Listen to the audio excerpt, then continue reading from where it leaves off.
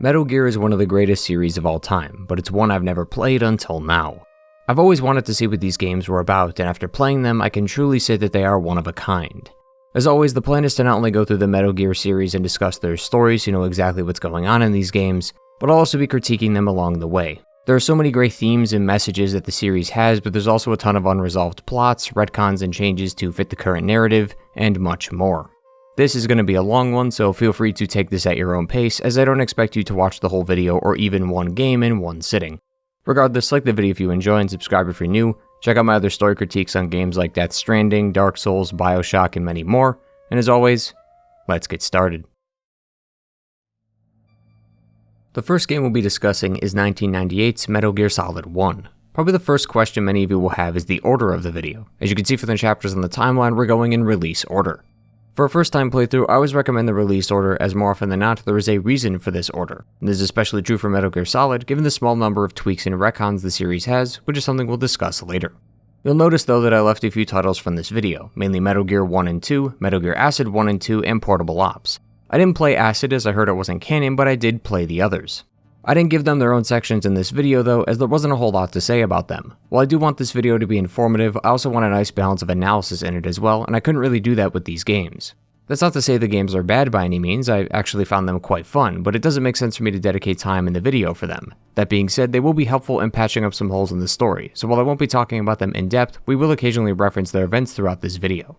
Either way, I just wanted to clear up the order of games in case anyone was curious. Getting on with the video though, Metal Gear Solid 1 takes place in 2005 on a base in Alaska called Shadow Moses. Just like the games of old, sitting on the main menu long enough will play a cutscene that gives us a bit more background as to what's going on here. It states that not too long ago, a group of terrorists had taken over the base and are threatening to launch a nuke at the United States if their demands aren't met. They also have the president of ArmsTech, a prominent arms manufacturing company in the world of Metal Gear named Kenneth Baker, and the DARPA chief of the United States, Donald Anderson, held here as insurance. We also learn that the terrorists are a group called Foxhound, which is apparently Snake's old unit. They have a variety of important individuals within their ranks, but we'll meet them throughout the game, so there's no point in front-loading all that information now. That being said, I do at least want to mention the main antagonist and leader of the group, Liquid Snake. Clearly he and Solid Snake have some history, but it's unclear what that is right now. What their demands are is also unknown, but as Solid Snake, we're tasked with completing two objectives. First is to rescue the two aforementioned hostages, and then determine if the terrorists can actually launch a nuke, as they could be bluffing. Joining us on this mission via intercom is a variety of people. The three that are the most important are Colonel Campbell, our main mission advisor, Dr. Naomi Hunter, a geneticist, and Master Miller, Snake's old mentor. Now there are a couple of others like Mei Ling and Nastasha who provide support as well, but I want to focus on the first three so as to not confuse you.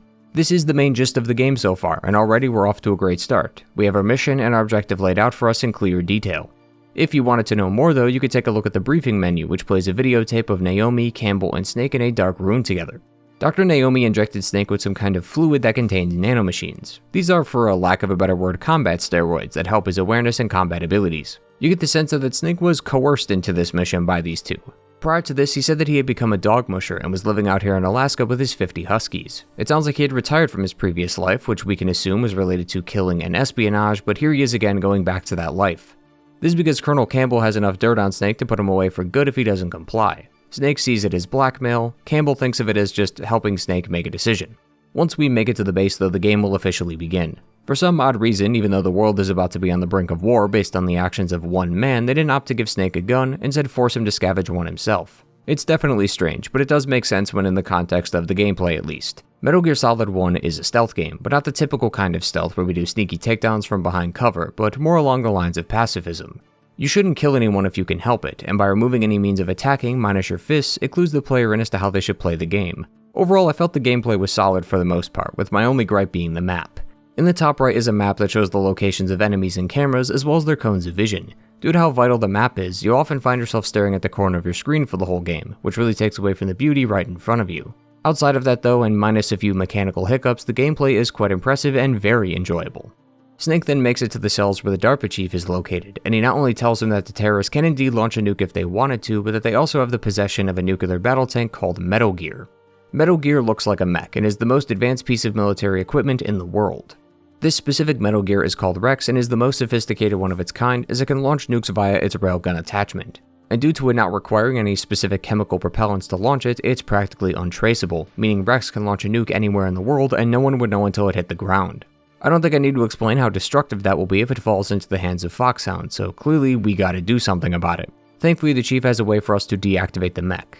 There are 2 passwords that are needed to actually activate Rex, and those passwords belong to the Chief and Baker, the president of ArmsTech, who if you remember is also being held here. Sadly, the Chief already gave up his code since they beat it out of him, but the Chief states that in case the passwords are discovered, there are also 3 keys that can be used to override its activation. But baby steps, we gotta check on Kenneth before we do anything, because if he didn't talk, then we're good. In the cell beside him is a woman named Meryl Silverberg. She's later revealed to be Colonel Campbell's daughter. She was here because she was a part of Foxhound before they revolted. See, Foxhound wasn't originally a group of terrorists. They only became that way once Liquid Snake took command of the unit. Seems like Meryl didn't agree to the betrayal though, so they captured her and threw her in the cell. Once the info from Chief Anderson is given to us though, he mysteriously dies. It seems to be a heart attack of some kind, but given how healthy he sounded just a moment ago, it's clear that something is going on here. After exiting the cell, he meets with Meryl, who points a gun at him. She'll eventually take a brief opportunity to run away from Snake, as the two don't know each other's identity just yet. Snake attempts to run after her, but is blocked by Mantis, a member of Foxhound. He's only here for a brief moment, but we can see that he has some magical abilities. Metal Gear Solid is a grounded and realistic series. For now at least. But there is a discussion to be had about whether certain sci-fi elements are just going too far and making the game not as realistic as it used to be. Mantis uses his mind to read people's thoughts. Clearly that's not something normal and definitely seems more magical, but given how he operates as a boss fight, I found his weird magical abilities to fit as a character who sort of commits to the bit. This discussion about whether or not Metal Gear Solid strays too far from the shore regarding its realism is something we'll have to bring up periodically throughout the video, so we'll circle back to this later. I will say though, I do at least appreciate that the game has established this now, so whenever more magical abilities start to appear, we can pass it off as something that's a part of the world, since it was shown to us from the very beginning that Metal Gear Solid isn't an exact copy of our world. After Snake's brief run-in with Mantis, he finds the ArmsTech president and Revolver Ocelot, another member of Foxhound. This is our first boss fight of Metal Gear Solid 1, and it's passable. Boss fights serve as intense climactic moments that ramp up the story, and while some of them are fun, others aren't. Ocelot's isn't bad, it's just a bit tedious to have to play a ring around the rosy with him while Baker is strapped to the wall, which is why I deemed it passable. Snake manages to defeat him before Ocelot almost gains the upper hand, if not for Gray Fox appearing and cutting his hand off. He doesn't say much sadly, and both end up leaving the area while we get a chance to talk to Baker. Baker tells us that he also gave up the password, which means Foxhound can launch the nuke, and our only way to stop it is with those 3 keys the Chief talked about. He also gives us an optical disc that has test data from Metal Gear Rex. This was supposed to go to the Pentagon before the takeover happened, so Baker wants Snake to take it with him. One thing that surprised me about this though is right after this when Baker talks about nuclear war. He monologues about the state of the world and how nuclear test sites are not only unmanned but also left with the rockets and uranium still inside. But on screen is real footage from actual test sites. I've never seen this done before in a game, with maybe Black Ops 1 being the only other game to my knowledge, but it's genuinely really fascinating as Metal Gear Solid is tying a lot of its ideas to real world events. There's also a weird sense of eeriness that comes from these clips, as they're portrayed in this mysterious and creepy way, like we're seeing classified footage not meant for the public eye. Kojima wanted to bridge the gap between games and movies, as at the time those things were pretty much mutually exclusive. While it may not have been the first, Metal Gear Solid 1 was a driving force for this movement. Oddly enough, one of the complaints levied at the game was that it felt more like a piece of art rather than a game. Funny how times have changed 20 years later. It's just one of the many things within the game that truly showcases how far ahead of the curve Metal Gear Solid was when compared to its competition. This attempt at making video games into movies though does end up coming with the caveat, and that's lots of dialogue. There are many moments throughout the game where the gameplay stops to either show a cutscene or to have Snake talk on the codec with his team, and some of these conversations can last upwards of 10 minutes. This isn't a Metal Gear Solid 1 issue, but rather a whole series issue, as many of the future games continue to perpetuate this idea. In fact, some of them are arguably worse, as codec calls last upwards of 20 minutes at a time. Kojima has a real tell-don't-show style of storytelling, which is never something I've been a fan of. Metal Gear Solid loves to take time out of the script to ramble about pointless details or over-explain something for some reason. It almost always puts these calls back to back as well, so you'll find yourself listening to people talk for 10 minutes, walk 4 feet, and then hear another 10-minute conversation. I think most of my disdain for them though revolves around them stopping time so you can listen to them. Some of the future games replace these calls with cutscenes, or just have regular radio chatter play while you walk around, allowing you to actually get stuff done while listening to them. But for the first few entries, codec calls are where the bulk of our information will come from, which plays into that tell-don't-show style that Kojima seems to love. But as I said though, this isn't an MGS1 problem, rather a series-wide issue. Regardless, after we talk to Baker, he too dies of a mysterious heart attack. Clearly something is going on here, and one of MGS1's strengths is its ability to interweave its active plot with its overarching plot. Before Baker dies, he mentions the Pentagon and how he didn't actually think they would use it. We don't know what it is, but it could be related to what is killing him. This, coupled with the numerous hidden details that Colonel Campbell will reluctantly tell us throughout the game, points to this being more than just a simple mission, and that Snake has not been told the full extent of the mission. This makes the player want to know more. They want to know what's going on, and they can't do that unless they keep playing. So story-wise, MGS1's ability to keep the player hooked while also simultaneously setting up an overarching plot alongside its active plot is downright impressive and hooked me immediately. With both the hostages dead though, things are not looking good. Thankfully, all hope is not lost. Not only is Meryl still here, but according to Baker, Hal Emmerich, the lead researcher on Metal Gear Rex, is also here and could help us with our objective. Talking with Meryl gives us a bit more information about Foxhound, which we've already discussed, as well as the very important detail that for some odd reason, Solid Snake looks exactly like Liquid Snake. Hal Emmerich though is held up in a lab nearby and might be the progenitor of Kojima's mind going off the rails. I mentioned in my last video on Death Stranding that Kojima likes to mix the serious with the stupid sometimes, like how we go from a climactic boss fight with Higgs to walking along the beach with Amelie. At the time I had no idea why Kojima did this and thought it was just more reason to believe that he became unhinged after leaving Konami, but it seems like it's always been like this for a while as Emmerich oozes that exact feeling.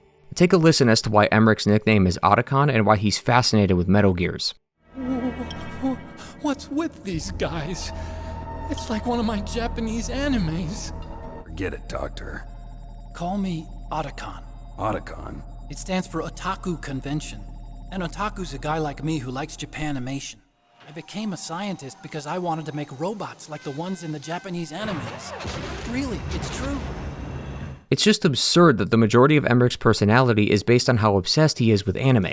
What's even better is that Otacon is not a one-off character, but honestly one of the more important ones in the series. It's not like Kojima just stuck this on a random nobody. He wanted this to be one of the defining characteristics of one of the series' main characters, and I don't know if I should shake my head in disbelief or clap in approval.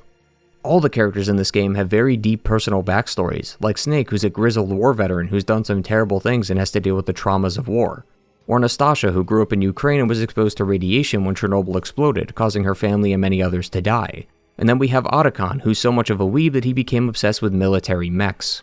As I said, I truly believe this is the origin point of Kojima's unstable mind, as only he would have been crazy enough to make this and be dead serious about it.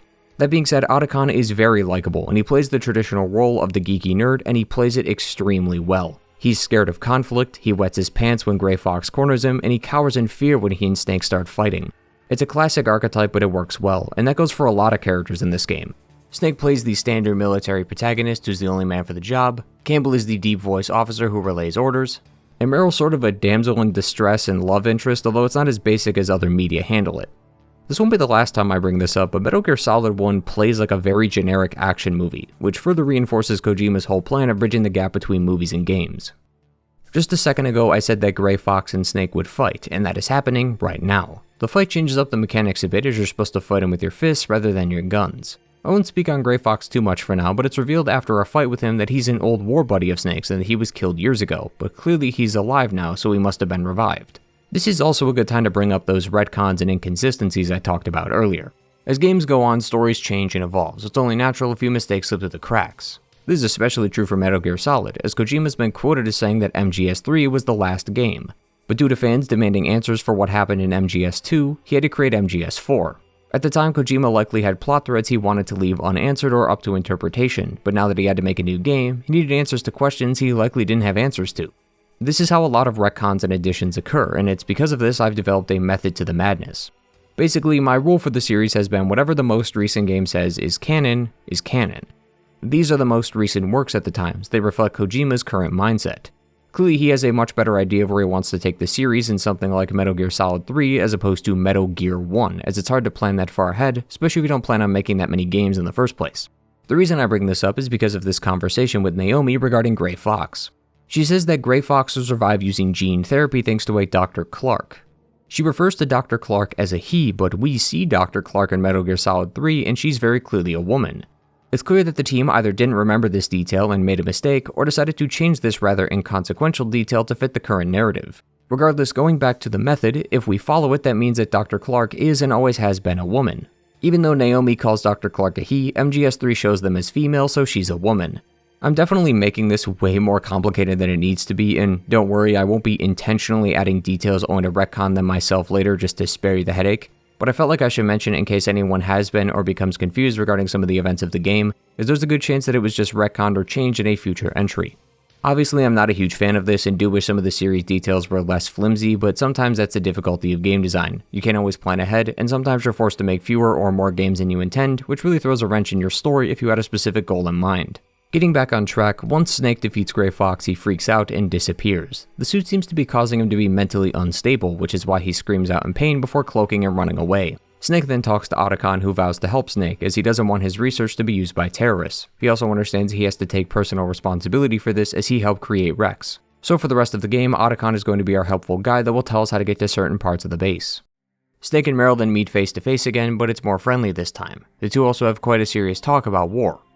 Snake is known as a hero to many people in the world of Metal Gear, but Snake doesn't see himself as one. He believes that he's just someone who's good at killing. He further states he only fights for himself. He doesn't care about the people he helps in these missions, as he has no goal, no life, and no purpose.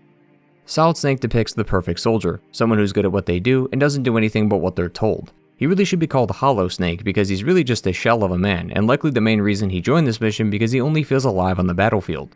His current life of dog mushing was an attempt to keep himself busy so as to not be afflicted by his PTSD and his want to kill. But clearly that didn't work since he's here trying to save the world. It's a very important part of Snake's character and is something that will have more weight once we get to the end. Snake and Meryl then opt to work together to defeat Liquid Snake, which lasts a grand total of 2 minutes as they encounter Psycho Mantis again. He temporarily takes control of Meryl, forcing Snake to knock her down so that he can deal with him after. Psycho Mantis is probably the worst fight in this game, and it's entirely my fault. Psycho Mantis is famously known for breaking the fourth wall during battle. In your conversation with him, he'll demonstrate his psychic abilities by vibrating your controller. He'll also comment on your current playthrough stats, like calling you reckless if you haven't saved much. He'll also comment on your games saved on your memory card, like Castlevania, another Konami title. Unfortunately, all of this is removed in the PC version, which is the version I played. The one thing that kills old games the fastest is accessibility. Finding an original game and respective hardware can be expensive at times, which is why I was thankful that GOG had the PC version for just $10. But I had only learned after beating the game that this version removes one of the best parts of Psycho Mantis' boss fight. If it's any consolation though, the game does at least keep the controller port gimmick, it's just your keyboard instead.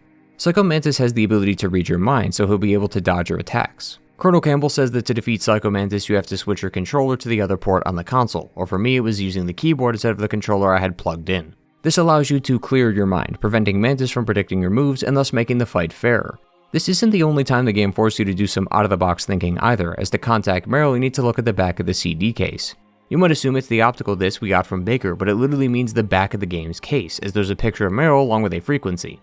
Similar to our talks about the real footage used in the game, it's something I've never seen done before.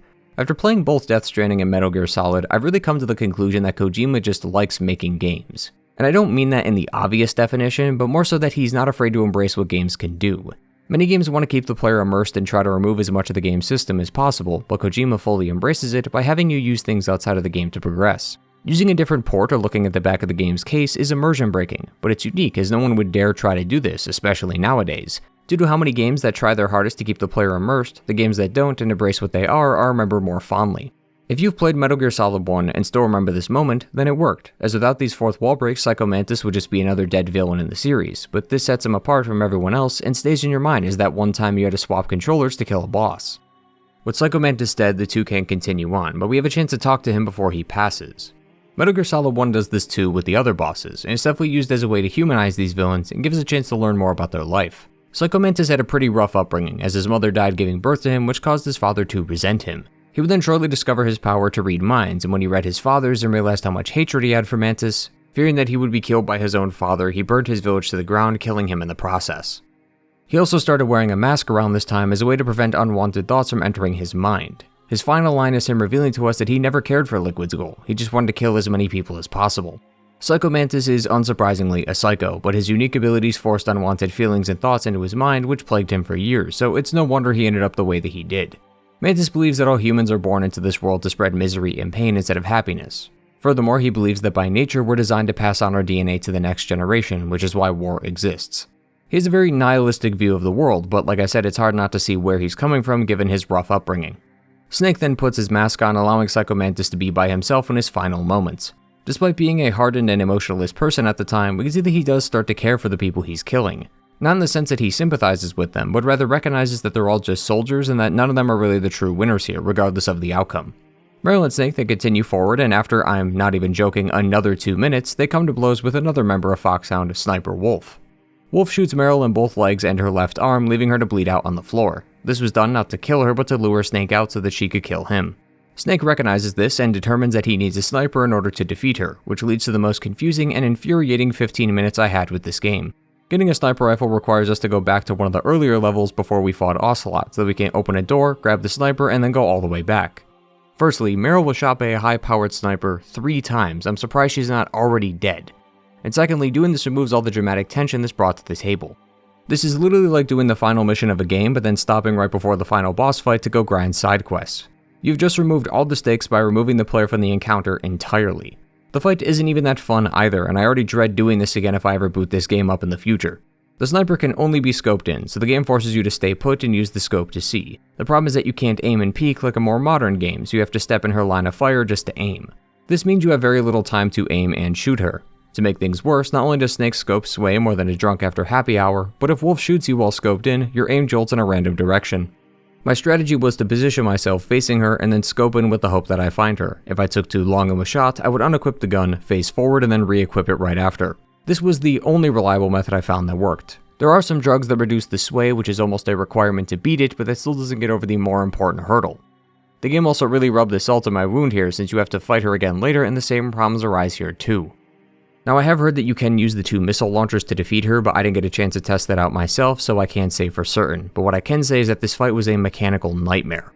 From the questionable setup of leaving Meryl to die just to fetch a gun to the fight being a complete hassle, it was definitely a sore spot in this otherwise great game. That being said, there is a light at the end of the tunnel here, as Snake doing this is rather unsurprising. It seems like Snake has really taken a liking to Meryl and was willing to fall into a trap if it means saving her. Which is just another example of our emotionless soldier boy showing some real humanity and making his own decisions for once. Assuming you can beat Sniper Wolf, Snake then runs down the hall and gets captured by her, as it turns out she's not actually dead. Snake then wakes up in a torture room next to Liquid Snake and Ocelot. Liquid also states that he and Solid Snake are the last surviving sons of Big Boss, implying that they're not only brothers, but that this Big Boss fella is their dad. This is not as simple as it seems though, as they aren't just brothers, but I'll explain that shortly. To add to the mystery, Liquid seems to not know what killed Baker. It wouldn't have been too far-fetched to assume that Liquid had a hand in his death, but it seems like he has nothing to do with that. Liquid then leaves to deal with the launch preparations while Ocelot tortures Snake. He tells Snake that if he gives up, then Meryl is dead, but it's going to require a lot of mental fortitude and strength to deal with the pain. For the player, this means repeatedly tapping the circle button so you can regain your health. You actually have the option to surrender here just as Ocelot says, but he keeps up his end of the deal and Meryl will die. There are 2 endings in MGS1, one where Meryl is dead and the other where she isn't, and it's right here where the ending is decided. To spoil things, it is canon that Meryl lives given a future title, so Snake was able to withstand the punishment, likely because he wanted to keep Meryl safe. In between these torture sessions, Snake is then sent to a cell and can talk to some of the support team. We hear again that Big Boss was Solid Snake's father, but we also learn that Big Boss died because Solid Snake killed him. After being tortured though and sent back a final time, Snake ends up being broken out by Gray Fox. Snake can't catch a break though, it seems, as he gets into another boss fight with Sniper Wolf shortly after escaping. Defeating her this time actually kills her, which upsets Otacon. It seems like Otacon has developed some kind of Stockholm Syndrome as he was in love with Sniper Wolf during his captivity. Otacon couldn't simply be killed due to his knowledge of Metal Gear Rex, so they kept him around but forced him to keep working.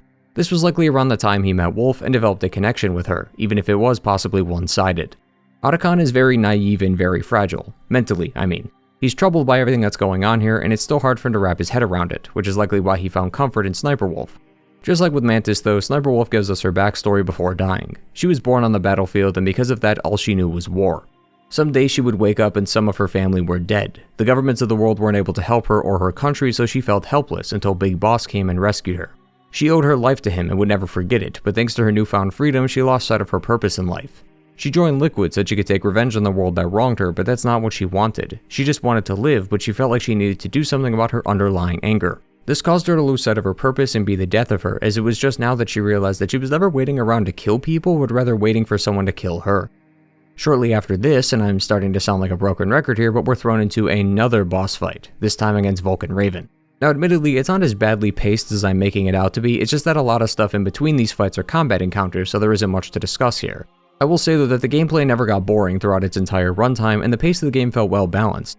There are still those long dialogue sequences that could bother some people, but personally I didn't mind it as it added more depth and personality to the cast. Raven though is kinda strange. He's a shaman that has spiritualistic abilities, and he's about as stereotypical as you can get. Most of the things he says are vague, like the path you walk has no end, and he claims to be one with the ravens that follow him. All that's missing is some kind of voodoo magic that causes hallucinations, but seeing as we already have that with Psycho Mantis, they opted to give him a minigun instead. I think out of all the villains, he's just the one I couldn't get into. His fight was fun, I just didn't like him. His story is kinda boring if I'm being honest, and it doesn't really add anything to the narrative.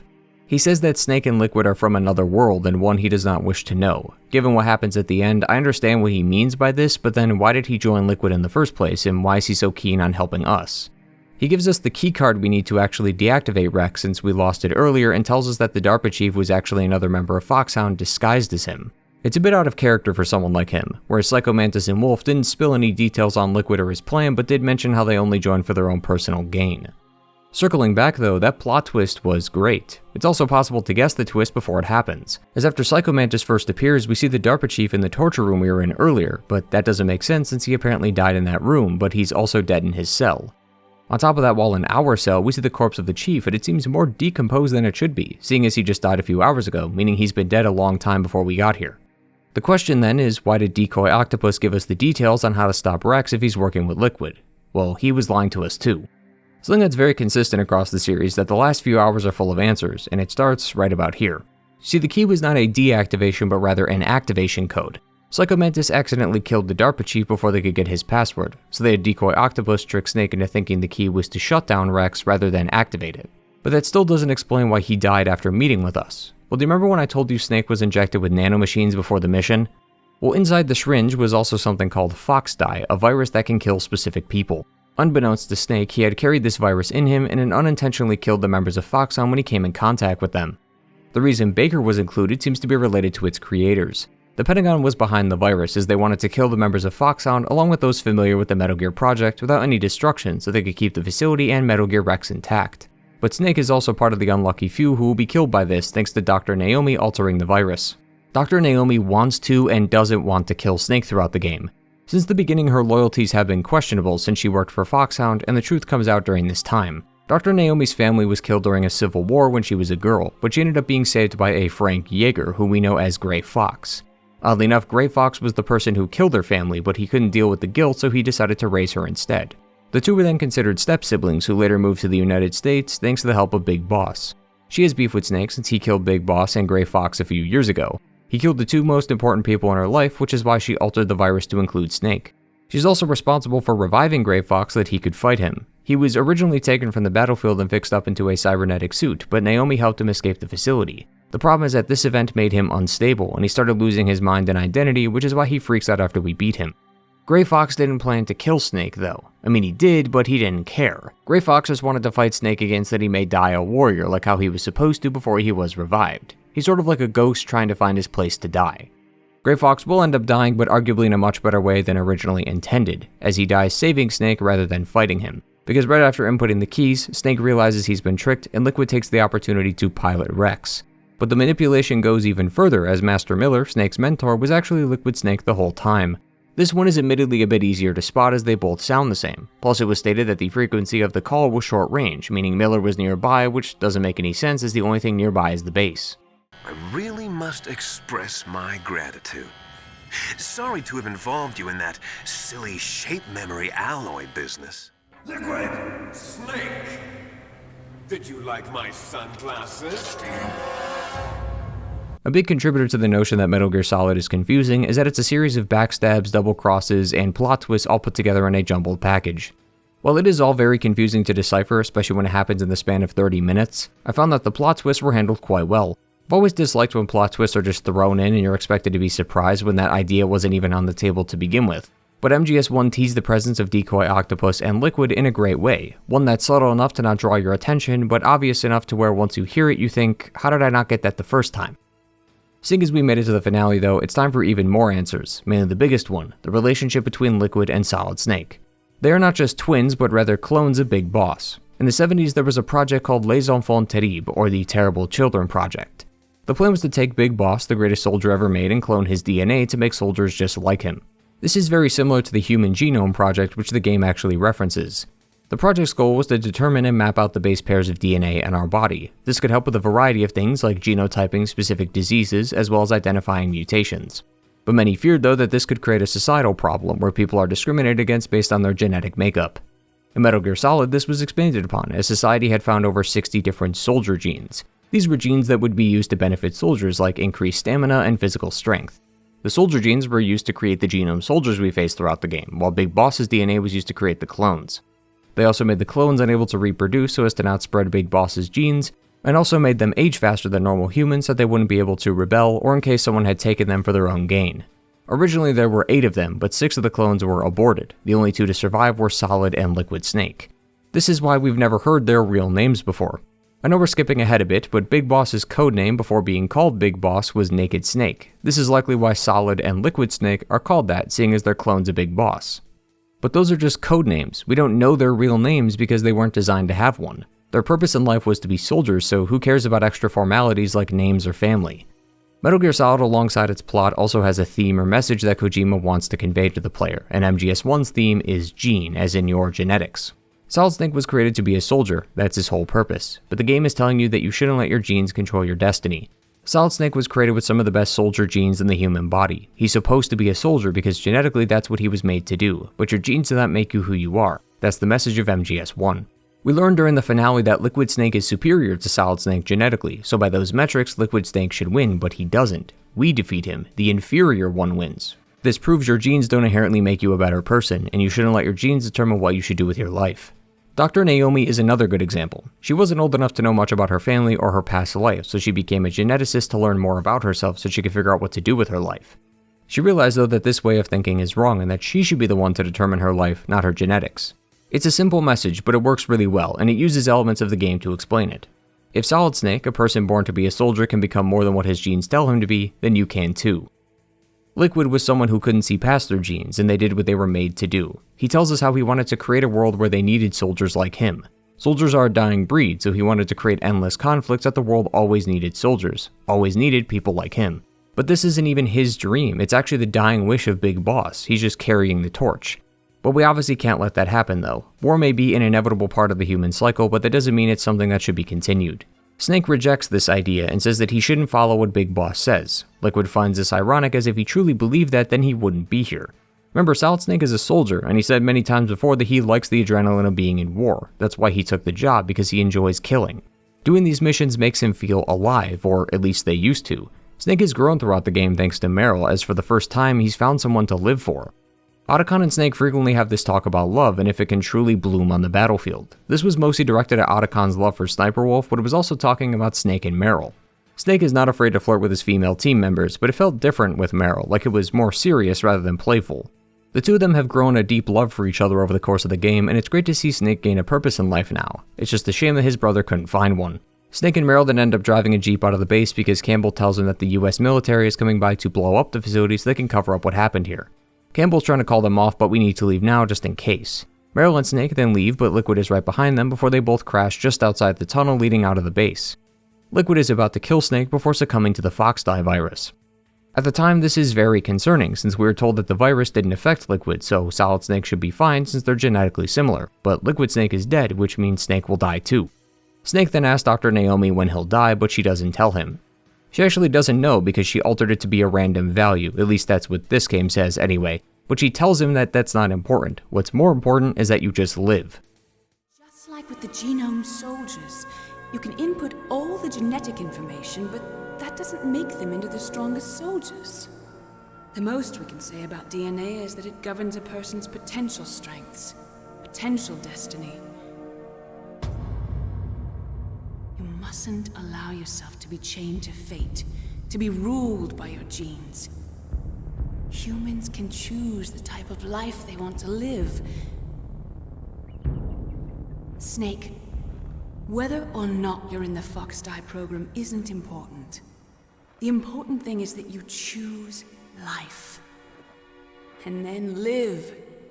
Metal Gear Solid then ends with Meryl and Snake riding a snowmobile off into the sunset as Campbell says the Secretary of Defense was arrested as this was all his idea and that the bombing was called off.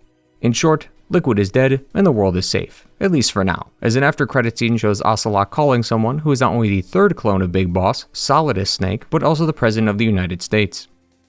Metal Gear Solid was ahead of its time. I don't like using that phrase often, but it's true. Kojima had set out to create a bridge between the world of video games and movies, and he succeeded in doing so. MGS1 plays like a typical action game. It felt like the plot of a Bond or Die Hard movie, but that's a good thing as games were lacking a lot of the flair movies had back then. The tech for games in the late 90s was definitely inferior to that of movies, but if MGS1 has taught me anything, it's that you shouldn't let yourself be defined by your genetic makeup. MGS1 was something that no one thought was possible, and it's truly a one of a kind. Everything from the fourth wall breaks to the cliche script may not seem like much nowadays, but the team at Konami was doing this in 1998. It's just one of the many things that set Metal Gear Solid apart from other games at the time and even now. Doing this kind of storytelling 2 decades ago was almost unheard of, and it's this unique aspect of the game that allowed Metal Gear Solid to propel itself into the future, where it could take things even further. Metal Gear Solid 2 was released only a few years later, and also happens to take place a few years later as well. We first start in 2007 with the man himself, Solid Snake. After the incident of Shadow Moses, Snake and Otacon worked together under the name Philanthropy, with the sole purpose of putting a stop to Metal Gears and their producers. That's why Snake is here on this tanker, as they received a tip that a new amphibious Metal Gear called Ray is stationed here. Metal Gear Solid 1 set up the idea that Metal Gears were things that were rare and classified, and they were, until that game happened. When Snake was being interrogated back at the base, Ocelot took the CD that Baker gave us, the one that has all the test data on Metal Gear Rex. He sold that info to the highest bidder, and now various countries and private organizations have the blueprints to create Metal Gears of their own. Snake and Otacon, with the help of some other friends like Nastasha from the last game, had hoped to put a stop to this once and for all, but it's been difficult. Nastasha wrote a book that outlined the events of the previous game, but it took a while for publishers to take her seriously. Snake also has to do covert operations like this just to expose these people, so it's not been simple. Snake's actions, though, have earned him a negative reputation against Metal Gear manufacturers, which led to him getting a bounty placed on his head. This seems to have caught up to him, as once he lands on the tanker, Ocelot appears and seems to be expecting Snake. We'll see a bit more of him in just a moment, but the reason Snake is here is because of Metal Gear Ray. The tanker also seems to be owned by the US military, so it's safe to assume that this tanker is a disguise so that no one suspects a Metal Gear is inside.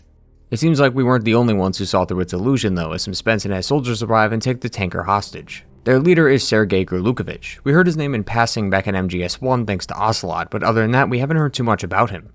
Even now that he's present, we still don't learn too much about him, but we do know that his daughter Olga is on this mission with him. And not only does he not want her here, but she's also pregnant. We'll end up coming to blows with her and have to take her down once she spots us. Don't worry, we're not killing her or the kid, as Snake is equipped with a tranquilizer this time around. Now this does still call into question what a dozen tranq rounds that are strong enough to take down an elephant can do to a pregnant woman, but that's for another time. Snake then makes it to the bottom of the ship where the commander of the army, Scott Dolph, is giving a speech about Metal Gear Ray. We then have to traverse through various rooms without getting caught so we can take pictures of the Metal Gear, allowing us to expose it on the internet. I know this sounds a little bizarre as Snake is an American and basically hindering the military capabilities of his own country, but not only are the Russians here, so stopping this would prevent them from getting it too, but Metal Gears could be considered too far. Many people nowadays want countries to remove and dismantle their nuclear missiles as they believe it's too dangerous. The Metal Gears are even worse by comparison given what we know of Rex and its design. Metal Gears being spread means everyone is going to arm themselves with them, bringing us closer to the complete annihilation of the species. Metal Gears could easily topple third world countries that don't have the money to make them, and the countries that could create them would essentially eliminate themselves in the process.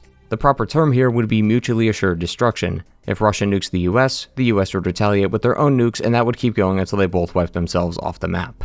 So it's clear that it doesn't matter who has them, they shouldn't even exist in the first place, which is why we have to stop them. Snake then takes the photos and sends them to Otacon. Then, right after this, for reasons that are beyond my comprehension, Gurlukovich is able to hold the commander hostage even with a dozen men right next to him.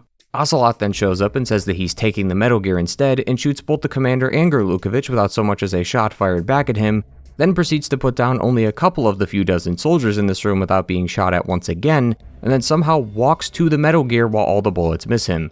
Clearly the US and Gurlukovich need to hire better men if this is the state of their military. My terrible nitpicks aside, Ocelot says during this scene that the Metal Gear belongs to the Patriots. At the time we are unaware of what these Patriots are, but we'll hear more about them soon. Furthermore, Ocelot seems to be struggling with his new arm. If you recall from our time with MGS1, Grey Fox cut Ocelot's arm off during our boss fight with him. Well, Ocelot seems to have had his arm replaced with Liquid Snake's arm as he temporarily takes control during our talk with him.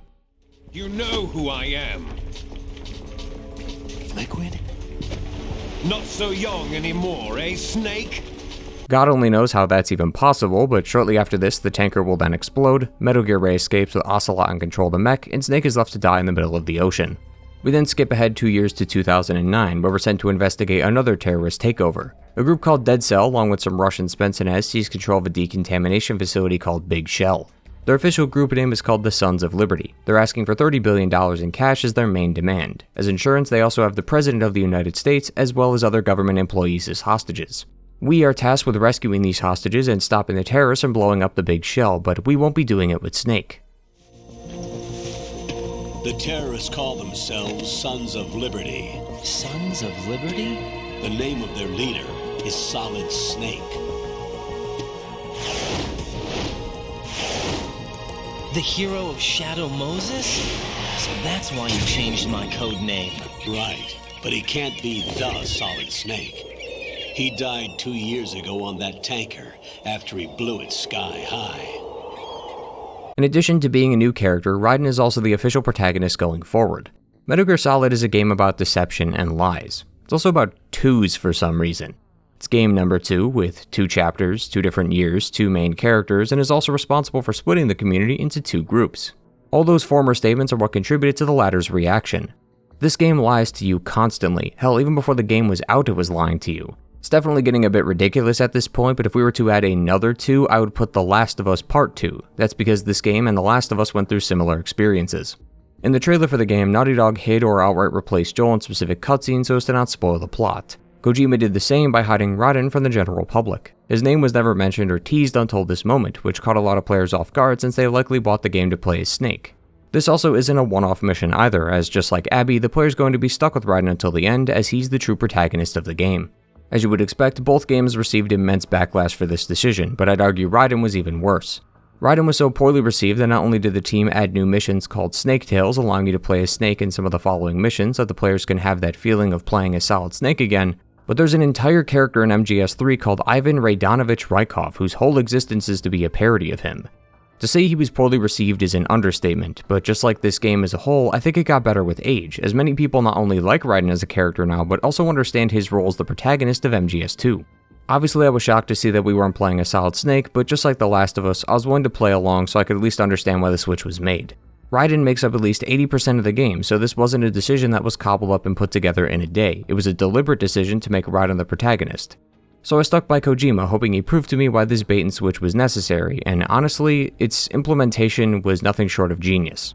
But I'll have to explain why I believe this towards the end, so for now, let's just continue on. Within the previous clip, we were told that the leader is Solid Snake, or at least someone going by Solid Snake. We also heard that Snake died during that tanker explosion. The latter is a lie, as Snake does reappear a bit later, but as someone named Iroquois Pliskin. As for the former, it is Snake, but not the Snake. If you remember from the end of MGS1, we heard that a third clone of Big Boss existed named Solidus. This is the leader of the Sons of Liberty. The general public and even some of the government didn't know about the cloning project, so they would have no reason to believe that it wasn't Solid Snake since they look identical. Joining us on this mission is SEAL Team 10, although they don't know we're here, so it's best if we don't make contact with them as they might treat us as an enemy. On the comms is Colonel Campbell again and Rose, Raiden's girlfriend. She's a data analyst, so she has the qualifications, but it's definitely odd that they were willing to mix work and their relationship on a mission this crucial. Speaking of which, I found Rose to be insufferable to listen to. Rose during the mission will constantly call Raiden and ask if he remembers what tomorrow is. She'll also get into arguments with him about their relationship in the middle of the mission. Raiden is equally as annoying, but I felt that this for the most part made sense. This is Raiden's first mission. He's done a lot of VR missions, but in terms of on-the-ground field experience, this is his first. So naturally, he's not going to be as calm and collected as someone like Solid Snake is. A little later from now, the big shell will be rigged to blow, and we have to defuse the bombs. And Raiden goes, But Colonel, I don't have bomb disposal experience. I can't do this. Like, holy shit. Get a grip, son. It's annoying, but it's supposed to be. So while I didn't like it at the time, I started to come around to the idea once I realized why it was added.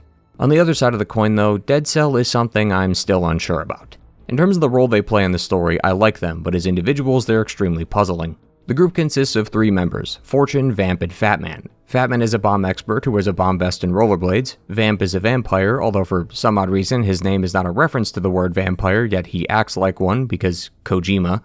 And Fortune is considered Lady Luck, as bullets seem to pass around her and grenades don't explode if near her, meaning she's practically unkillable. Fortune is easily my favorite out of the three, and I might go as far as to say that she's the best antagonist in the series so far, at least when it comes to the minor villains like Psycho Mantis, Vulcan, and Sniper Wolf. Liquid Snake and Ocelot are obviously in their own category given their importance to the story at large, so I don't count them as a part of this group. The one thing that almost stopped me from ranking her this high though is her abilities. I feel like Metal Gear Solid has gone too far with its technology. I was barely willing to forgive Psycho Mantis as he was designed to be an anomaly given his constant fourth wall breaks. Fortune and the rest of Dead Cell though aren't meant to be Mantis. Fortune is basically unkillable and Vamp is literally a vampire. I always hate discussing stuff like this though because it's extremely subjective. To be fair, half this video is really just an opinion piece, but this is specifically hard to discuss. Judging whether something is too sci-fi or not is always going to differ from person to person. For example, Halo is a series with 3 organic races, humans, Covenant, and the Flood, but Halo 4 added a new race called Prometheans, which were more tech-based. I found this to be too far for the series, which is a weird stance given that it's a sci-fi game with alien races. Others, and maybe even you, would disagree with that, and that's my point. Everyone has a different tolerance level for this sort of thing, and I feel like MGS2 crossed mine. I would have personally preferred if the sci-fi of the game was more based around technology and not the supernatural. Now, if we are being super picky, everything is created from advanced technology. Even Ocelot himself at one point says there's no such things as miracles or the supernatural, only cutting-edge technology. But a lot of characters in the series have abilities that aren't explained, so it's just assumed to be supernatural. I want to clarify though that this isn't a major criticism of MGS2 or even the series, it's more just personal preference. Plus, like I said earlier when discussing MGS1, I'm glad they showed it to us early so that we aren't confused when characters like Vamp and Fortune start to appear, as it's just a part of the world. Thankfully, Fortune was interesting enough for me to forgive her magical abilities, but the same cannot be said for Vamp. Vamp feeding on people's blood and being able to run on water is already too much for me, but he just has no redeeming qualities whatsoever. One thing I liked about Fortune was that she surprisingly hates her abilities because she can't be allowed to die. Her group Dead Cell was also framed for various crimes and killings they didn't commit, forcing the group to go rogue. This put a lot of strain on Fortune, who just wanted to join her dead comrades, but seeing as she can't die, she figured the next best thing was just to kill everyone if they can't kill her. Vamp, on the other hand, just exists. He kills a few dudes, we battle him, he runs away, he walks up a wall, he kills a few more people, then we fight him. That's about it. There's just nothing interesting about him. I've also largely ignored Fat Man for this discussion for the same reasons I have a hatred toward Vamp. Fat Man just exists. He attempts to blow up the big shell, we stop him, and that's about it. He did at least get a laugh out of me when I saw the rollerblades though. In terms of a group-to-group comparison, Foxhound is leagues above Dead Cell in every way. Each villain in Foxhound was given enough time to meet the player, allowing them to develop some kind of hatred for them. They also have a reason and motivation for why they joined the group and took over the base. This is in stark contrast to Dead Cell, where Fortune is practically carrying the team. That being said, while Dead Cell isn't as interesting as Foxhound is, they do at least have a pretty killer soundtrack.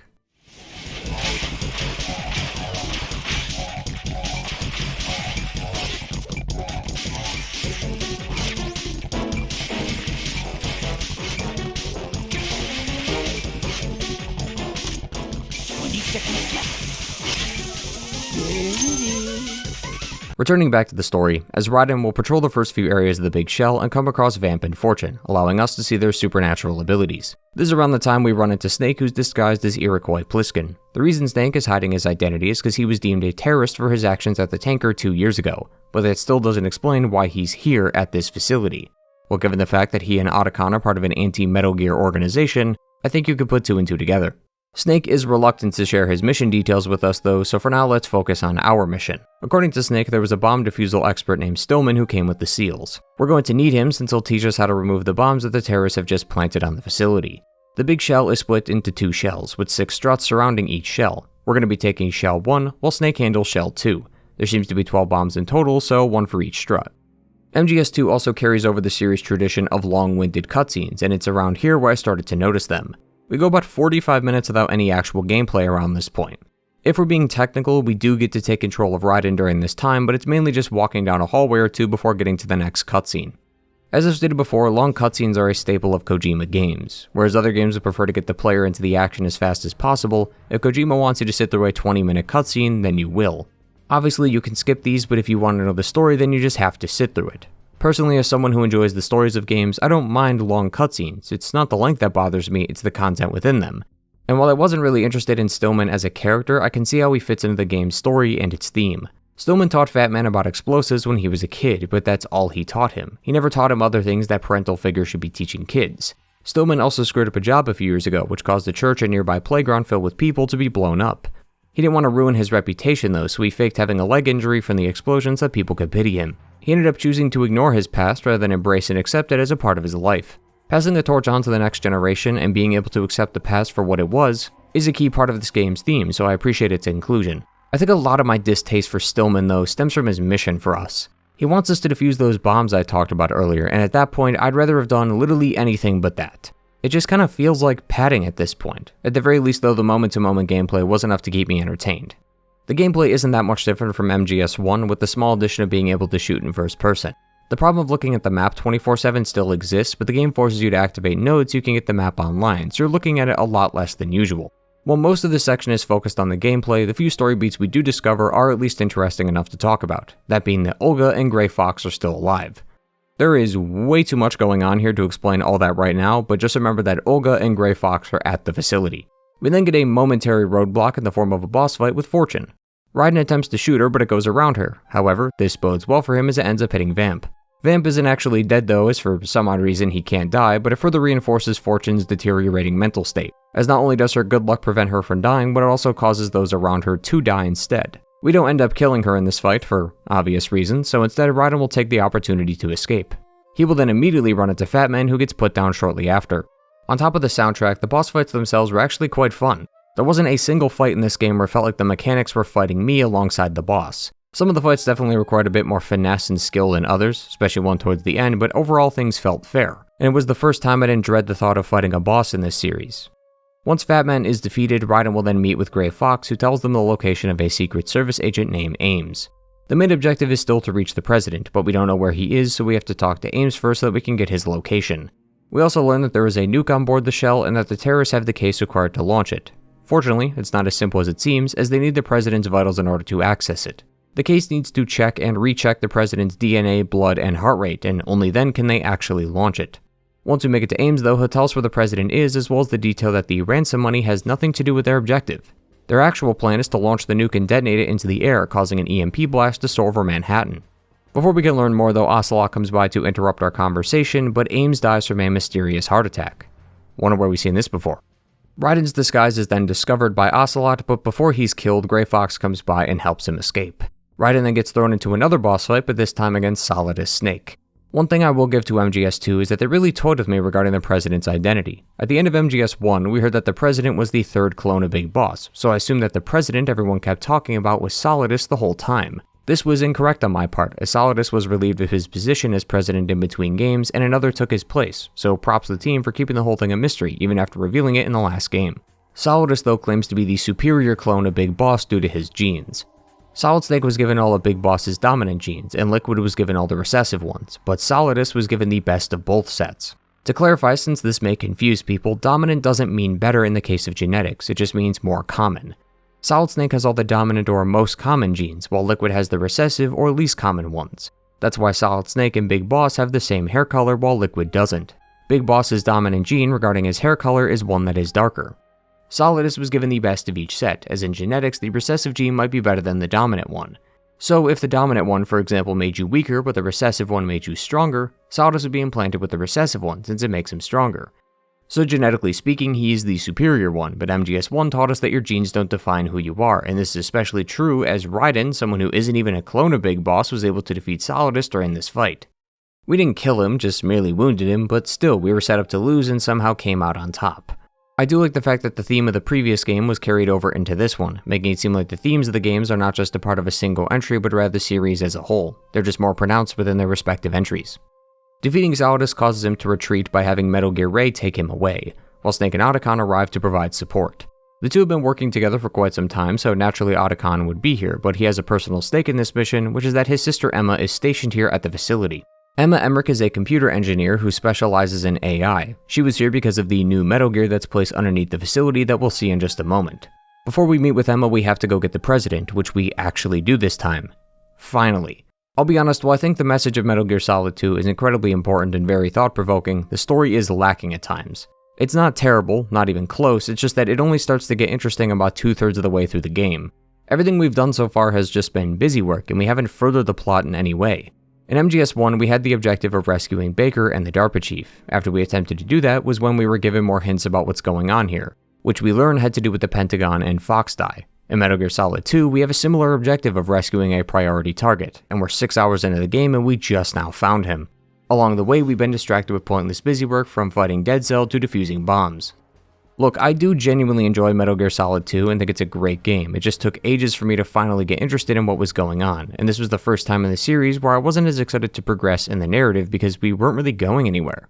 That moment where I started to get interested, though, is right here, as the President gives us the details on the Patriots.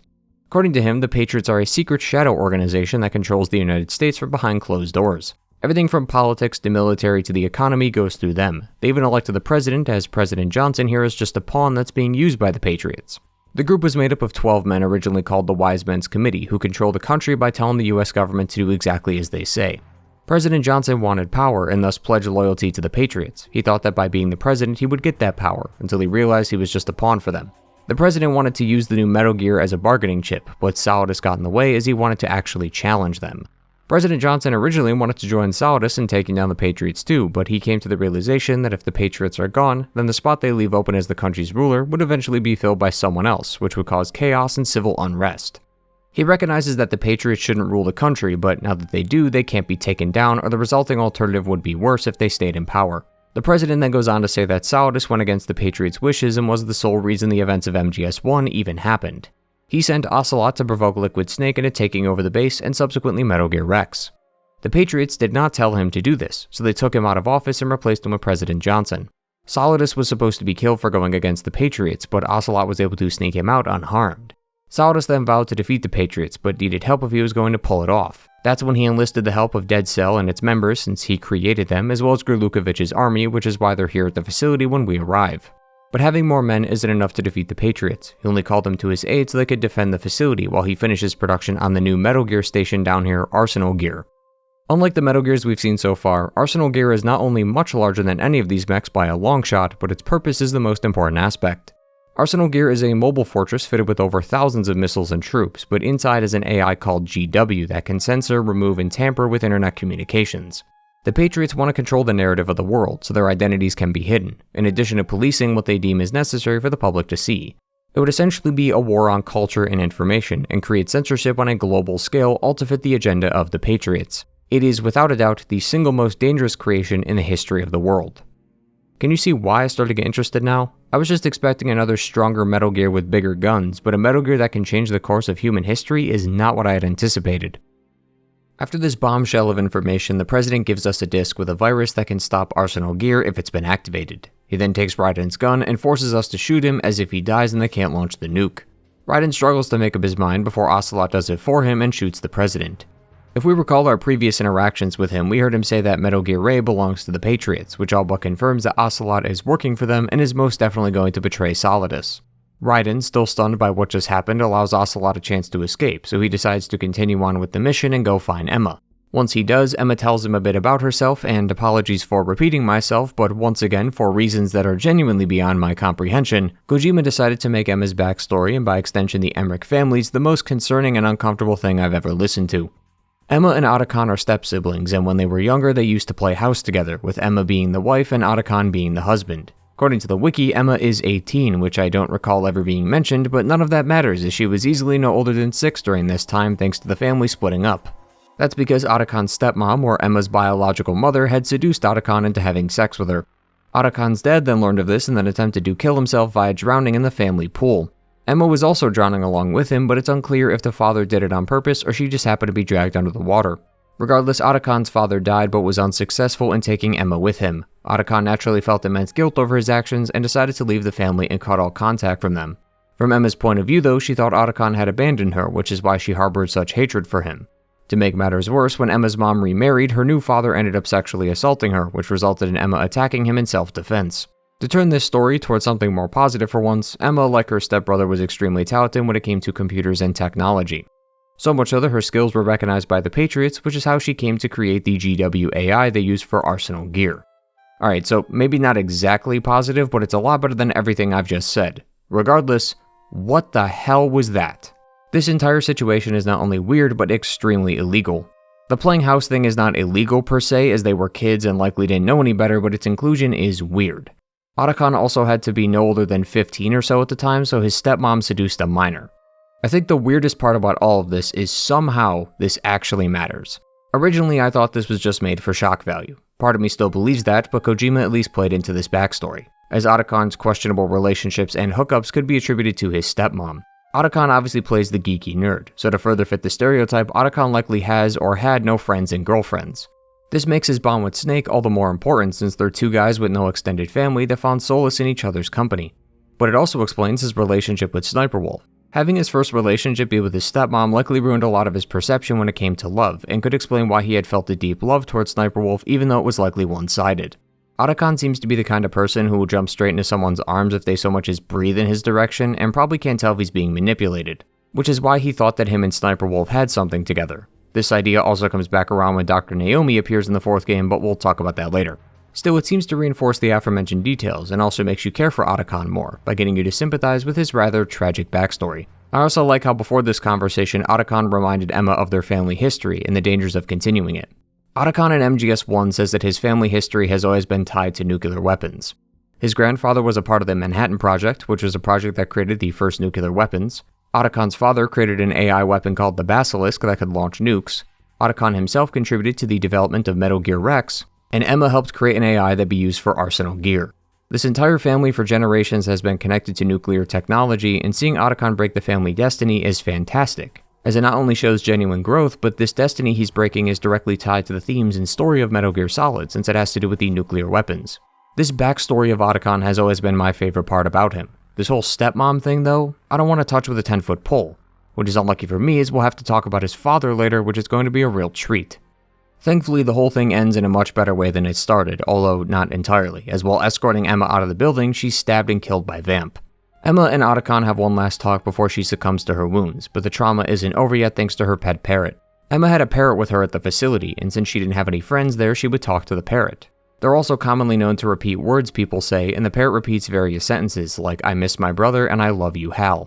Otacon breaks down after hearing this, knowing that even after everything that's happened between the two, she still loved him. Not in a weird way, but in a more natural way, as siblings should.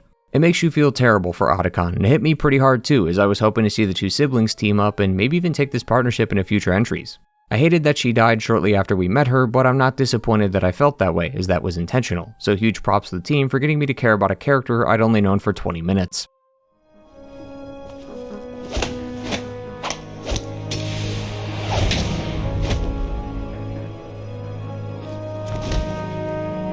Shortly after this, Raiden meets with Grey Fox, and learns that it's not the Grey Fox we know, but rather Olga.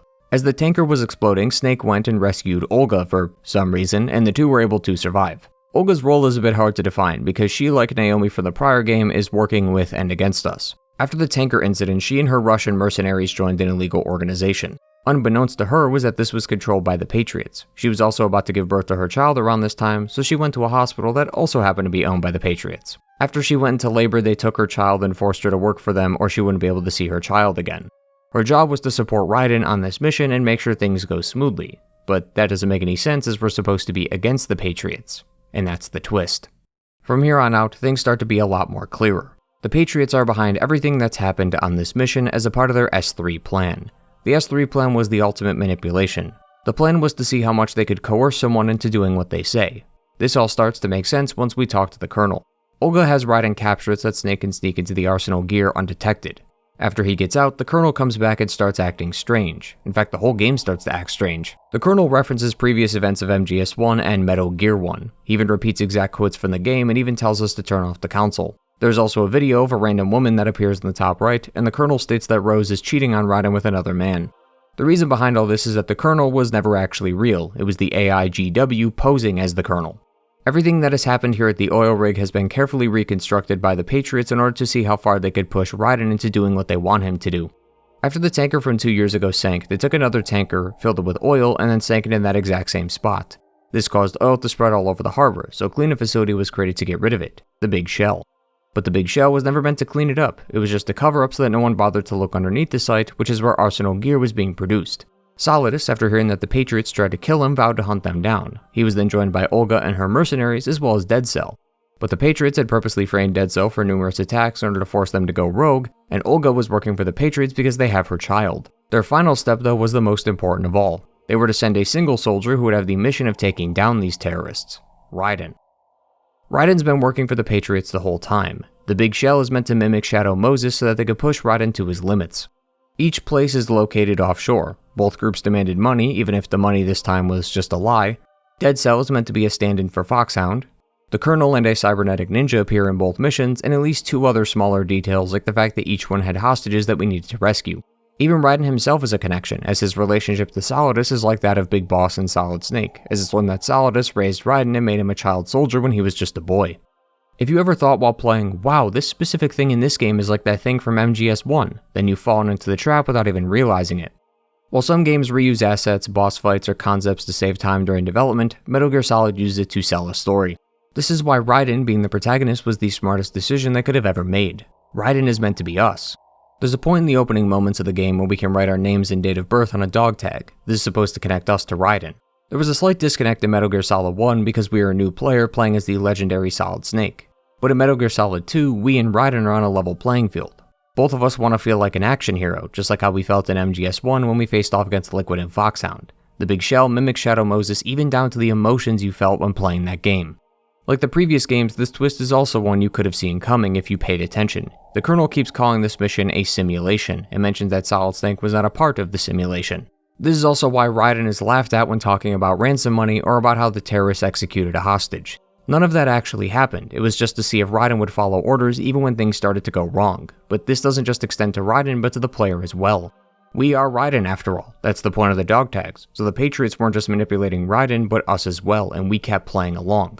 The S3 plan, or Selection for Societal Sanity, was created to see how well the Patriots could manipulate the events of the world and the individual, and by playing the game, we helped them complete their testing. We foolishly obeyed everything they said, which resulted in the complete success of the plan. Raiden is naturally confused and devastated, but it's about to get worse, as Rose was also working for the Patriots too.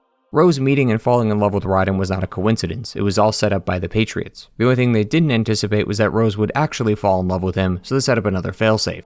If Raiden disobeys or dies, so will Rose and Olga's child, so he has no choice but to follow along. The reason he was chosen for this test was because he refused to accept his past and would shy away from any conversation or mention of it. He was impressionable and emotionally fragile, which made him an easy target. Somehow, after all this, Raiden is still determined to do the mission, even after his whole world has just come down on top of him, which just goes to show how strong he truly is. He's also being aided by Snake, who arrives just in time to get him to the core of Arsenal gear. Snake will stay behind to deal with Fortune while Raiden meets with Solidus. Olga jumps in and sacrifices her life in order to save him because she knows that if Raiden dies, her child goes too. Raiden isn't able to escape though, and both he and Snake are captured. Ocelot will then come by and double-cross all of them. He monologues about all the info I just told you earlier since he is a member of the Patriots, with the added detail that the virus Emma made was actually designed to eliminate all the info GW had on the Patriots. If you remember, the Patriots want Arsenal gear so that they could control the spread of information. All the info they want to be censored or removed would be contained in GW, sort of like a hidden file folder. So if you wanted to see that info, you'd have to hack the AI itself, but the virus destroyed GW, meaning they've officially removed everything about themselves and no one could know who they are. But that doesn't mean that the Patriots have no AI either, as there's others. GW is just one of 5 AIs the group has at their disposal. Fortune immediately attempts to kill Ocelot for this, but is killed before she could get the chance. The force field stuff she had was just technology the Patriots had developed, so he just turned it off. As I said, everything was a part of the Patriots' plan. The only part of their play that didn't turn out as they planned was the arrival of Snake. Other than that, everything else went off without a hitch.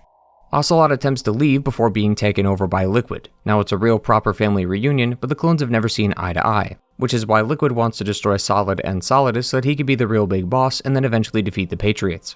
That's why Liquid ended up choosing Ocelot as his host so that he could get closer to the Patriots. This doesn't make any sense though, since Liquid died, so how was he not only able to control Ocelot at all, but choose Ocelot as his host even after death? Nanomachine, son. Right. Anyway, Liquid runs away with Snake going after him, and Arsenal gear crashes into Manhattan. Solidus and Raiden then battle it out as he wants to bring back what matters most: rights, freedoms, and free will, things the Patriots would take away. Raiden has no choice but to kill Solidus though, as refusing means that he, Rose, and Olga's child would die. Right before this though is a codec call with the Patriots, and it's easily the most important 15 minutes of the whole game. The AIs posing as the kernel explain their problem, their plan to combat the problem, and their solution, and all of it has to do with the world itself. This call is why so many people consider MGS2 to be one of the greatest games of all time, and also a game that was way ahead of its time. It explains that it was created in the White House 200 years ago. I don't believe this to be true, as that would mean it was created in the 1800s, so I believe it's to be a metaphor as the AIs are a representation of America's knowledge. They say that as long as the country exists, they will too, so in a sense, they are the country. The AI goes on to explain that thanks to the Human Genome Project, they were able to see the path that humanity would go down in regards to evolution. The problem is that those only have to do with genes and not things outside of it, like culture, history, and ideas. If MGS1 was about passing down your genes, MGS2 is about passing down things outside of your genes, like beliefs and values. Humans have existed for thousands of years, and since then these memories, ideas, and beliefs have been passed down from generation to generation, but only some of them have made it through. Not everything was able to be passed down since it wasn't necessary. For example, if a caveman touched fire and burned himself, he would tell his tribe. The reason we know that fire hurts is that thousands of years ago someone touched it and it hurt. We then pass this info down because it's important. This method of passing down information was easy to do back then, but thanks to the current digital age, the world has been consumed by junk data. And thanks to the internet being ageless, this junk data will never go away. To provide another example, let's talk about the flat earth theory. Flat earth theory is the idea that the earth is not round but rather a flat plane. This has been scientifically disproven for years, and to the AI would be considered junk data since it's incorrect and harmful, but thanks to the internet, people are able to research and find this data, allowing the myth to be spread even today. This exists all over the internet in the form of misinterpretations, various petty issues that are inconsequential to the human race, and fake news. The AI then goes on to explain that the world rewards human flaws and pushes convenient half-truths. It also mentions things like echo chambers, and how people will only listen to what they want to hear so that they can't be proven wrong. The AIs want to stop this spread of unnecessary information from happening, and as AIs, they claim to be able to make that happen. While listening to this section, you may have started thinking about real-world issues and how they connect to what we're talking about, and that's the genius of this call. Donald Trump, the former president of the United States, was banned from Twitter in 2021. Many people saw this as an attack on not just free speech, but also conservative values. In response, Donald Trump and many of his diehard supporters then moved to Parler. Due to this, the app Parler is deemed by many to be a far-right conservative platform. Putting away your political opinions about Trump, you can see how this situation could create an echo chamber. To add to this, CNN is predominantly a Democrat or liberal news station. As such, conservatives would have a hard time agreeing with their opinions, while Democrats would be pleased. Once again, you can see how an echo chamber could be formed here due to these places catering to specific audiences. These companies and platforms have also been known to either lie or stretch the truth to fit their agenda. People flock to these places though because it makes them feel safe, and echo chambers allow them to stay in their bubble. This doesn't just happen in politics, but everywhere, and no one is removed from this idea. The Patriots hope to remove all this pointless data so that humanity can evolve and not be stopped by these distractions. You might think that the Patriots have the right idea, and it does sound appealing, but to do this they would have to remove one thing that makes us human: free will. The Patriots would basically be dictators that choose what we see. This is not only terrible, but also ironic. As an AI, they have no moral compass and don't have human emotions, so they, in theory, could find the proper data and filter out the bad, but the AIs were made by humans, so naturally human emotion is going to play into the equation. The Patriots are also a group that are willing to lie and manipulate people in order to get their way, and also had GW destroy all evidence of their existence. To further reinforce this, we have to look back at an earlier conversation with Emma. She goes on to explain that the Y2K incident was when the Patriots had awakened the GW AI. Y2K was a scare that happened around the turn of the century. Back then, computers and their storage were expensive, so to save on the space, the companies cut corners to save time. When people were writing dates, instead of writing something like 5/5/1997, they would just write 5/5/97, since it was easy to understand. It's the same reason we say things like, yeah, the 80s were a crazy time back then. You know I'm talking about the 1980s because that's just how we were conditioned to think. The problem is that by not adding the first two digits, or the 19 in 1997, the computer wouldn't be able to distinguish between 1997 and 2097, since they both end in 97. This was fine for manual data like spreadsheets, but for things that were automated like clocks and screens, the computer might mistake January 1st, 2000 as January 1st, 1900, since it wasn't set to go past 1999. The world naturally found ways to circumvent the issue, but in the world of Metal Gear Solid, the government used a program combined with an OS application that was given to everyone to solve the issue. But as we know, the Patriots control the government, so this program was created by them. The program isn't fully complete though, as they needed to test its effectiveness in judging situations. So they created one involving some, blonde-haired individual at a facility that was created to exploit and manipulate him. The last part of the program was the test we and Raiden were fooled into doing, which not only means that they have all the data they need, but shows us that the Patriots are not some divine beings trying to further humanity, but rather make humanity conform to what they deem is important. Emma then asks Raiden about the alphabet, and I'll ask you the same thing. How many letters are there? 26, right? What if there were 30? 26 letters, right? It could have been 30 letters. What if the 4 deleted letters were controlled by a program? Impossible. It's not. In fact, something similar is already underway. Do you know how many genes exist in an individual? About 30 to 40,000? Right, that's what was announced at the turn of the century, but there's actually 100,000 according to the original theory advanced by the scientific community. Information regarding the remaining 60,000 was suppressed by the Patriots. No. Why? How would you know? Do you know what a gene looks like? Did you count them yourself? There are research organizations. Of course, and their reports have already been subtly altered. They're even beginning to believe the doctored reports. GW is a system that allows the Patriots to decide what will be recorded in tomorrow's history. So what we're talking about is one huge censorship system for deleting information which might be inconvenient to the Patriots. Exactly. Metal Gear Solid 2 is not trying to show us that the AI and the Patriots are right, but rather both sides of the spectrum are wrong. The digital age as it is now sucks, thanks to people conveniently lying to fit their agenda, which causes other people to spread these lies believing that they're truths. But automating this system and removing our right to free will is not a better alternative, as it removes the one thing that makes us human: free will. To relate this back to the message of the game, take what you believe in and pass it on to the next generation, but don't be afraid to seek out information that opposes your viewpoints, and be willing to consider any alternatives rather than dismiss everything you see as lies or falsehoods. Also make sure to call out any fake news as it arises so that impressionable or unwary people aren't corrupted by that info and spread it to others. And this doesn't just have to be on a political level, it could be anything. If someone is spreading misinfo about a person in your life or about a game you play, then let them know that they're wrong. In doing so, we should be able to set humanity on the right track. It's not going to be perfect, and we're definitely going to miss some things along the way, but it's the only way for us as a species to evolve and come together without losing ourselves in the process. For as much as Metal Gear Solid 2 bored me at the beginning, I can't imagine anyone not being swept up by this finale and its message.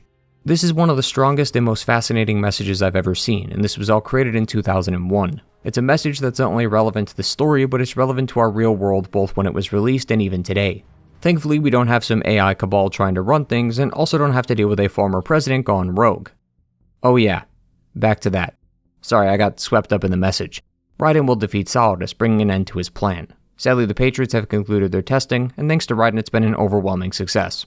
The AI then cuts communications and disappears, leaving the player thinking about what the future of the world will be like now that we've given them everything they wanted. Snake will then meet with Raiden and tell him not to worry so much about the mission and to just focus on himself. He may not have had much choice in his objectives, but everything he did and everything he felt was real. He then suggests that he start fresh and clean the slate, start a new life, one where he's the one in control. Raiden then takes the dog tags we made and throws them away, symbolizing that he is removing our control from him and vowing from this day forward to be his own person, one who makes his own decisions. The game then ends with Snake showing Raiden the virus disk. As we know, the disk is used to destroy info regarding the Patriots, but since it's a code, there needs to be parameters in place to define what counts as info on the Patriots, so Snake and Otacon plan to reverse engineer it in hopes of finding who they are. But an after credit scene says that the Patriots all died 100 years ago, meaning that info they got from Arsenal Gear was fake and likely another plan by the Patriots. While that happens, Raiden then meets with Rose. The two seem to be expecting a child, and they embrace one another, as Raiden seems to propose to her before it cuts to black. All of this will leave us with many questions, but also with the hope that these questions will turn into answers soon. Metal Gear Solid 2 was an impressive follow-up to an already impressive game. I had a bit more negative things to say this time around, but I did have a pleasant time with the game. It does take a bit of time to get going, but if you can accept the fact that Solid Snake is not the protagonist and be willing to stick it through to the end, then you, like me, will come out with a much more pleasant attitude towards the game. Metal Gear Solid 2's story ramps up the intensity and once again weaves the active and overarching plot together seamlessly. It also sets up the main antagonist of the series and gives us something to look forward to when the sequel comes. The active story of MGS2 though was decent, but definitely lacked in a few key ways. Dead Cell was not as interesting as Foxhound due to the lack of time spent with them, and lots of the game's objectives felt like busy work and weren't really pushing the narrative in any kind of direction. Overall though, many people, myself included, were happy with the product and interested to see what the sequel would have in store for us. But that sequel was not a continuation. This whole time we've been talking about Big Boss, the Patriots, and Ocelot, yet we still don't know much about them. The Patriots used to have people in their group, but where did they go? Ocelot's motivations are still unclear as he seems to switch sides with whoever's winning, and Big Boss has just been a name for the most part. Where did the idea of cloning Big Boss come from? Where did the Metal Gears come from? Well, to do that we have to go back in time. While Metal Gear Solid 3 serves as the origin point for the series, taking place in 1964, it's also the origin point of Big Boss. Depending on who you are, your feelings toward Big Boss are different. In Metal Gear 1, Solid Snake is betrayed by Big Boss, which leads to his death. Well, sort of, as he ends up coming back in Metal Gear 2 and fights Snake once again. Those games make Big Boss out to be a villain, but we don't have the context of why. The Metal Gear games don't really elaborate on why, and the Solid series does even less. But this is why Metal Gear Solid 3 was created, to not only give us the origin of Big Boss, but also see what started his descent into villainy. The game's story plays into its own theme, which is the idea of perspective and context. We'll circle back to that at the end though, as we have a lot more important things to discuss first, like the actual plot of the story. We first start with a man halo jumping into a Russian-controlled zone. This individual is known as Naked Snake, or as we know him, Raiden? Right, MGS3 has a questionnaire at the beginning of the game which asks if I liked MGS 1, 2, or 3. I picked 2, which apparently replaces my face paint with Raiden. Once that's taken off though, we can see the actual protagonist, Naked Snake, or as we know him, Big Boss. The mission he's embarking on is of utmost importance. Currently, we are deep in the Cold War, so tensions between the Russians and US are at an all-time high. The States got word that a Russian scientist named Sokolov wants to defect to the West. He was then snuck out of the country via the Berlin Wall until he was sent back during the Cuban Missile Crisis. Just like in real life, President Kennedy had issued a warning to Russia which told them to pull their missiles out of Cuba. They obliged, but the twist is they wanted Sokolov as payment. In order to avoid nuclear war, Kennedy agreed and sent him back over. Well, spoiler alert, he wants out again, and we're gonna sneak him out again. I know that's an odd way to start a story, but you have to consider the fact that Russia removed dozens of missiles from Cuba, one of the closest landmasses to the US, all for one man. That's because Sokolov was designing a new type of weapon called the Shagohod. According to him, it's a mobile nuclear ballistic missile system. It's not a Metal Gear per se, but it's very Metal Gear-esque. Sokolov, like Otacon though, does not want to create this kind of weapon as he sees the dangers in its design, so he wants out. So as Snake, we're gonna find him and smuggle him out of the country again. Just like the previous games, we're joined by another motley crew of individuals. Major Zero is our mission advisor, the boss, who is Snake's former mentor, and Paramedic, who will monitor our vitals and allow us to save. This trio harkens back to our classic team of Roy Campbell, Mei Ling, and Master Miller from the first game. As Snake reaches Sokolov though, he's stopped by a Major Ocelot, the same Ocelot that we've come to know and love, or hate depending on how you feel about him. Ocelot then wastes no time putting down the Russian soldiers that have held us at gunpoint. According to Sokolov, these Russian soldiers and Ocelots are on two different sides. Sokolov was being guarded by the KGB, but was being hunted by the GRU. At the time, the GRU and the KGB were rivals, but both fell under the rule of Russia. The GRU is being led by a Colonel Volgan, and is the main faction we'll be dealing with. Back to the point, Ocelot summons his guys to attack Snake by meowing.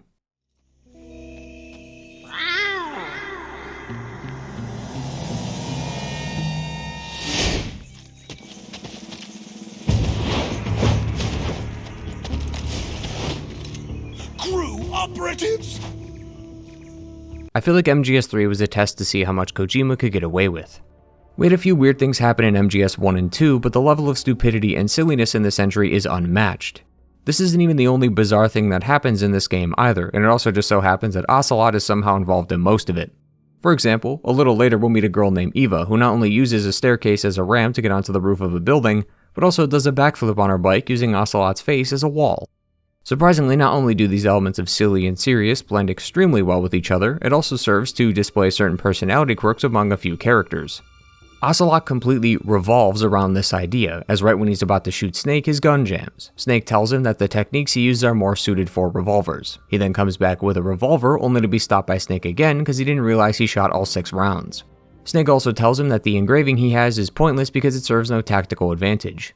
After getting beat a second time, Ocelot comes back again later with not 1, but 2 revolvers, both of which have no engravings on them. Ocelot at this point in the timeline is in way over his head, but he respects Snake enough to apply the lessons he taught him. He also seems to want his validation, which is why he keeps coming back, hoping to show him how much he's learned so that he can prove himself to the man who defeated him. It's chaotic because all this happens within about an hour, but it's implemented so well that it can tell us how Ocelot acts without even outright saying it, and coming from Kojima, who so far is a tell-don't-show kind of person, it's very appreciated. As I said earlier though, not all the silly elements are there for a reason, some are just really dumb for the sake of it, but that's a quirk of Kojima himself. Blending the serious with the stupid so as to give the player a break from the action, like how Paramedic's main personality trait is how much he loves movies. Snake, have you seen 007 From Russia with Love? Nah, I don't like those movies. Real spies are nothing like James Bond, it's pure fantasy. Snake, I don't think the Major's going to like you saying that. And even though it's fiction, I can't help but comparing myself to Bond. What exactly don't you like about James Bond? I mean, is it the fantastic gadgets? The cars? The guns? Major. Snake, wouldn't you like to have a gun shaped like a pen? What good is a pen gonna do me in the jungle? I'd look like a fool. Then what about a snake-shaped gun? You could make it look like you're grappling with a giant snake and then get a shot in on the enemy while they're distracted. Ha. Okay, now you're being ridiculous. It adds so much charm to the series, and I feel like if you're going to add comedy to a game like this, go nuts with it, and MGS3 does. It also goes nuts with the supernatural again, as after Snake defeats Ocelot, he and Sokolov wait for extraction. The plan seems to have gone off without a hitch, until it doesn't, as the boss arrives and takes Sokolov for herself. While Sokolov was defecting to the United States, the boss was defecting to the Soviet Union. She's also allied herself with Colonel Volgin and Ocelot, in addition to her old team called the Cobra Unit. As you would expect, this is our new faction we'll have to deal with, and their abilities are truly something to behold. The boss is surprisingly normal, but her crew couldn't be further from that. The Cobra Unit consists of 5 members: the End, the Pain, the Fear, the Fury, and the Sorrow. The boss even has her own nickname called the Joy. One thing that sets them apart is that each member's name is based off an emotion they carry into battle. What's more interesting though is their abilities. The Fury is a pyrotechnic that's dressed like a cosmonaut. The End is considered the father of sniping, who can photosynthesize with their environment and uses his pet parrot as a spotter. The Fear can contort his body in unnatural ways as well as go invisible. The Pain shoots hornets out of his hand and also uses them as a protective shield, and the Sorrow can literally talk to and summon ghosts. Given my thoughts on Dead Cell, I think you can see how I feel about them. Putting all that aside though, from a story perspective, they're not that great either. Just about every one of them falls into the same trap. We're introduced to them around the time they attack us, and then 5 minutes later they're dead. We don't learn much, if anything, about them. Various people will tell us about the group as a unit and how they were the ones that put an end to World War II, but we don't hear much about them individually. We never hear how they got these powers or why they even fight us. They just exist as roadblocks for the player to overcome. And given how the story transpires, that may have been intentional. It's possible that the Cobra Unit was testing Snake, because if he can't defeat them, then he surely can't defeat the boss. But you could also say that Snake has to overcome these emotions in order to defeat the boss as well. Regardless, the reason I brought up killing the boss is because that's going to be our next objective, as once the boss betrays us, she breaks Snake's arm and throws him off the bridge. Volgin, being the madman he is though, goes, "Well, I got a few nukes. Why not test one out?" and proceeds to blow up the nearby facility where Sokolov was originally being held. Some would argue that this is what set the whole Metal Gear series into motion, as this not only changed various plans that were happening at the time, but also our current plan. Having heard that a nuke went off in his country and that an American helicopter was spotted nearby, Khrushchev, the current leader of Russia at the time, calls current President Lyndon B. Johnson to ask what the hell happened. President Johnson restates the truth, that the boss defected and with the help of Colonel Volgin and the Cobra Unit took a nuke and blew up the facility in their country. Khrushchev doesn't believe him, but is willing to consider his argument if he brings him proof. He has a week to procure this proof, or he'll have no choice but to put his army into maximum alert, meaning World War III will begin. This leads us to Operation Snake Eater, the operation in which the game is named after, and the objective is simple: rescue Sokolov again, destroy the Shagohod, and kill the boss in Volgin. It sounds simple on paper, but executing it is going to be a pain in the ass, especially since we're going to be on our own again as we're back in Russian territory. Thankfully, we still have our support team with 2 new members to boot. Sigint is a weapons expert, and Adam will be on the ground to help us. Major Zero tells us that 2 NSA codebreakers named Adam and Eva defected to the Soviet Union. Both of them are being trained by the KGB as a way to spy on the GRU, and Adam has already made it into Colonel Volgin's ranks, so he'll be helping us from time to time. I figure I should mention this as well, but Paramedic is the Dr. Clark I talked about earlier, and Sigint's real name is Donald Anderson, the same one from MGS1. Once Snake makes it into the jungle, the mission already goes south as the boss arrives to stop him. She doesn't kill him, but rather wounds him, destroys his gun, and shoots the aircraft he arrived in to alert the guards. You get the sense here that the boss doesn't want to kill Snake. This is true for a few reasons I'll discuss later, but it could be assumed at this moment that she's struggling to kill him because they're friends. The boss and Snake have known each other for over 10 years. Snake at one point says their relationship was deeper than love. It's a combination of friendship, mother and son, and apprentice and mentor all in one. They clearly care for each other, and it would naturally be hard to kill someone you loved even if you are enemies. On the topic of that, a lot of the boss's dialogue is about enemies and friends and how it's all relative, saying things like today's allies are tomorrow's enemies, or how politics shape the world and its soldiers. The Cobra Unit is a good example of this, as it's assumed that they were all Russian soldiers except the boss. During World War II, they fought together as a team, but since Russia and the US are at a standstill thanks to the Cold War, they are technically enemies now. The idea of rights and wrongs not being absolute and that things change depending on the times is a common theme of this game, and it ties back into our earlier discussion about Big Boss. It's only been about an hour and you've already start to feel sympathy for him. He was just betrayed by the person he loved most and now has to hunt them down in his mission. It definitely paints Big Boss in a much different light than before. Snake, after being defeated again, will eventually make it to the location to meet Adam, but he doesn't show up, as it's actually Eva who meets us here.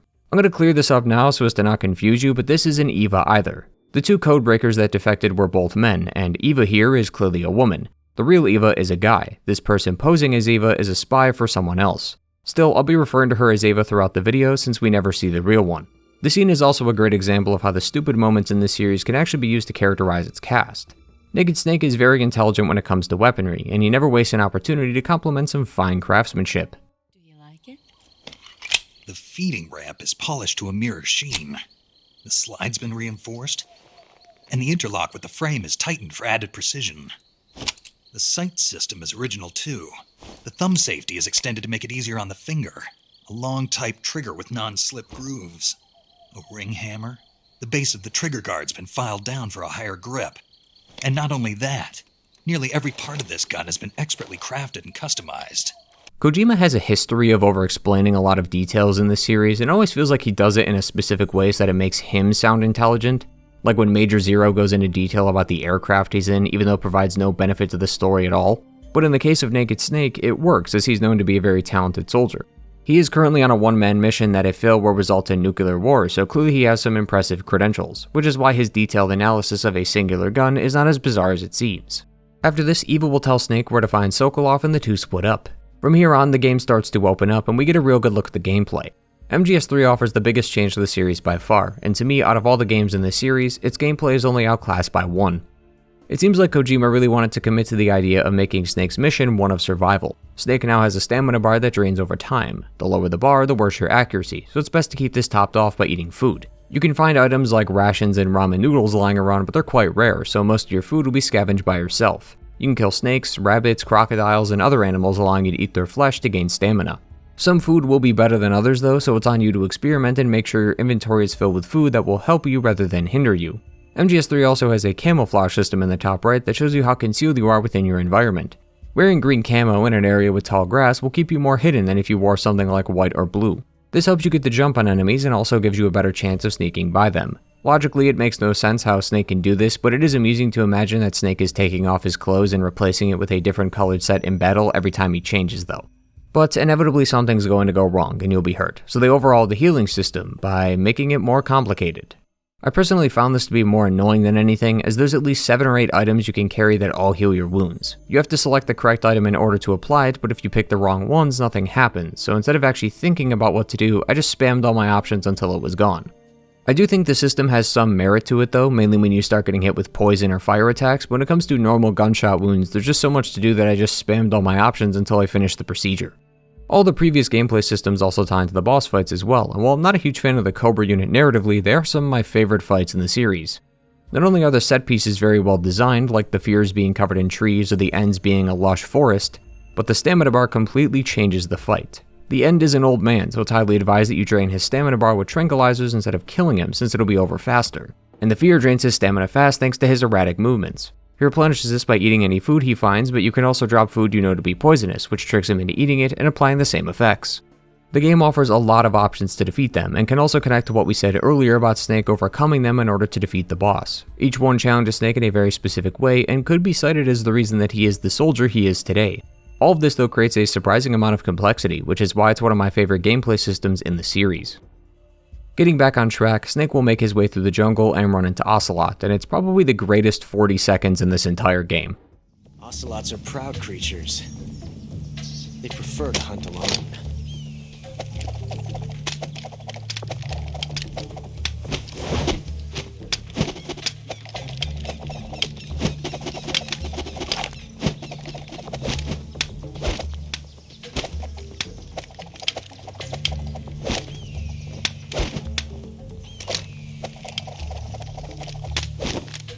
Shots. God, I love this game. As I said before, Ocelot is at the brunt of the comedy here. Hell, even his design is hilarious. He's a root-tootin', cowboy boot-wearing, spur-spinning major in the Russian KGB. Those are two completely different styles from two different countries that shouldn't go together, but somehow he makes it work. He's in way over his head here and he's trying his hardest to beat Snake in combat. He'll even forbid his unit from shooting you as he wants a fair fight. Ocelot is just a kid though and very inexperienced, so Snake is able to put him down with no problem. Right as the battle is about to come to a close though, they're interrupted by a hive of hornets. The Pain from the Cobra unit has arrived and is here to challenge Snake. This is what I meant by a lack of story, as the Pain is thrown into the game but then dies 5 minutes later, never to be heard of again. This is the same for all the Cobra unit with the exception of the Sorrow, who at least gets a few mentions outside of his boss fight. While memorable in some ways, it's hard to care much about them when the game doesn't bother to make you care for them. It feels like the team wanted to design the most ragtag group of individuals, so that you remember them based on how batshit crazy they were rather than their roles in the story, which severely brings down their quality as characters. Another thing the group shares outside their naming structure is that they all have bombs inside of them that go off once they die. The Cobra unit was a pretty important group that carried out top secret missions, so this was likely designed as a failsafe in case they were captured. Once the Pain is defeated, Snake will then spy on a conversation between Volgin, the boss, and Ocelot. Nearby is Sokolov as well as his lover Tatiana. Not much happens here though, as it's mostly just an excuse for Ocelot to toy with someone, but it does give us a chance to see how the cast interacts with one another. Volgin also joins Ocelot and Snake, who together make up a list of characters in this series who have a catchphrase or signature move they use often. Volgin loves to say Kuwabara, Kuwabara when lightning appears. Originally I thought he said this because he was a fan of Yu Yu Hakusho, but it seems to be a Japanese saying that some will say in hopes of warding off lightning. Ocelot's got his own little hand gesture too that he likes to do, and while not incredibly important to the story at large, it is a nice detail that gives them some unique personality, even if it is a bit corny at times. Eventually Snake makes it to the lab where Sokolov is supposed to be, but ends up finding a man named Granin instead. Despite being a Russian official, he doesn't see Snake as an enemy, mostly because he's too drunk to care, but also because Snake's mission could provide some mutual benefit to him.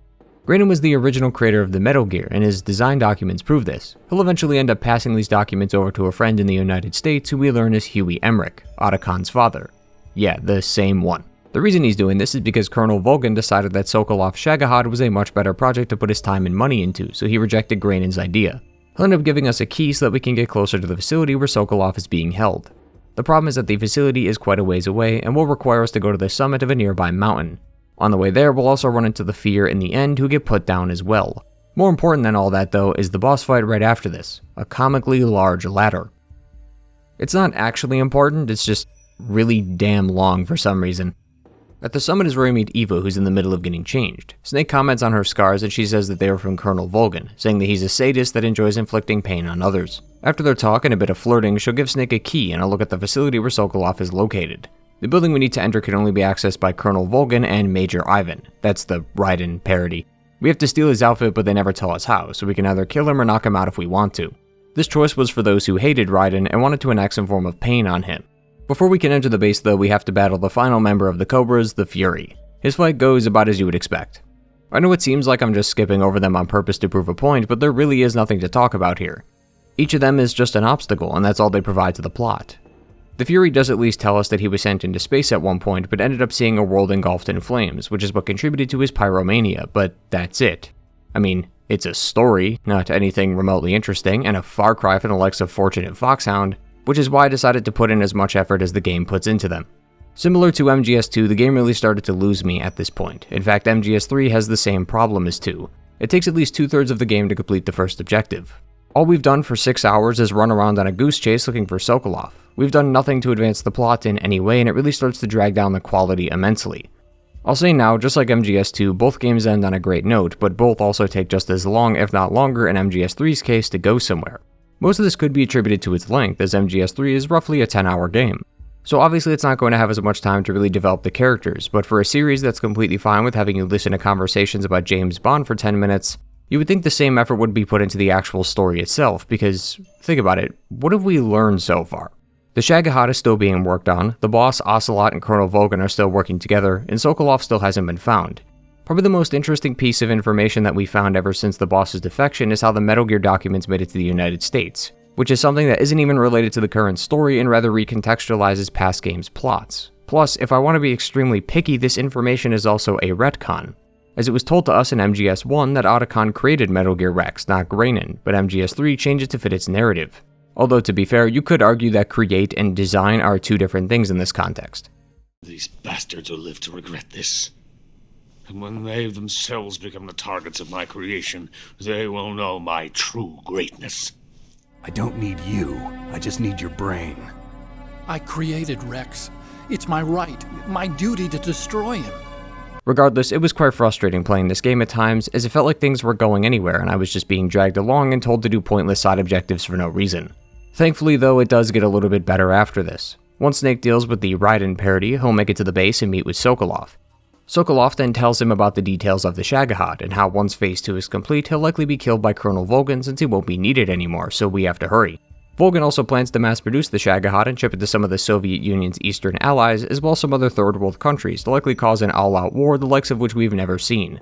Before we can get more info out of him though, the boss and Volgin arrive to ruin the day again. The boss immediately sees through our disguise, but Volgin is less convinced and needs to feel Snake's dick to see if it matches Major Ivan's. Incredibly odd detail aside, Snake is then taken and tortured by Volgin.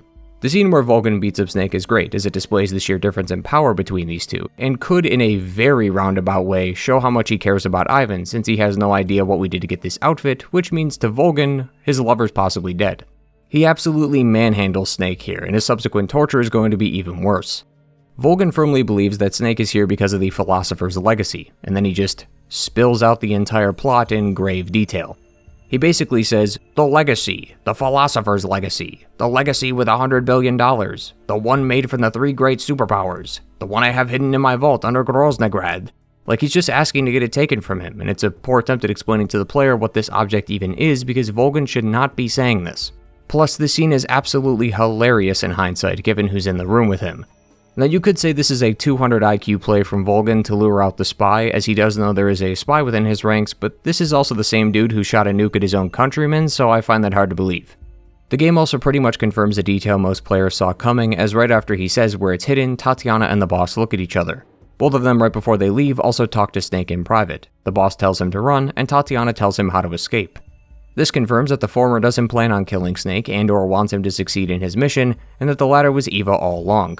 I have zero idea how it took Snake that long to figure it out, given that there isn't many long blonde-haired women in the Soviet Union, especially when you consider that not only did he ask her about her scars, but she also tells him that she has her other part to play, implying that she has to be Tatiana.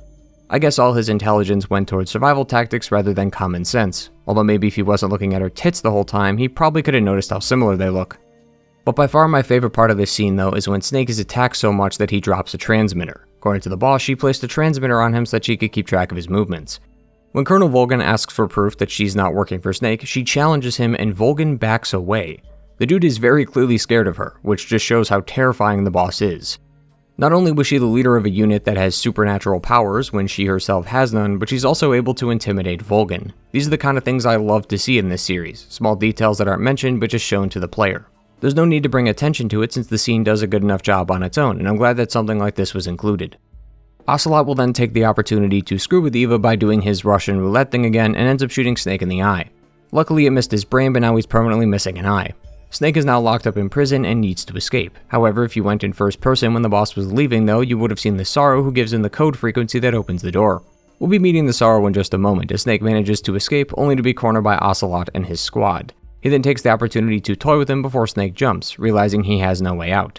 Instead of waking up though, he meets with the Sorrow. Despite the health bar, this isn't actually a boss fight, but rather a message. Walking along the river are ghostly apparitions of the people you've killed. I don't know if it counts every single person, but the more people you kill, the more show up here. Now, MGS3 was definitely the hardest game for me at the time, so I ended up killing quite a few people. It's not that I couldn't progress, I just kept getting caught while sneaking around, which resulted in me having to go loud quite often.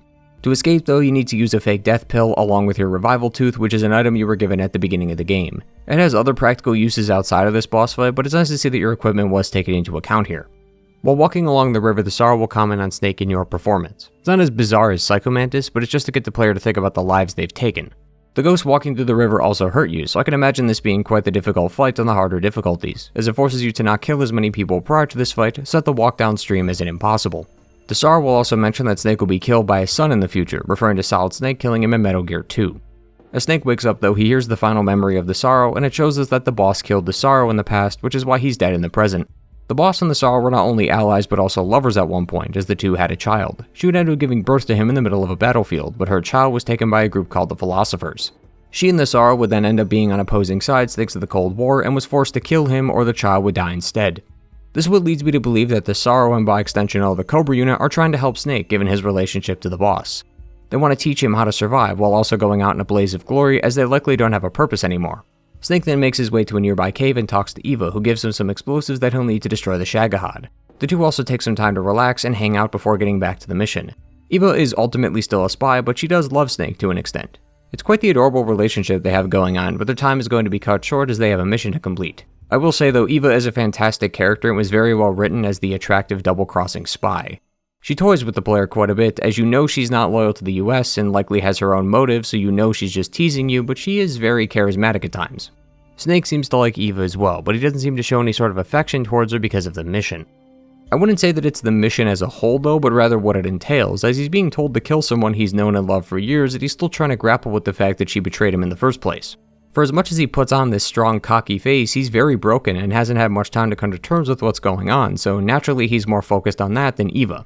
Snake will then make it to the Shagohod and attempt to destroy it before being caught by Ocelot, Volgin, and the boss again. Seems like Eva was also caught, as Volgin found her with the Philosopher's Legacy. The Legacy is a microfilm that contains the transactions that were made by those in control of the money, who are the members of the three superpowers, China, Russia, and the US. As I jokingly stated before, the Philosophers had $100 billion that they pooled together. They then used this money to fund the recent world war so the Axis powers could be defeated. After the war ended, the money was supposed to be split evenly amongst the members, but Volgin's father devised a series of plans that allowed him to gain control of all the money. This legacy is also one of the main reasons the Cold War even started, because after this happened, the members split into three groups, respective of the three countries, and attempted to seize or keep control of it. If you happen to need more proof that everyone's pretty much double-crossing each other at this point, not only does the boss talk to Eva in private instead of killing her as she said she would, but Ocelot nods to her shortly after, implying that everyone is working for and against each other at the same time. I'll explain their loyalties later, but basically everyone's playing Volgin at this point, which makes the previous scene hilarious, as he leaked the location of the film to three spies at the same time. We then have to face Volgin in one of the many boss fights soon to come. His fights aren't as innovative as the Cobra unit, so there isn't many tricks involved in defeating him, but seeing as he's supposed to be one of the climactic final bosses, it makes sense. Defeating the Colonel allows us to escape the hangar before it explodes, but Volgin's not going down that easily, which results in the next 10 minutes being a full-on action movie James Bond finale. It's even got one of its age-old tropes, driving down a highway on a bike while being pursued by a large vehicle at top speed. Eva's the one who's going to be driving, while Snake does the shooting. The Shagohod, though, is way too durable for Snake's bullets, so they have to use explosives that Eva planted earlier, but not even that works. The fight between Volgin is the best final boss fight in the series so far. I understand that the game isn't over yet, but the Shagohod is reminiscent of the Metal Gear fights from the previous games, and out of those, this one is certainly the best.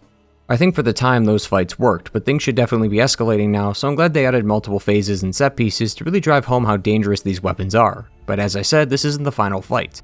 Defeating Volgin is just one part of the finale, as Eva and Snake end up getting chased by some of Volgin's men before crashing and falling off a cliff. Eva is severely wounded, so we have to escort her to safety, just like we did with Emma in the last game. Escort missions usually suck, but I didn't find this to be too annoying, as Eva could hold her own and walks at a somewhat decent pace. Plus, given how much screen time she's been given, you've likely grown attached to her and want to help her. Once the two make it out of the forest, though, Eva starts the vehicle she left nearby while Snake deals with the boss. Without wasting a moment, the boss calls for her men to launch a nuke, forcing Snake to fight her. At this point, it's pretty obvious that the boss isn't trying to fight us, but we still don't know the full story of why. She refuses to tell us and rather laments about her past life as a soldier and how she's seen the world change many times throughout her life. She continues talking about her allies and friends, and it sounds like she's trying to get us to sympathize with her choices, but depending on how you feel about her, you might see her as a traitor. But that couldn't be further from the truth. In fact, she's one of the most patriotic people in the United States. The boss never intended on betraying the United States, but she had to in order to save the world. As we know, the Philosophers are a group of people from the three superpowers that funded World War II. The people within that group have changed over time, but the original members used to refer to themselves as the Wise Men's Committee. The last time we heard this name was when we discussed the Patriots, and that's not a coincidence. The Philosophers and the Patriots aren't connected in any way, but you could say that the Patriots are the successors, as the Philosophers would soon disband thanks to the Cold War and the legacy being taken. The original Philosophers came together to stop war, but once the original members died, their group views became corrupted, instead steered towards creating endless wars. The organizations in their respective countries were controlling the government at the time and would continue to do so until the Cold War. They'd hoped to create endless conflict as a way to gain and keep their power, as war and its consequences would fuel even more war. A good example would be how the world transitioned from the First to Second World War. World War I saw Germany weaken thanks to losing most of its military, as well as it being taxed and treated. This led to its eventual ruler, that one guy from the hit game Wolfenstein, to seize power as he promoted lots of pro-Germanic propaganda and also denounced the Treaty of Versailles. Now, obviously there is a lot more details involved in that man's reign, but still you could see how the results of the previous war were partially responsible for the cause of the next, and that's what the Philosophers hoped to achieve. Keeping the world at war keeps them in power as they control lots of their country's governments either by donating large sums of money to them or by employing some of their own soldiers to serve with them. One of the members of the original philosophers was the boss's father, but was eventually killed by the group. The philosophers were also the ones who forced the boss to kill the Sorrow and took the baby they conceived together. On the topic of that, I guess, while it's not explicitly stated, it's way too much of a coincidence to not be considered true, but an optional codec call reveals that Ocelot was also born on a battlefield, which confirms that the boss and the Sorrow are his parents. Which once again makes that scene with Volgin even funnier. Sometime after this, the boss would be selected for a mission that involves stealing the legacy. She was to gain Colonel Volgin's trust in order to steal it from him, and defecting to the Soviet Union was Volgin's idea. That's why Snake being at the bridge caused a bit of a problem for her, as Volgin would have easily killed Snake without question, so the boss opted to throw him over the bridge herself, hoping that he would be strong enough to survive. Snake nor the player were informed of this plan, so to us she was betraying us, but that was all a part of her plan, until Volgin shot the nuke. The nuke was the reason Khrushchev called President Johnson and why Operation Snake Eater even started. The boss's orders also had to change. The KGB needed proof that the US didn't betray them, and the boss was set up to be the fall guy. And the best way to convince him that the US wasn't lying was by having one of her former students be the one to put her down. The boss never betrayed her country and never planned on it. In fact, her role as the fall guy was to save her country. Neither Snake nor the player know this just yet though, and they won't know until after they kill her, so that reveal that the boss was innocent the whole time hits pretty hard. Especially when you consider the fact that to the broader world she'll be known as a war criminal and a traitor, despite her actions being the reason the world is still around today. It's one of the greatest reveals and finales in the series, and the boss is a fantastic fight. The arena itself is gorgeous and reminded me a lot of Ishin's arena from Sekiro. There's always something about an open field filled with flowers that really adds to the aesthetic of a location. Tying this back to an earlier scene, this is why a lot of the boss's dialogue is about enemies being relative and not absolute. The boss was a close friend, but now an enemy thanks to the times, and the boss's Cobra unit went from friends to enemies to friends again thanks to the times. Time is an ever-changing idea, and as times go on, relationships change, turning enemies to friends and friends into enemies. It's supposed to convey that there isn't such a thing as good or bad guys, it's just two different people with different ideologies shaped by their environment and the current times. It's also a meta message in that sense, as the game is asking us to look at Snake differently. Remember, prior to this, Big Boss was seen as a villain, but this game puts things into perspective. Especially when you realize that this is how he earned the name Big Boss. The US government gave him the title thanks to him surpassing the boss. It's incredibly tone-deaf and really makes Snake question his own loyalties, thanks to the country he loved throwing both him and the boss under the bus because it suited them. Big Boss, while a villain in later games, is at the moment a dedicated soldier, who was asked to kill someone he loved all to find out it was a setup, and that the boss was never betraying him. He was being used like a pawn and sacrificed that the US could get a checkmate. Snake may not have died physically, but Naked Snake died in that fight. All that's left is Big Boss, a man who's broken and would eventually want nothing more than to change the world, but not in a way that would be beneficial. After the boss dies, Eva and Snake escape before the bombs go off. We then see them relax and share a few private moments with each other before we realize that Eva was betraying Snake too. This is one I definitely saw coming, but her role is not something I would have guessed. Eva is still a spy, so I figured she would have taken the Philosopher's legacy when she had the chance, but that doesn't mean that Eva was lying to Snake. Her feelings toward him were real, which is why she had a hard time deciding whether or not to kill him, as she was supposed to eliminate anyone who was involved. Eva though was working for the Chinese philosophers, but she wasn't the only one gunning for the legacy. The end credit scene shows us that Ocelot was Adam, one of the two codebreakers that defected, in addition to him also being a spy for the KGB and CIA. In typical Ocelot fashion, he's double and triple crossing everyone. It also seems like the legacy Eva stole was a fake, and that the real legacy and its funds were split into two, half going to the US while the others go back to the KGB. The game then ends with Big Boss receiving his title and medal for all his hard work. You can tell none of this is satisfying to him though, given what he had to do to get it. Big Boss then goes off alone to visit the boss, and man, talk about getting hit in the feels.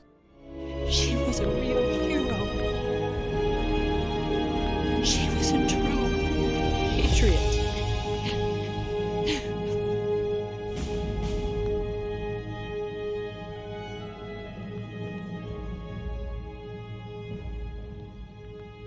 While this happens, some government officials start talking about creating a unit like Fox to use in the army. This would uncreatively be called Foxhound. Also uncreatively is the game ending with a timeline showing what will happen in the coming years.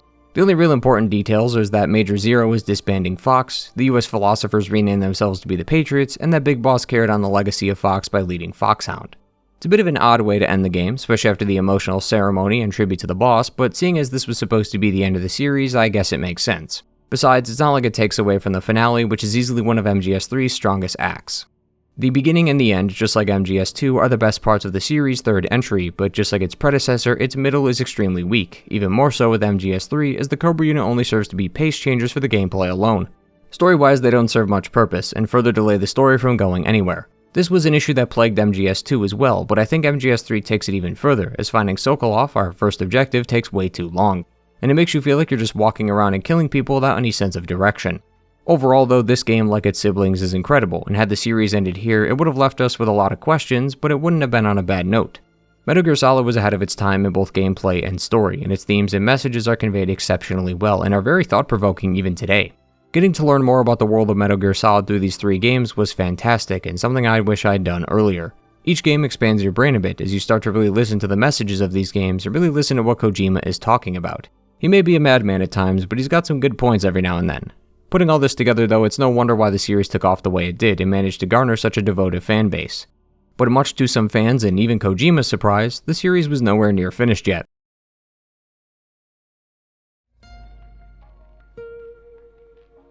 Metal Gear Solid 4 is a game that shouldn't have existed. The development behind these games is as spotty as the story of them, but according to an interview with Konami, Kojima said, quote, "I intended for MGS3 to wrap up the series, but so many people wanted to know what happened after 2, things like the identity of the Patriots and so forth. I plan on leaving those mysteries as mysteries, but people weren't convinced that the series was wrapped up, so ultimately we ended up making 4. Originally, Kojima was going to step down as series creator and give the reins to another director, but after receiving numerous death threats from fans, he was forced to return. And as you would expect, being forced to make a game you didn't want to make in the first place is the first step towards failure. Now, MGS4 is not a bad game, but it's definitely the worst one we've covered so far. If I had to give it a numerical ranking, I'd say it's probably a 6 out of 10. I might even be convinced to give it the IGN special depending on the day. By all accounts, that's not bad, but given that this series so far has produced 9s and 10s, you can see why it's the lowest on the list thus far. A lot of the game's shortcomings though don't make itself known until the second or third act, as the very beginning of the game was rather impressive. It first starts with a sequence of TV shows that you can flip through. At this point, I'd become so desensitized to the methods of Kojima that I honestly had no reaction to it. Had any other game did this, I definitely would have been confused, wondering if I bought the wrong game, but this is Metal Gear Solid we're talking about, so this stuff is just par for the course. As bizarre as it seems, there is a message involved in all this, as every channel has something to do with war and violence. There's a cooking show that takes place in a bomb shelter, a game show with all the questions being related to war and the military, as well as various commercials about PMCs. PMCs are private military companies, and in the world of Metal Gear Solid, these guys are a hot commodity. This game is a sequel to MGS2 and takes place 5 years after the events of that game in 2014. Currently, the world has delved into chaos, with war being the thing that fuels it. The lead contributor to this has been the newly created SOP system, or Sons of the Patriots. It's a highly advanced system that is almost essential when in combat. For a soldier, it allows them to sync up with their team, allowing each other to take hits without feeling pain, coordinate attacks in quick succession, and even block out mental emotions like trauma so you're always in tip-top shape. For high-ranking officials like commanders and captains, they can assess a person's entire body from their blood type and DNA to even their feelings, allowing them to see how their soldiers are faring and be able to make rational decisions. The SOP system also has ID locks on guns and vehicles, so only the owners can use them. This prevents enemy guns from falling into the wrong hands and also prevents PMC soldiers from defecting or choosing not to fight, as the system would lock them out of their weapons, leaving them defenseless. It's really cool, and also very terrifying, as it's not only ramped up the intensity of war for years, but it's also such a powerful tool that people have become dependent on it. Clearly, SOP has its benefits, so armies are going to need it if they want a leg up on the competition. Just about every country and government that can afford it has the system in their soldiers, and even some police forces have it as well. This overdependence will naturally come back to bite everyone in the ass later, but the first act of the game is used to show how the system works, and also how the world has been faring since the Manhattan incident. Which brings us to where we are now, as we start MGS4 back in the saddle with the man himself, Solid Snake, who's deep in the Middle East. We can see that the accelerated aging has started to take an effect on him, as he looks noticeably older despite it only being a few years. According to Otacon, Snake has about a year left to live, which is very sad to hear. He's still going to make the most of it though, which is why he's here on the front lines again. Currently a war is going on, but Snake is here for a completely different reason. Who are the groups that are fighting? Who knows? Why are they fighting? Who cares? To be fair, there is sort of a reason why they're here, but it's mostly just to show that war is so common that oftentimes the motivation behind it is unknown or even non-existent.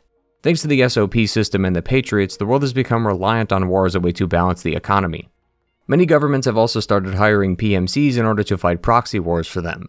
The 5 largest PMCs are under a mother name called Outer Heaven, run by Liquid Snake. This is also why Solid Snake is here, is because he plans to take down Liquid. In between the events of MGS2 and 4, it seems like Liquid has fully taken over Ocelot's body and now controls him. This whole thing with Liquid is really hard to explain, so for right now, just go with the fact that this is Liquid Snake in Ocelot's body, as we'll circle back to this at the end. Regardless, the reliance on war has created what's called the war economy, and it's become so ingrained into society that removing it would essentially cripple the entire world. Do you remember back in MGS2 when President Johnson said that he originally wanted to stop the Patriots, but realized that without them, the resulting alternative would be worse? This is what he meant. The world has become so reliant on the war economy that stopping war altogether would destroy the economy. This idea is going to reappear a few times throughout the game and is one of the main hurdles Snake will have to deal with, so keep this in mind. Helping him on the mission is Otacon as usual, as well as a girl named Sunny. She's actually the child that Olga gave birth to but never saw thanks to the Big Shell incident. Otacon decided to take her in and raise her, seeing as Olga had passed, which was nice of him. The person who actually gave the group their mission, though, is none other than Roy Campbell. He wants Snake to meet up with a group called the Rat Patrol, who's located in the combat zone, so that he can get more info on Liquid's whereabouts. The first few scenes give us a real good look as to not only Snake's new equipment, but also the effects of war. A reoccurring theme in this game is the idea of war and how PTSD manifests in each person differently. These militiamen are no match for the coordinated attacks of the PMCs, especially when they bring out the Geckos, which are these highly mobile combat units that absolutely decimate anything it sees. These soldiers are fearing for their lives, and we're able to see this happen in real time, as there's a bunker full of injured and dead soldiers, as well as dozens of men who are cowering in fear, hoping to see tomorrow. It's terrifying, and PTSD as a theme is one of MGS4's strong suits, as it affects everyone, even Snake, as these weird flashbacks could be attributed to some of his past battles. Sometimes when specific characters or actions happen, we can press the X button to see a previous memory. To be fair, it's not perfect though, as some of the flashbacks reference things that happened earlier in the mission, or just things Snake never saw, like when he salutes and a flashback of MGS3's ending appears. Still though, I think some of it could be used to convey the idea that Snake's old memories are resurfacing, and while he's doing fine mentally, there is some underlying trauma there. This game, more than any before it though, was the one to really convince me that violence wasn't the answer here. As at least within this act, we have no stake in this war. Each game we were fighting people who are opposed to us, but right now we're a third party. We have no stock in this war, so killing these people is pointless. Sadly, most of our hard work is undone, as many of the soldiers end up dying by each other's hands anyway, but despite being older now, Snake shows us that he can still hang with the best of them, even when times get tough. Not just due to his own combat prowess, but also his new suit, the Octo Camo. This mechanically is an automated version of the camo system from MGS3, as simply lying on anything will change the suit's color to match the environment. This does make combat though a breeze, as you can hide in plain sight even when it's bright and sunny out. Sadly, it's not as intricate as the cutscene showcases, like how the one section of his leg turns green thanks to the melons near him, but the general idea is still there. The game even lets you save the camo patterns you have just in case you got a really cool design, and even lets you handle the camo manually like MGS3, but I never saw a need for that. We'll talk about the combat in just a bit though, as we are still missing one key part of the game's mechanics, but on the way there we get a brief cutscene with Otacon and Snake, which repeats the mission briefing we showed earlier. Once that happens though, my game crashes. Oh yeah, Jesus, it's been 5 minutes and I already have to talk about this. Yeah, MGS4 runs like shit. Sort of. MGS4 was originally released on the PS3, but unlike literally every game in this video, it's never been ported to another console. I can understand console exclusivity, but PS3 only is a bizarre decision, especially since this serves as the ending of the entire saga. Metal Gear Solid 1 had an expanded version called MGS Integral, a PC port, and a remaster called MGS Twin Snakes. Even Metal Gear 1 and 2 got re-released, not just on other consoles like the NES and Famicom, but both are a part of the HD collection that comes with MGS 2, 3, and Peace Walker. But MGS 4 has to stay on this console no matter what. This became a problem for me since I never owned a PS3, so I decided to emulate it, but MGS4 does not play well with emulators. It's definitely gotten better over time, but I decided that buying an original PS3 was a better alternative. My unimportant sob story aside, there is a discussion to be had about why this game is only on this console. It's one of the few games in the series that many people will just not be able to play, as it either requires a powerful PC and enough know-how to emulate, or enough money to buy a PS3 just to play this one game, and that sucks because even though this game's writing is questionable at times, it's important to play, not just because it's a core part of the series, but it's the ending of it. Thankfully, this is my job, so jumping through various loopholes to get a game is not a problem, but not everyone has the foresight to save an old console they don't touch anymore, or has the funds to buy a used one for $150 just to play one game they may not even like. Even though MGS4 is not some people's favorites, and it's not mine either, I still think making the game more available should have been a top priority for Konami, but it clearly wasn't. Which means that this game will likely be a lost relic forever stuck on this console, even if emulation is making great strides to prevent that from happening. The one positive is that YouTube playthroughs exist, and no game benefits from this more than MGS4 since a large portion of the game is cutscenes. This has been a series-wide phenomenon as we've discussed before, but this game is long even by Metal Gear Solid's own standards. To give you an idea of what I mean, the first 2 acts of the game are roughly 5.5 hours, but only 2 hours of that is actual gameplay. Now this is a very rough outline and not completely accurate, but still hopefully this gives you a general idea of what I mean when I say this game is a movie. Just like I said before, as a concept I don't mind the idea of a long cutscene as long as the cutscene provides something of note and it's not just long for the sake of it. And this extends to the gameplay as well. The problem is that MGS4 is a game of great ideas with poor execution, and there are 2 pretty good examples to convey what I mean. Later in Act 3 we're tasked with tailing a resistance member so that we can find their hideout. As an idea, I like it as the series doesn't have a whole lot of variety in its missions despite it being a stealth game. Tailing people is a common mission objective in stealth games, but Metal Gear Solid hasn't really capitalized on it, so I appreciated its inclusion. The issue is that the tailing mission lasts about 25 minutes, and all you're doing in the meantime is following some guy while occasionally taking out guards along the way. The other example is this scene a little bit later when Liquid is surrounded by hundreds of military soldiers. This scene is supposed to convey how people are surrounding Liquid and also how strong he is since he's about to defeat all of them by locking their gun IDs. It has Liquid going out into the open while dozens of vehicles from boats to trucks to helicopters surround him. It's a great scene, but this one interaction lasts 4 minutes. I know that's not long, but given that there's still more to the cutscene and this is just one part of it, you would assume it'd be 30 seconds to a minute at most. Just about every scene in this game goes 2 or 3 times past its necessary length, which is what adds to the runtime. Plus, given that Kojima is a tell-don't-show kind of person, you know a good portion of these cutscenes are just exposition. Not all the scenes are like this though, in fact some of the cutscenes are actually better when they are long, like this fight that happens much later. But certain parts overstay their welcome, which really contributes to the notion that MGS4 is really just a movie with the occasional gameplay level and that it's long and drawn out. Getting back to the story though, after crawling through the trenches of the combat zone while each side is piling on its casualties, Snake will make it to a building with a monkey. Next to the monkey is Drebin, a gun launderer. Due to the war economy, guns are hot on the market, but since IDs prevent people from using them, Drebin takes the guns he finds, removes the tags, and then sells them off to the highest bidder. He's basically playing for both teams, as each team will need the guns and he's got them, so he sells them off to the PMCs and militias, they die, he collects them again, resells them to someone else, and the cycle repeats. Now Drebin makes it explicitly clear that he doesn't get his hands dirty as he's just a businessman, so he's not killing anyone to get their guns, nor is he going out and getting them himself as he has agents to do that for him, and Snake is about to be one of them. Drebin also gives him a shot of suppressor nanomachine so that he can use some of the non-ID guns. This is something that's going to make less sense the further we continue, so let me just say now that Drebin is lying. Inside the syringe is actually another version of Fox Dye we'll just call Fox Dye 2. As we know, Fox Dye 1 was already inside Snake's body, but now he has Fox Dye 2. It follows the same idea of only killing specific people, but we don't know who those people are.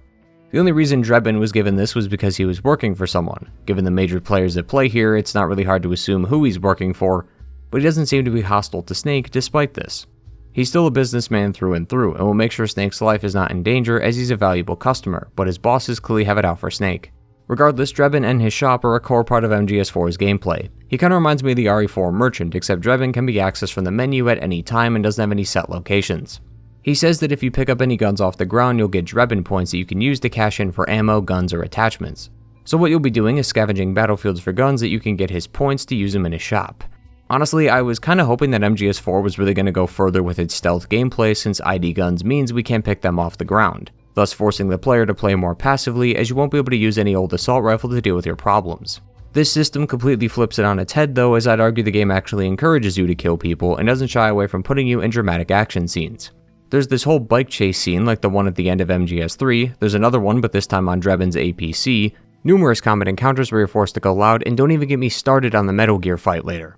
It's definitely the most action-heavy game thus far, and while not a bad thing, I do miss some of the old stealth encounters. Most of that is present in the early acts, but as the game goes on, it starts to drift more towards high-octane action rather than stealth. As an action game though, it's not too bad, and still has some of that Metal Gear charm in it. My only complaint is that it felt too easy at times. Not in regards to difficulty, but more along the lines of ammo and strategy. As running out of ammo in this game is a minor inconvenience, as all it takes is a trip to Drebin's shop to get more ammo, and not only is it extremely cheap, you can do this from whenever you want in the pause menu. So essentially you could run out of ammo mid-boss fight, pause, then come back with a full stack of 700 a minute or two later. It's definitely a bit bizarre, but while not one of my favorite combat systems in the series, I can see how many people have taken a liking to it, as the system does have its merits. As for Drebin himself though, personality-wise I think he's great. He and his monkey are extremely entertaining to listen to and they make for some incredible moments. Relax, it won't hurt.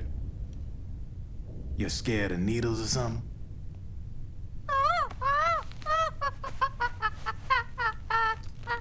My only issue is that Drebin starts to be the resident lore keeper a bit later, as he seems to know everything that's going on in the game, and it starts to really become clear that he's being used as an exposition tool for the writers to convey certain things about the story to the player. Continuing on though, once Drebin leaves, Snake will eventually make his way to the building where he's supposed to meet the Rat Patrol. After a quick interaction, they realize that they're on the same side, so they seize fire. Leading this ragtag group of individuals is Meryl, who we haven't seen since MGS1. There is a surprising amount of old characters that are thrown into this game, and it seems like this was done in a way as to wrap up their stories, but sometimes it's okay to just let things lay where they are. I don't mind Meryl being here, but it did originally feel like the team went, okay, who haven't we seen in a while, and then landed on Meryl and decided to make her relevant to the story again. But I liked her placement in the story as she's the one who fills us in on the SOP system and what it entails. She also seems to be in favor of the system despite it very clearly being a major breach of privacy. Meryl even recognizes this, but says that the benefits outweigh the negatives as it helps them do their job. She, like many, are a slave to the system, but don't seem to mind it, which relates to another theme of this game, and that's an over-reliance on technology. All these PMCs have become so dependent on the system that once it's gone, they don't know how to function, which will have some dire consequences soon. The other members of the team are quite forgettable except this masked individual named Johnny. He's a more relevant version of the bathroom soldiers we've seen throughout the series. In each game prior, there was a jail guard who would have stomach issues, which would give us the opportunity to escape while they're in the bathroom. This game doesn't have a torture or jail sequence, which makes it the first in the series, so they opted to just make a character based around them. Johnny is also a reoccurring character, although you'd be forgiven for not knowing who it is, as not only is he the bathroom guard from MGS1, but he's also the guy Meryl knocked out in that game. When Snake leaves the DARPA chief's cell, Meryl points a gun at him while wearing a soldier's uniform. That guard she took the uniform from was Johnny, and we could see him positioned right behind her during the cutscene. Another very odd inclusion for the mind of Kojima, especially since Johnny reappears throughout the story quite a bit and even shits himself during a firefight, which is about to happen right now. Before that happens though, we have to talk about Meryl and Snake, as the last time we saw them, the two were in love, but it doesn't seem like that anymore. Well, Snake distanced himself from Meryl after MGS1 since he joined up with Otacon to form Philanthropy. She eventually realized that he never accepted her and didn't want anything to do with him, so the two broke it off. It's a bit of a shame that the two had a falling out, but she does still seem to care about him, especially if that bandana she's wearing was the one from MGS1. Circling back to the firefight earlier, the Rat Patrol and Snake make their way to the basement while defending themselves from the Frog Unit. This is one of Liquid's main troops, as it's an army of nanomachine-enhanced women. There isn't much to note outside of this, although I would like to ask where Liquid found these women, since my Mother Base stats in Peace Walker was a 96-4 split when it came to gender, so he must have all the women combatants in the world given how many Frog units we face in the game. Either way, that's not the only women he'll be facing as Snake comes in contact with the B&B unit.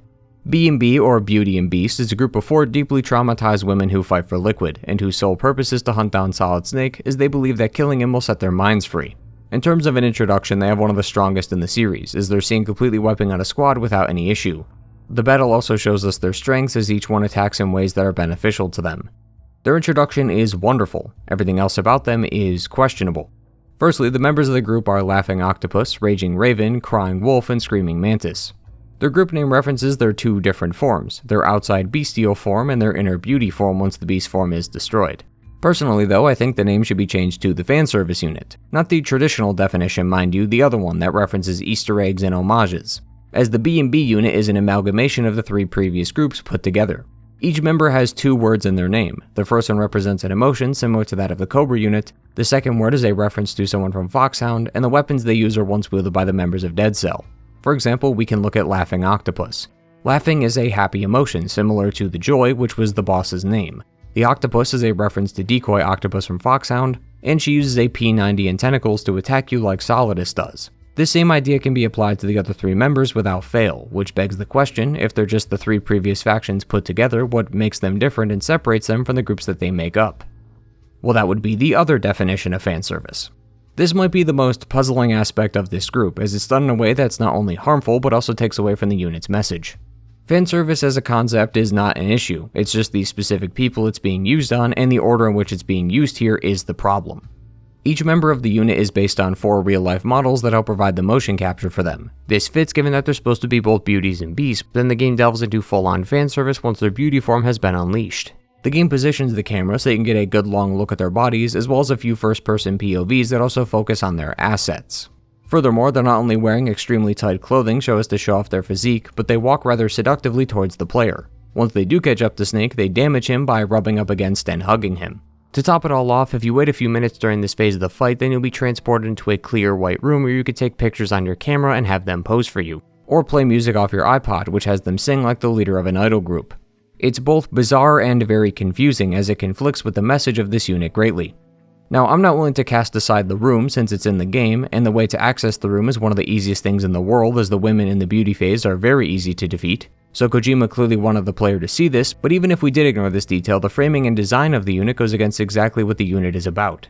Each one of these women have some of the most horrific backstories I've ever heard, and the fights themselves showcase this trauma to the player. Each of them was captured as a child and forced to do something that would permanently scar them for life. Laughing Octopus was forced to torture and kill her own friends and family and had to laugh the whole time or else she'd be killed. Raging Raven watched all the other kids near her be eaten alive by ravens. Screaming Mantis had to hide from enemies in a room that'd be used as a torture chamber by those same soldiers. She had to survive inside the room for weeks because they surrounded the area, so she had to drink dirty water off the floor and eat the corpses that littered the room in order to survive. And Crying Wolf was hiding from a group of soldiers with her baby brother when he started to cry, so she covered his mouth in order to keep him quiet, but she ended up suffocating him on accident. Her mind was so damaged that while walking out of the combat zone with her dead brother in her arms, she saw the spirit of a wolf that would follow her. She ended up reaching a refugee camp but ended up hearing other babies crying similar to that of her brother, to which the wolf came by and killed them all. This wasn't the wolf though, as it was just a hallucination. In actuality, it was her smothering them. It's some of the most horrific stuff I've ever heard, which is why it's so bizarre that the game does this and then also focuses on their bodies during the fight. Had the game just stayed in line with itself, it would have been great, as anytime the game focuses on their PTSD, it's amazing. During the beauty phase of the fight, you can hear people scream and cry as they and their loved ones are being killed. Each member also starts seeing some kind of hallucination, and it really sets the tone for how broken these women are. You feel extremely uncomfortable when you're watching this, and you're supposed to, but then the game goes, well, at least they got good looking bodies though. It's not only a complete conflict of emotions, but it's also incredibly disrespectful, as it's basically just played for laughs. It's like the game is saying, don't worry about their tragic backstory, just focus on how hot they are and take some sexy pictures while you're at it. It's gross and disrespectful, especially when you learn that Kojima not only wanted the unit to be nude in-game but couldn't due to censorship laws, but also wanted the actors to be nude while performing the motion capture, which, may I remind you, is the fashion models themselves. Kojima clearly created the unit with one hand on his dick, and it sucks to have to bear witness to it, especially when all their backstory is relayed to you by Drebin after you kill them. Drebin for some reason knows every nitty-gritty detail about them and always tells you after you defeat them. Sadly, the gameplay ain't that great either, with the exception of Laughing Octopus. Her fight is a hunter versus the hunted kind of setup where she uses her octo camo to hide and you have to find her, and she's surprisingly pretty hard to spot. She goes up on the ceiling, hides in plain sight, poses as a dead corpse, and even tricks you into following Otacon's robot. The fight is great, and it plays to her strengths as a soldier. The others, though, are quite boring. Raging Raven just flies around and is somewhat unique, even if it is similar to the other flying boss fights we've had from years ago, but Crying Wolf is literally just Sniper Wolf with Fortune's railgun. It even takes place in the same arena you fought Sniper Wolf in, and Screaming Mantis fights just like Mantis did, and even as you knocking out Meryl against it, you can defeat her. It just feels really uninspired, which is a shame, as just like MGS4, the group is full of great ideas, but ideas that are terribly executed. After his run-in with the B&B unit, Snake will make his way down the street, where he ends up finding the PMC's main outpost, and also happens to find Liquid among the crowd.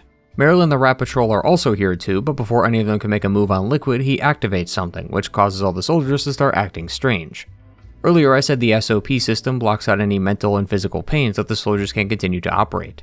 Well, think of it like a wall. Once it's removed, nothing can stop it from going through, so all that pain they felt is coming back to them all at once.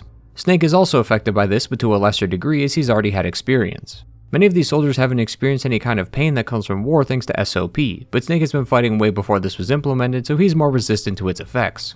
Snake ends up collapsing before he gets the chance to shoot Liquid, who's also joined by Dr. Naomi Hunter from the first game. Thankfully, Snake is able to survive the experiment thanks to Johnny of all people, as he has no nanomachines in his body. Overall though, Act 1 is my favorite in the game. There isn't a dull moment throughout its entire runtime. It showcases the tragedy of the world post-MGS2, gives us a look at the new faction unit, and also gives us subtle hints as to what will transpire in the coming chapters. These acts should be making you ask questions, while also getting you intrigued enough to pursue those answers, and Act 1 does that exceptionally well, which brings us neatly over to Act 2. We begin the second act once Snake wakes up and we see Sunny making the group some eggs. The group lives on a plane called the Nomad, seeing as they're still likely wanted for their whole philanthropy business. Which is a problem for Sunny since her whole life has been spent in this plane. She's not doing what 7-year-old girls should be doing, as she's instead cooking dinner for the boys and helping Otacon on occasion when he needs it. Sunny is basically a child prodigy when it comes to computers and programming, as she's able to encrypt specific files with ease and get into the databases of well-known governments without being seen. According to Sunny, Naomi's apparently located somewhere in South America, so they head out in search of her. Once Snake lands, we see that Vamp is back and working with the B&B unit, which also means he's working for Liquid as well. Vamp wasn't a great character in MGS2, and while he's still not amazing in MGS4, he at least has some more screen time, so he's able to cement his role as the villain a lot easier. Once Vamp leaves, Snake gets a call from Campbell and tells him that he's given him the frequency of a psychiatrist that he can keep his psych gauge in check. The psych gauge replaces the stamina gauge of MGS3, but ends up working the same way. The lower the bar, the worse your accuracy. You lose psych by being in active combat in high-stress situations. Mechanically, it's nothing to write home about, but I did like its use narratively, as it shows how Snake is feeling at times since the psych gauge can be lowered during cutscenes. For whatever reason though, the psychiatrist that will be helping us is Campbell's wife Rosemary, the same one who dated Raiden. After MGS2, Raiden was naturally shaken up and had trouble talking and opening up to people. This caused him to start neglecting his relationship with Rosemary by not coming home some days, and the days in which he did come home, he was drunk. Raiden and her would eventually end up going their separate ways. She would go on to marry Colonel Campbell, and Raiden took a job from a woman called Big Mama. She wanted the location of Big Boss's corpse, and in exchange she would give him the location of Sunny, who was in Area 51. That's how Sunny ended up in Otacon's care, as he gave her to them and then left. This is all well and good, except the marriage is a lie. Rosemary and Campbell are tricking everyone into thinking that they're married, because Campbell, being a former commander to Raiden, feared that his wife and son's life would be in danger thanks to the Patriots, so he remarried her in order to keep her and her son's life hidden. I have one question though, and it is an actual one. How does that protect them? I don't recall the game ever explaining how Rosemary marrying Campbell protects them. I assume it's because Raiden was hired to do work against the Patriots, so breaking off the relationship would mean they can't use her against him like before. But that doesn't make sense either, since they're the Patriots, they know Raiden's history with Rosemary, and I highly doubt she'd be that hard to find. Plus, even if they thought this was a brilliant plan, why didn't they tell Raiden about it? Rosemary nor Campbell ever told him that this was a lie. In fact, Rosemary went even further and told him she had a miscarriage, so the whole time he has no idea that his son is actually alive. The whole plan seems to have been conducted by these two alone, since Meryl hates her father for remarrying a woman that's close to her age. She also hates him for not telling her that he was her father since he had an affair that resulted in her birth, so the dude's already a complete scumbag, but this is just the icing on the cake. Still though, what is the point of this whole plot? None of it makes any sense and it feels thrown in for the sake of adding unnecessary drama. It's supposed to make you hate Rosemary and Campbell, which is why the twist isn't revealed until the last few minutes as a sort of subversion to make you realize how wrong you were about them, but it actually makes me hate them more. I can understand why Rosemary would break things off with Raiden, and had it ended there it would have been fine, as a sort of mirroring to Snake and Meryl's relationship, but everything after that is just unnecessary and if anything made it worse. Who tells their husband, "We're getting a divorce," and "Oh yeah, I miscarried by the way, sorry," and then goes off and marries their ex-husband's commanding officer? To make matters worse, Rosemary is even less important than she was in MGS2. At least in that game she had a connection to Raiden, so talking with her would give us some insight on their relationship, but she's completely useless here. In here, all of her dialogue is about your psych level, and it only relates to certain game mechanics, like removing weight if you're carrying too much in your inventory. She does have some interesting lines when you talk to her after dying and reloading a checkpoint, but other than that, I never found any of her dialogue to be interesting or helpful. I honestly forgot she was a part of the game for a while. Rosemary is a good example of this game trying to cram in as many of its past characters as it can, but there's only so many spots they can take up, so more often than not they become like Rosemary and are easily forgettable. Our talk about Raiden and Rosemary segues us right into the next part of the story, as soon after this we get a call from Raiden himself, almost as if that was intentional. Raiden's currently doing his own thing right now, but he's in the general area and tells Snake that Jack is dead, referencing that his past life is gone. It's very weird hearing that after playing the game, knowing that his own wife and commanding officer are tricking him just like the Patriots did at Big Shell. Seems like our cyborg ninja really can't catch a break. Snake can't seem to either, as he's thrown into another war between one of Liquid's PMC groups and the local militia. Right after Snake makes it through some of the following areas, Drebin comes by and talks with Snake. This is where he turns into the lore keeper and tells Snake that the B&B unit is hunting him, as they believe that killing him will cleanse their minds of the horrors they've endured. In addition to the massive bombshell of information that states that the Patriots have implemented some kind of speech recognition, forcing people to not utter the word Patriot. This is another strange detail to me, as I don't recall this ever being mentioned ever again. Another name for the Patriots is the Lale Lule Lo, which is the code word Eva was supposed to say in MGS3 and is something that has been mentioned in the previous games before, but it's never been given much weight until now. Due to the Patriots controlling the flow of information and the nanomachines in people's bodies thanks to SOP, they're able to stop people from saying the word Patriot and instead have them say Lale Lule Lo. This may also be why Meryl says this after Snake utters the word Patriot. I think the idea of the Patriots controlling the people to the point that they can't even say certain words is really cool. I'm just kinda surprised that this wasn't given more attention. It's just brushed aside as a random piece of information despite how dangerous that is. Drebin also explains why Snake and Otacon heard that the Patriots died over 100 years ago back in MGS2. That's because the Patriots no longer exist, at least not physically. Major Zero from MGS3 was the original founder of the Patriots, but after some time he fell ill and decided to pass on his vision to something with less emotion, an AI. He created the AIs that make up the Patriots like GW from MGS2. The 4 AI are named GW, TJ, TR, and AL, which are the initials of the 4 presidents on Mount Rushmore, with a 5th AI called JD or John Doe who is the leader of them. Breaking into the AIs is almost impossible, but Liquid's hoping to achieve this since he's trying to hijack the system. We don't know how he's going to do this, but he plans to create some kind of haven, a sort of safe place away from Patriot control. His little experiment in the Middle East was a part of this plan, and he's about to enact the next experiment soon, but first we have to find Naomi. She's located in the back of this mansion and seems to be alone. On top of removing the word Patriot from people's speeches, it seems like they removed buttons or something along those lines, given Naomi forgot to button up this morning.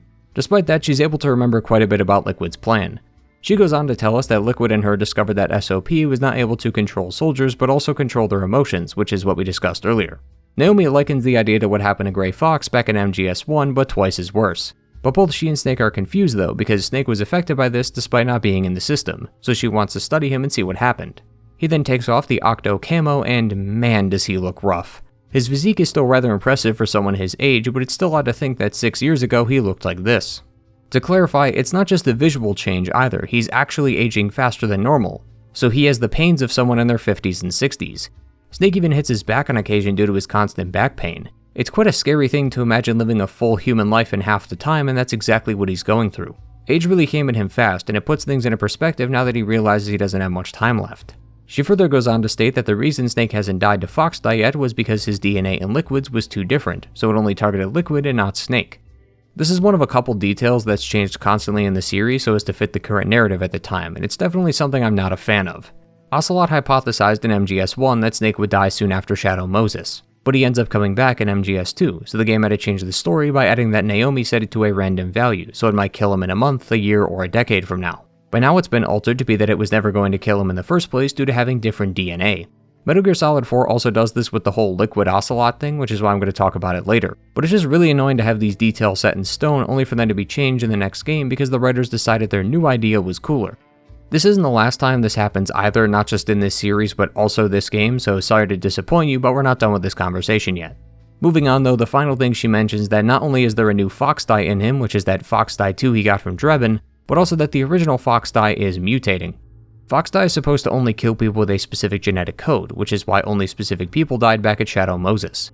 Well, due to Snake rapidly aging, the Fox Die mutated and is changing the code, meaning it could kill anyone. Or to put it bluntly, Snake is about to become a walking bioweapon in about 3 months.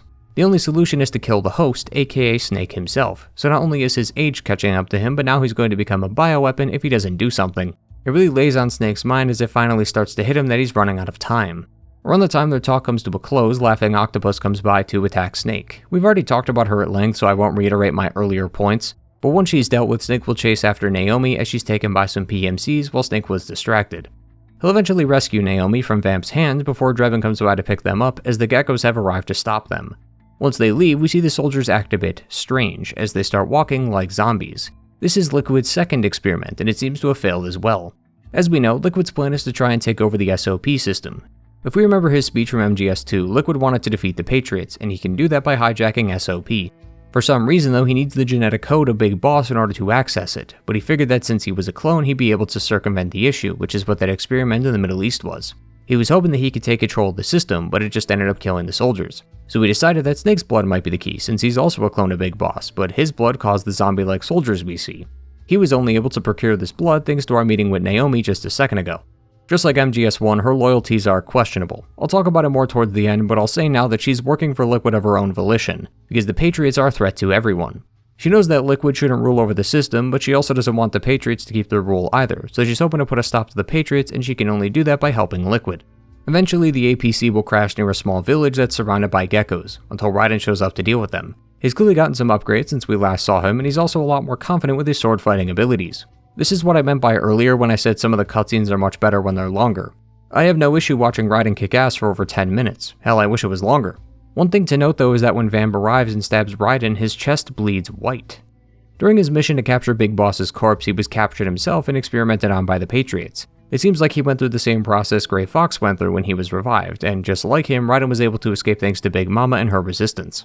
The problem is that Raiden has become critically injured from this fight with Vamp, and he can't just get a simple blood transfusion, so we'll have to go back to the doctor that originally operated on him when he escaped. Thankfully, that doctor also happens to be near where Snake will go next, and that's Big Mama's headquarters. Liquid plans to pay a visit to Big Mama and her team because thanks to Raiden, they have the corpse of Big Boss, and he needs his DNA to get into the SOP system. So Snake is going to make sure that doesn't happen. Sadly, Raiden won't be able to join us due to the wounds he suffered, plus he's going into autotoxemia.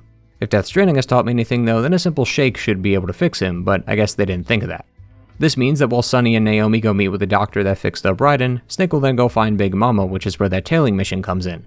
Before they land though, we get to see the cast interact on the Nomad. It seems like Naomi has ulterior motives given that she's carrying a USB on her necklace. She's attempting to create another virus, uncreatively named Fox Alive, that'll destroy the AIs that control the Patriots, but she needs help to finish it. She was originally going to get Otacon to help, but realized that Sunny was the better option. The two seem to be getting close to each other, but in a very calculated and predicted move, Otacon fumbles. I used to be an anime otaku. Oh. Yeah, maybe don't start with that. Seems like it didn't matter though, as Otacon is able to show the audience that Metal Gear's on the only things that are solid and has some alone time with Naomi in one of the choppers. But Otacon is 0 for 2 when it comes to women, and a third time is not the charm, as Naomi is absolutely going to betray them again later. Once Snake lands in Europe, he comes in contact with Big Mama, who we discover is Eva from MGS3. Eva tells us that she's actually Snake's mom.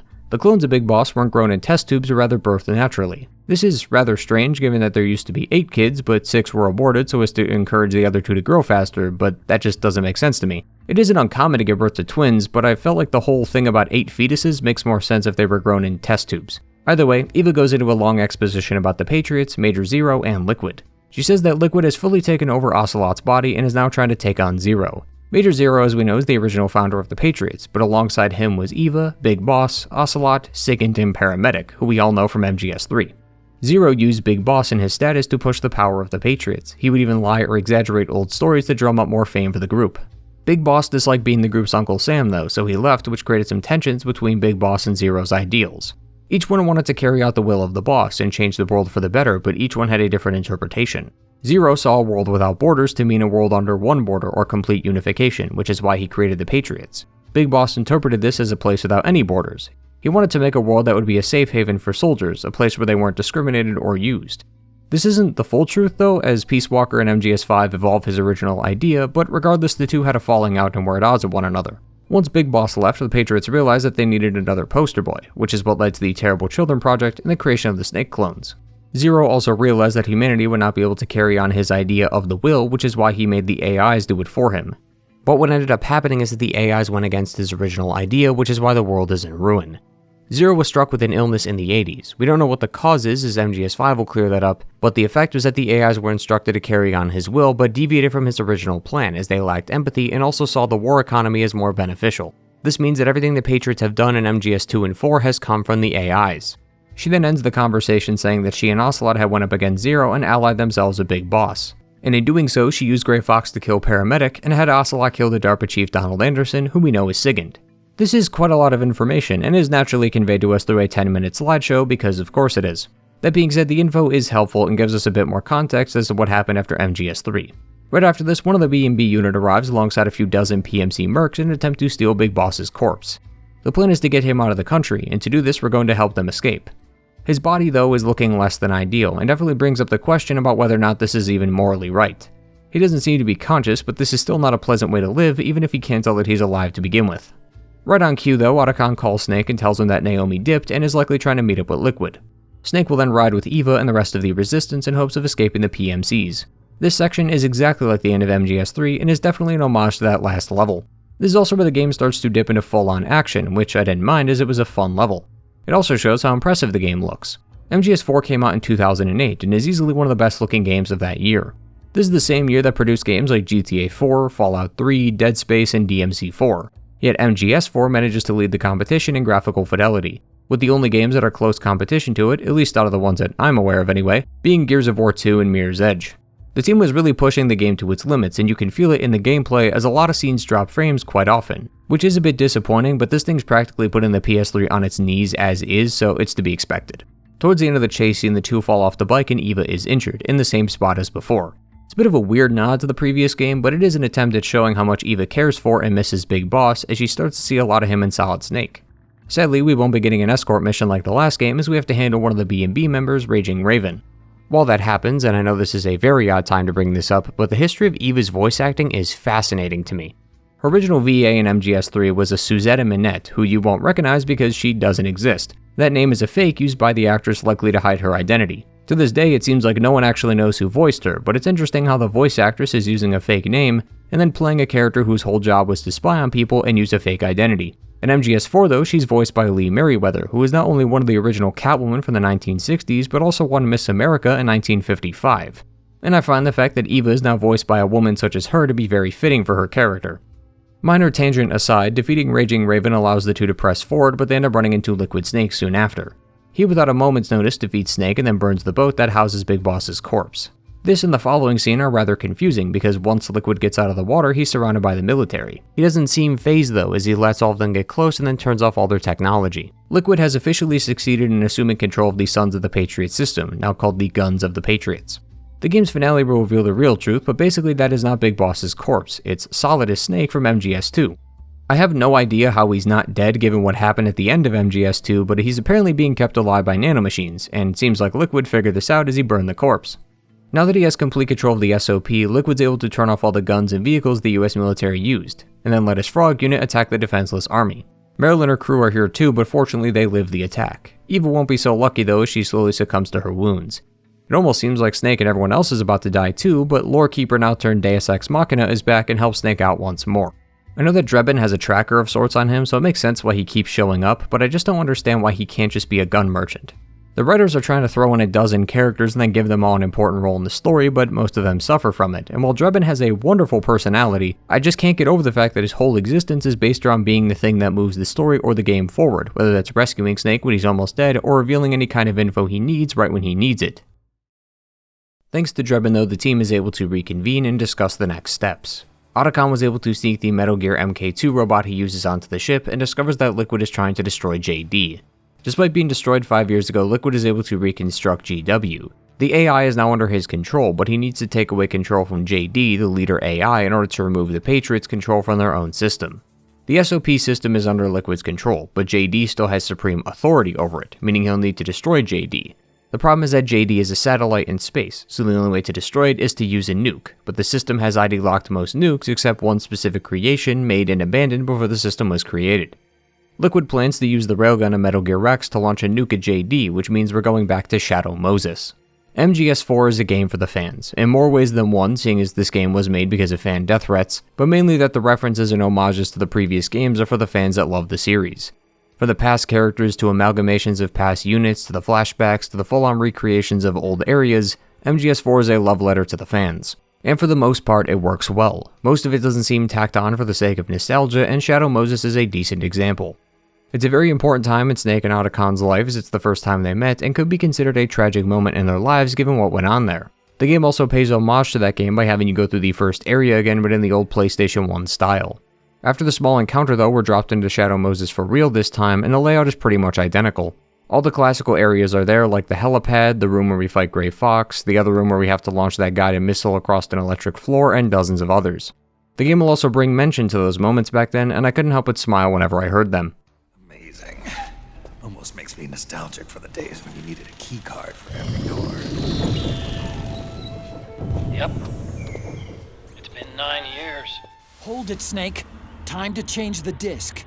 I know, it's a pain. But you need to swap disc 1 for disc 2. You see the disc labeled 2? No. Huh? Oh, wait. We're on PlayStation 3.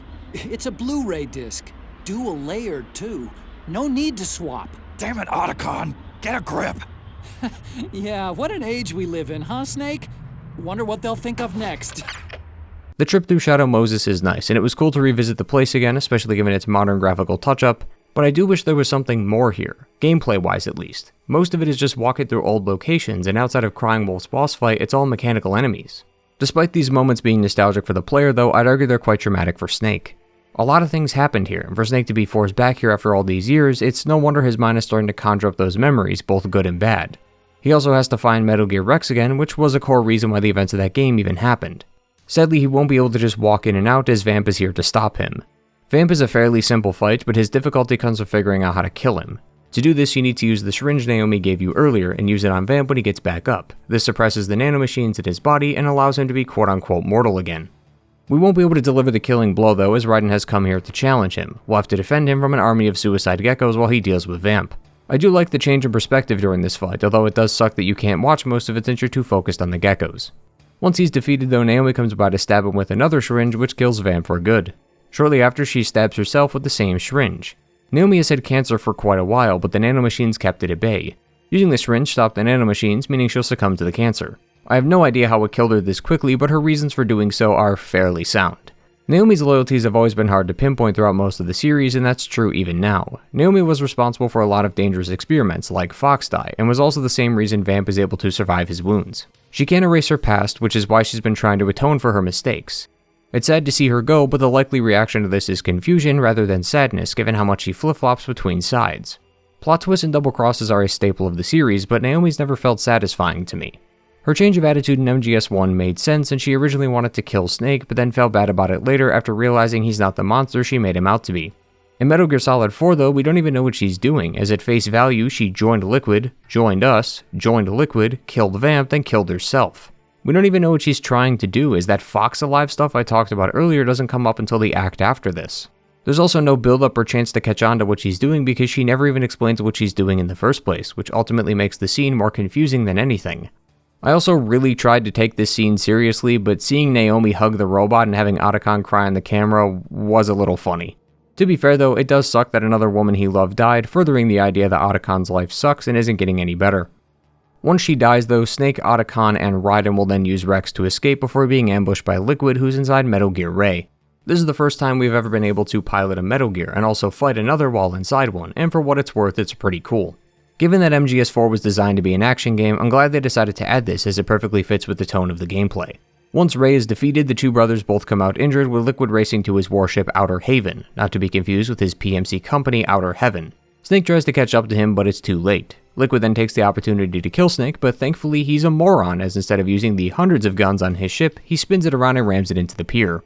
Raiden is able to rescue him though just in time by holding the ship back. I find this absolutely hilarious, as 2 minutes ago he was stuck underneath a pile of rubble, but is somehow able to stop a ship as large as Arsenal Gear and also do it with one hand. The ship is too strong for him though, obviously, and Raiden is crushed. Thankfully he's not dead, as him dying here would be the worst way for him to go. But given that lots of people didn't like Raiden to begin with, having the script magically give him the strength of Superman only for him to fail 10 seconds later might have actually made people happy. To add to the convenience of the scene, Mei Ling shows up with a ship and prevents Liquid from hitting Snake again. Mei Ling did appear in the mission briefing earlier, so it's not like this is a huge surprise, but once again, it's another one of those moments where the game needs to make every single plot-relevant character someone from a previous game, even if it makes zero sense to include them. This then ends up bringing us to the beginning of Act 4. The next act is the final one, but before we continue, let's discuss the previous acts so far. A complaint I had in the previous games that it felt like specific objectives were created to add padding to the game. Thankfully, MGS4 doesn't have many, if any of those moments, since the game felt quite streamlined in what it was trying to do. The only difference is that some of them were too long. The tailing mission is a great mission, as it makes sense in the context of the story and doesn't feel unnecessary, but it's also 25 minutes long. On top of this, it also felt like the acts have been on a downward spiral since the first one. Each of the acts are passable on their own and do contribute something to the story at hand, but a lot of the smaller moments are what bring down its quality. From the formulaic B&B fights, to Drebin doing his best to get as much screen time as possible, to the overuse of exposition since the team still can't find a proper way to relay the information, to the overabundance of old cast members appearing because this is the Smash Bros. Ultimate of Metal Gear Solid, it all drags down the story heavily.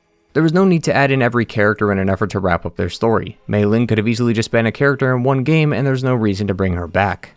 Campbell is an okay addition, but his own quirk was being the mission leader, and most of that is taken away by the other characters, who are either Drebin, Otacon, or Naomi, so he just serves as a callback for those fans who remember him. Rosemary's entire existence is pointless, and her fake marriage with Roy is also a waste of time. Meryl is probably the only character I'm okay with given her relationship to Snake, and because she's shown to be this naive soldier who wanted to be recognized as one by her own hero, only to be a slave to a system that gives her the strength to fight. Eva is one I'm torn on, given that her role could have been replaced with another new character, but instead becomes another callback. But she does provide us with vital information on the Patriots and their creation, but once again that could have just been given to someone else, like Liquid, since he has no issue talking about his goals and past to Snake. Still, her explaining the events of MGS3 along with what occurred between Big Boss and Zero are nice to know, but why does it have to be a 10-minute slideshow? It's one of the laziest ways the game has expunged its plot, and it's shocking how many times the game does this. These mission briefings in between each act are also pretty much a guaranteed 15-minute episode that just repeats the same dialogue constantly. The briefing before Shadow Moses shows Otacon and Snake listening to the recording he made while on Liquid's boat. They both hear the name Metal Gear Rex, and yet no one says anything. Snake will then mention hearing Rex's name a bit later, to which Otacon finally perks up and says, "That must mean they're going to Shadow Moses." Then Campbell comes by and says Metal Gear Rex again, and then it finally clicks in their heads that they're going to use Rex to destroy JD, even though Liquid literally says that already in the recording. We'll launch a stealth nuclear warhead at JD. I thought you couldn't control the nuke with GW. We can't. That's where Rex comes in. It's not only making these intelligent characters dumb for the sake of the plot, but it also adds time to a game that's at least a few hours too long. The plot twists so far have also lacked the charm that the other games have had. We aren't at the end of the game yet, so some of the real truth hasn't been revealed yet, but the twist I have discussed, which was Big Boss's corpse actually being Solidus, was impossible to guess. It's exactly the thing the other games didn't do, and that's have plot twists that are impossible to see coming. Each of them had some kind of hint that makes itself known on a second playthrough, but this one isn't possible. It's also another example of the game just doing things because the plot would be cooler this way, like changing how Foxdie works and bringing back Solidus because it sounds like a cool idea. All of it brings you out of the experience, and it sucks, given how amazing the start of this game was. It's such a weird feeling that these acts are connected to the first one, as they feel like two totally different games at this point. The imagery of the soldiers cowering in fear, the showcasing of how much of a hold SOP in war has on the world, and how much these battles have affected Snake were fantastic, but then the game delves into this, and replaces some of its human enemies with robotic balls and goes into long speeches that could have easily been cut in half, and I just do not know how we managed to get here, and Act 5 isn't going to solve our problems. In fact, at times it even perpetuates it. It first starts with a presentation from Mei Ling about what they're going to do once they get close to Liquid's warship. The only reason she was able to present this information was because Naomi gave the info to Sunny. All the internal blueprints of Outer Haven and the solution to stopping GW, which is located inside the ship, was given to them by her. Whose side was she on, anyway? Finally, someone's asking the real questions here. Too bad it took 12 hours to finally do it. Just about everyone is on Mei Ling's ship and is ready to work together to stop Liquid. Even Drebin is here, which for once actually makes sense, as he states that thanks to Liquid taking SOP, business has been slow. Selling his stock to Snake and the crew will not only keep him in business, but also prevent Liquid from controlling people, which would also hurt his business. Like I said, anytime the game stays in line with itself is great. Drebin helping Snake because he wants to keep his business going is the exact kind of attitude you would expect from a gun launderer who gets rich off war. The group then sets out to defeat Liquid and his ship. Snake and Meryl then land on the ship with Johnny falling into the ocean. Snake will then run into Screaming Mantis, and just like I said earlier, it's very similar to Psycho Mantis, but just less interesting. Psycho Mantis does at least come back at the end to vibrate your controller again, and also tries to read your mind, but can't since we're not using memory cards anymore. It's just Mantis being Mantis again, and while a bit out of nowhere, given that this is another instance of him committing to his bit, I was cool with it. Plus his boss music returns for the fight, which is one of my favorites in the series. Behind Mantis is a hallway that leads to GW. The issue is that it's covered in microwaves, so Snake could burn up and die if he's not careful. He figured that he should be the one to do this though, seeing as he's already close to dying anyway. Meryl then vows to protect him while he goes in, which is a nice full circle moment for her since Snake was always the one protecting her.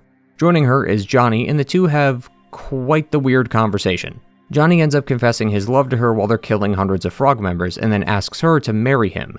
She says no, which I was totally on board for until I realized she only did that so that she could be the one to ask for marriage. I have no idea what Meryl sees in him given he's a complete nuisance to be around, plus he literally tried to grab Mei Ling's ass not even an hour ago, but hey, if they're happy, so be it. The two of them at least show how in sync they are even without the system to aid them, as they're able to take down most of the frog unit with ease. Snake gets to the door where the microwaves are, but is stopped by more frog units, until Raiden comes by, who literally has no arms at this point and vows to also defend Snake while he goes inside. The guy can also just conjure up lightning now, which seems to have come from his time on Shadow Moses. To be fair, Volgan could also do it too, I just always thought that was something he was born with. Raiden just got this power like an hour ago. Similar to Meryl though, it's a nice opportunity for Raiden to pay back Snake for all the times he helped him, plus the fight scene is just as great. The scene then changes perspectives and attempts to show how close this is coming. Meryl, Johnny, and Raiden are close to being overrun, and Mei Ling and the crew are barely hanging on. It's a great scene as everyone's really giving it their all for this final battle, as it'll determine the fate of the world. Snake then barely manages to make it through and now has to defend Otacon while he uploads the virus Naomi made into GW. Otacon finishes the hack just in time for everyone to survive, but the hack is not only erasing GW but the other AIs as well. The plan was to originally stop GW, since that would prevent Liquid from shooting down JD. Destroying JD is that hurdle I talked about earlier, as it would have removed the Patriots completely and caused total chaos given how much influence they had. What President Johnson feared is about to come true, until a message from Naomi appears saying that everything's going to be alright. Thanks to Sunny, they were able to remove the AIs without compromising the infrastructure of the system. It's basically the best of both worlds. The Patriot rule is over and the world doesn't devolve into utter chaos. It's an interesting twist, even though it's never mentioned how that's even possible, so the game just kinda hopes you'll accept it. Plus, it's another example of Naomi switching teams more than Ocelot does, but nonetheless it's still a decent scene. Naomi was always on the good side of this war, but she needed to switch sides in order for it to work, which is why she always kept going back to Liquid. As I said earlier, she always agreed with Liquid's plan to stop the Patriots, but didn't agree with him taking it over afterward. So she had to agree to Liquid's plan while also trying to stop him from reaching the next step after, which she succeeded in doing so thanks to the help of Sunny. Snake, after enduring all this pain, seems to die but ends up waking on top of Outer Haven. Snake and Liquid have had beef for a while, so now it's time to settle it with a proper 1v1. Even though the game stumbles and falls constantly throughout its runtime, this is the best moment in the game. It's not only a great boss fight mechanically, but it's a perfect example of nostalgia done right. The fight has 4 phases, and each one changes the names in HUD to match that of the previous games. The music also plays the most iconic song from each game, including MGS4. It's the fight to end all fights, and having it be a fistfight between the two clones of Big Boss, as the game slowly transitions itself throughout the series, really makes the entire journey worth it.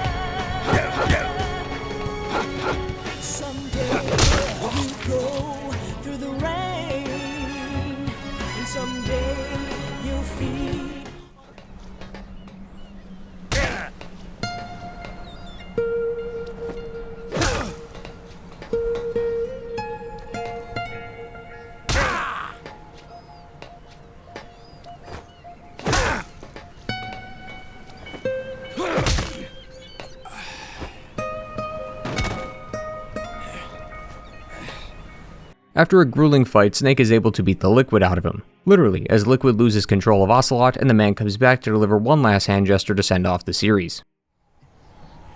You're pretty good. You're pretty good. Good. Before that happens though, Liquid goes on to say that he's won. He stated that his true objective was a world of chaos, and removing the Patriots was the way to do that.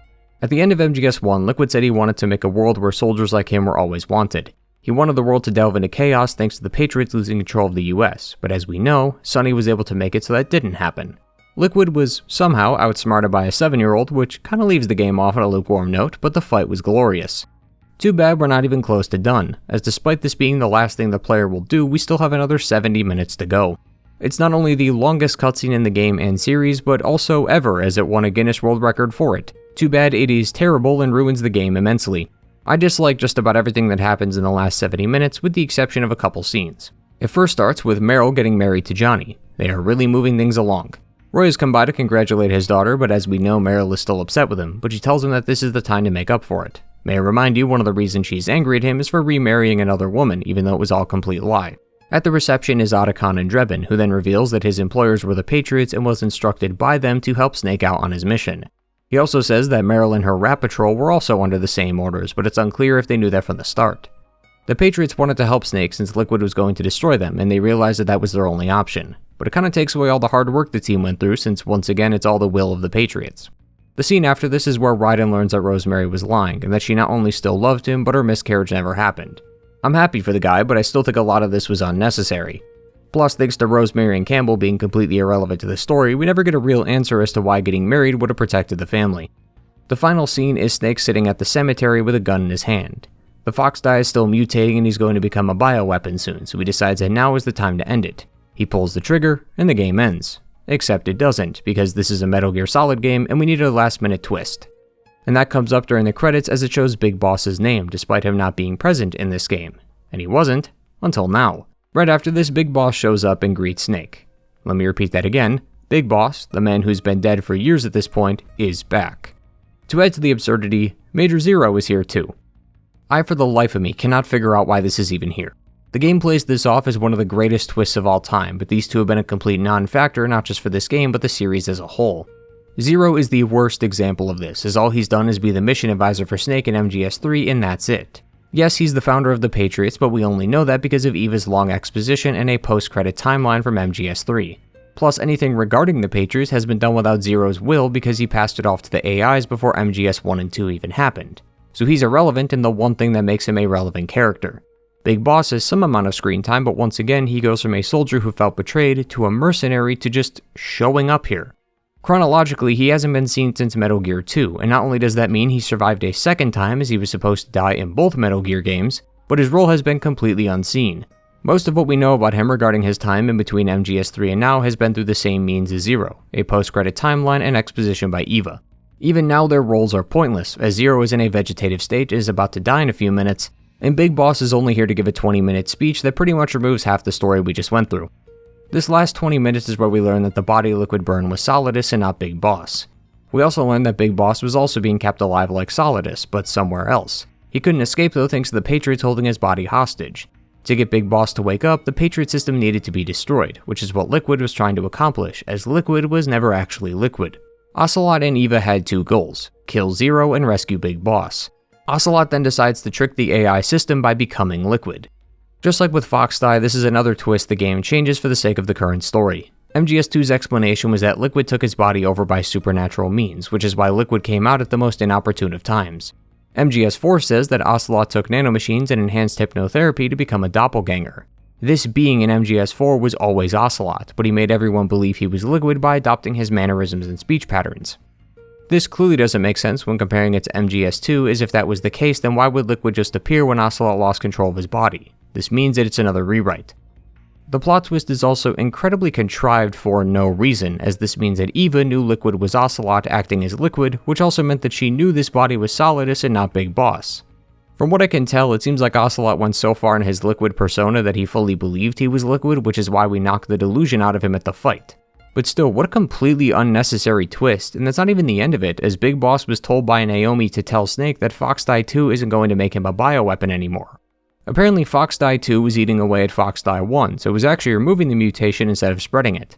Furthermore, Big Boss also tells us that Fox Die 2, the one the Patriots had Drev and put into Snake, was tasked with killing Big Boss, Ocelot, and Eva, which is how all of them die.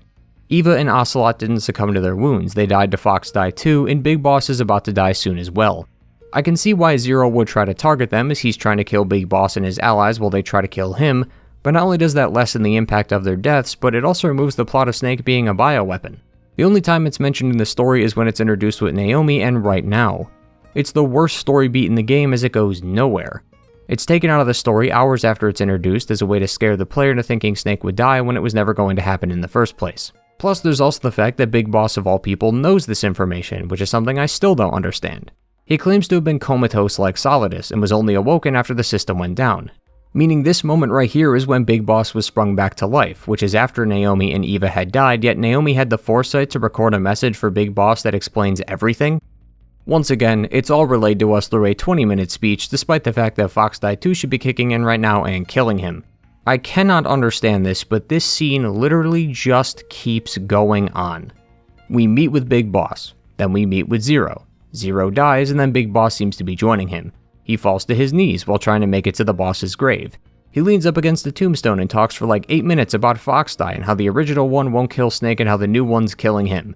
He then finally makes it to the boss's grave before collapsing again. He gets up again, salutes, collapses again, talks for another 2 minutes, and then finally dies. Holy shit, this whole scene is baffling from start to finish. That being said, there is one great thing about this scene, and that there's this genuine feeling of closure. Big Boss even tells Snake that it's over and that he can stop now. For the first time in years, he's truly free and at peace. Solid Snake has gone on such a long journey, and you can see it in his face. As his smooth and handsome face in MGS1 and his still arguably handsome but more old and burned face in MGS4 are practically night and day. He's had quite the difficult and traumatic life, and being hugged and told by who I would argue is technically his father that he can rest now got me in the feels. While the conversations that occur throughout this cutscene are questionable at best, the overall feeling of the ending was wonderful, as it feels like a proper ending for Solid Snake, something that he and likely the player have wanted for a long time. Snake also vows to make the most of his freedom and spend the rest of his time left with Otacon and Sunny, which is adorable. Big Boss himself also comes full circle and realized how wrong he was. He realized that the boss only wanted peace and for people to respect the will of others, while also believing in their own values and beliefs. She wanted a nation free of borders, and Solid Snake did that by defeating the Patriots, thus removing their reign over the people and bringing us back to square one. As I've said at length, MGS4 is a game of great ideas that are good enough for me to understand why people love this game so much. While playing this series, I've been updating you all through the community tab, and a common thread I've seen is an appreciation for this game.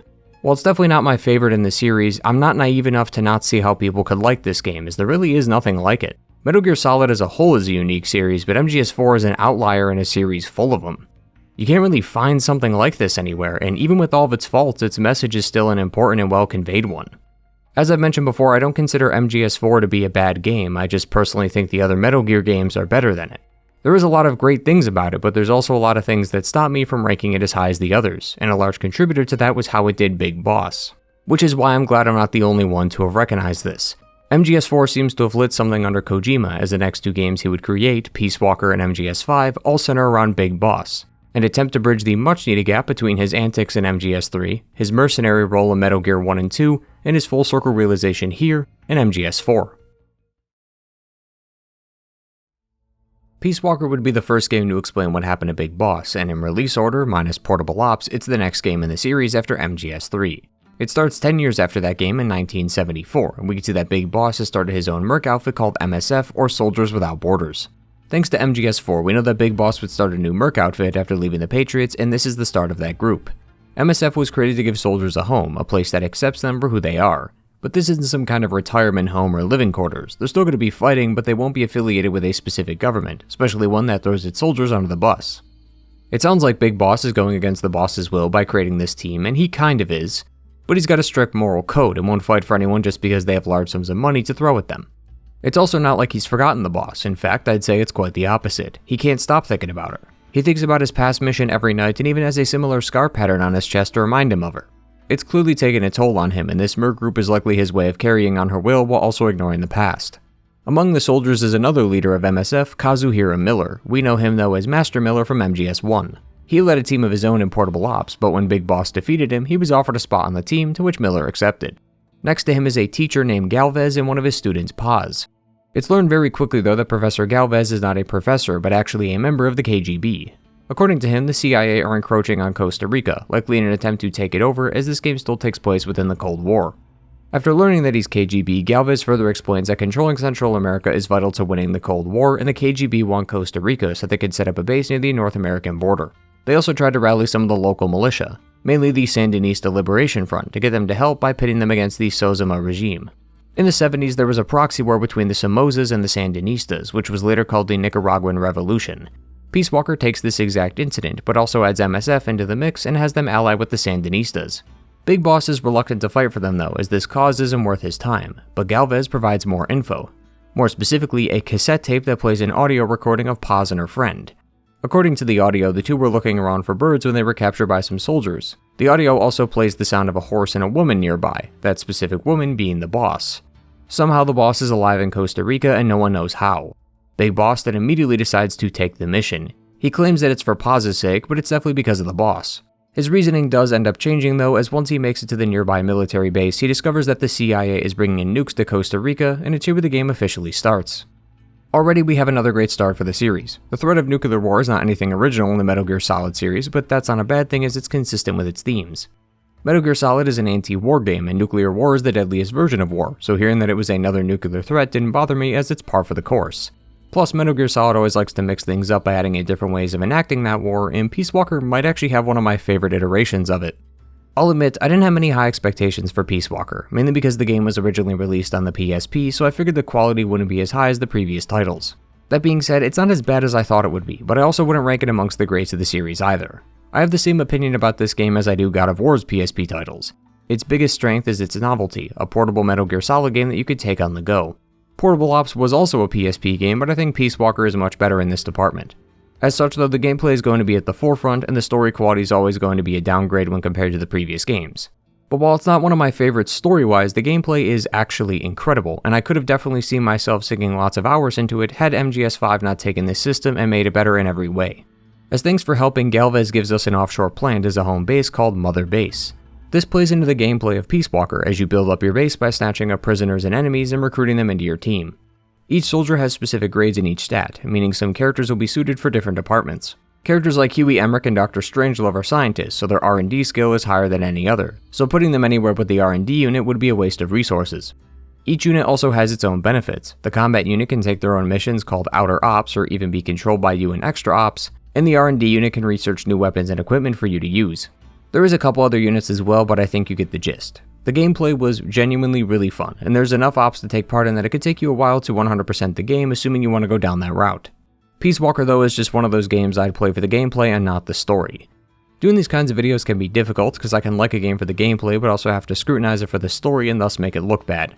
Clearly there is more to a game than the story, and most people play and judge games based on both. That's why I take a bit of time to discuss each game's gameplay since it's quite integral to the overall experience. So while I wasn't a huge fan of most of Peace Walker's story, at least when compared to the others in the series, I don't consider it a bad game, not even close, as the gameplay kept me hooked for a long time.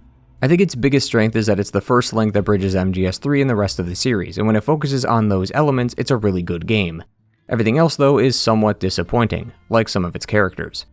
Big Boss will eventually come across the Sandinistas and will recruit their leader Amanda and her little brother Chico. Amanda and Chico are quite forgettable, and I didn't really care about them during the story. Chico being a child soldier was definitely something that perked my ears, especially when Big Boss recruited him, but outside of that I didn't really care for him. Amanda was the same way, but even less so since she's just the stereotypical militia leader that mixes in Spanish with her speech. The game doesn't really give you much time to connect with these two, as they only occasionally appear in cutscenes and then sometimes in briefing files. And even then, most of their dialogue is about the mission itself and not anything remotely interesting. The latter though is mainly on the fault of the missions themselves, as their objectives and structure are puzzling. Towards the middle of the game, Big Boss has to enter a mining facility, take out the guards, and defeat a boss named the Cocoon, to which he then sneaks inside the real facility and gets captured. This is 4 separate missions, as the game splits up each objective. Entering the mining facility requires you to walk around and kill 4 guards and then move to the next area. That's the whole mission. Many of the side missions are like this too, where you go to one area and do a thing and then you're out in 10 seconds. I can sort of excuse the extra ops as their side content, plus many of those one area missions are supposed to be easy on purpose since the later side ops are much more difficult, but I feel like adding more to the main missions would have made more sense.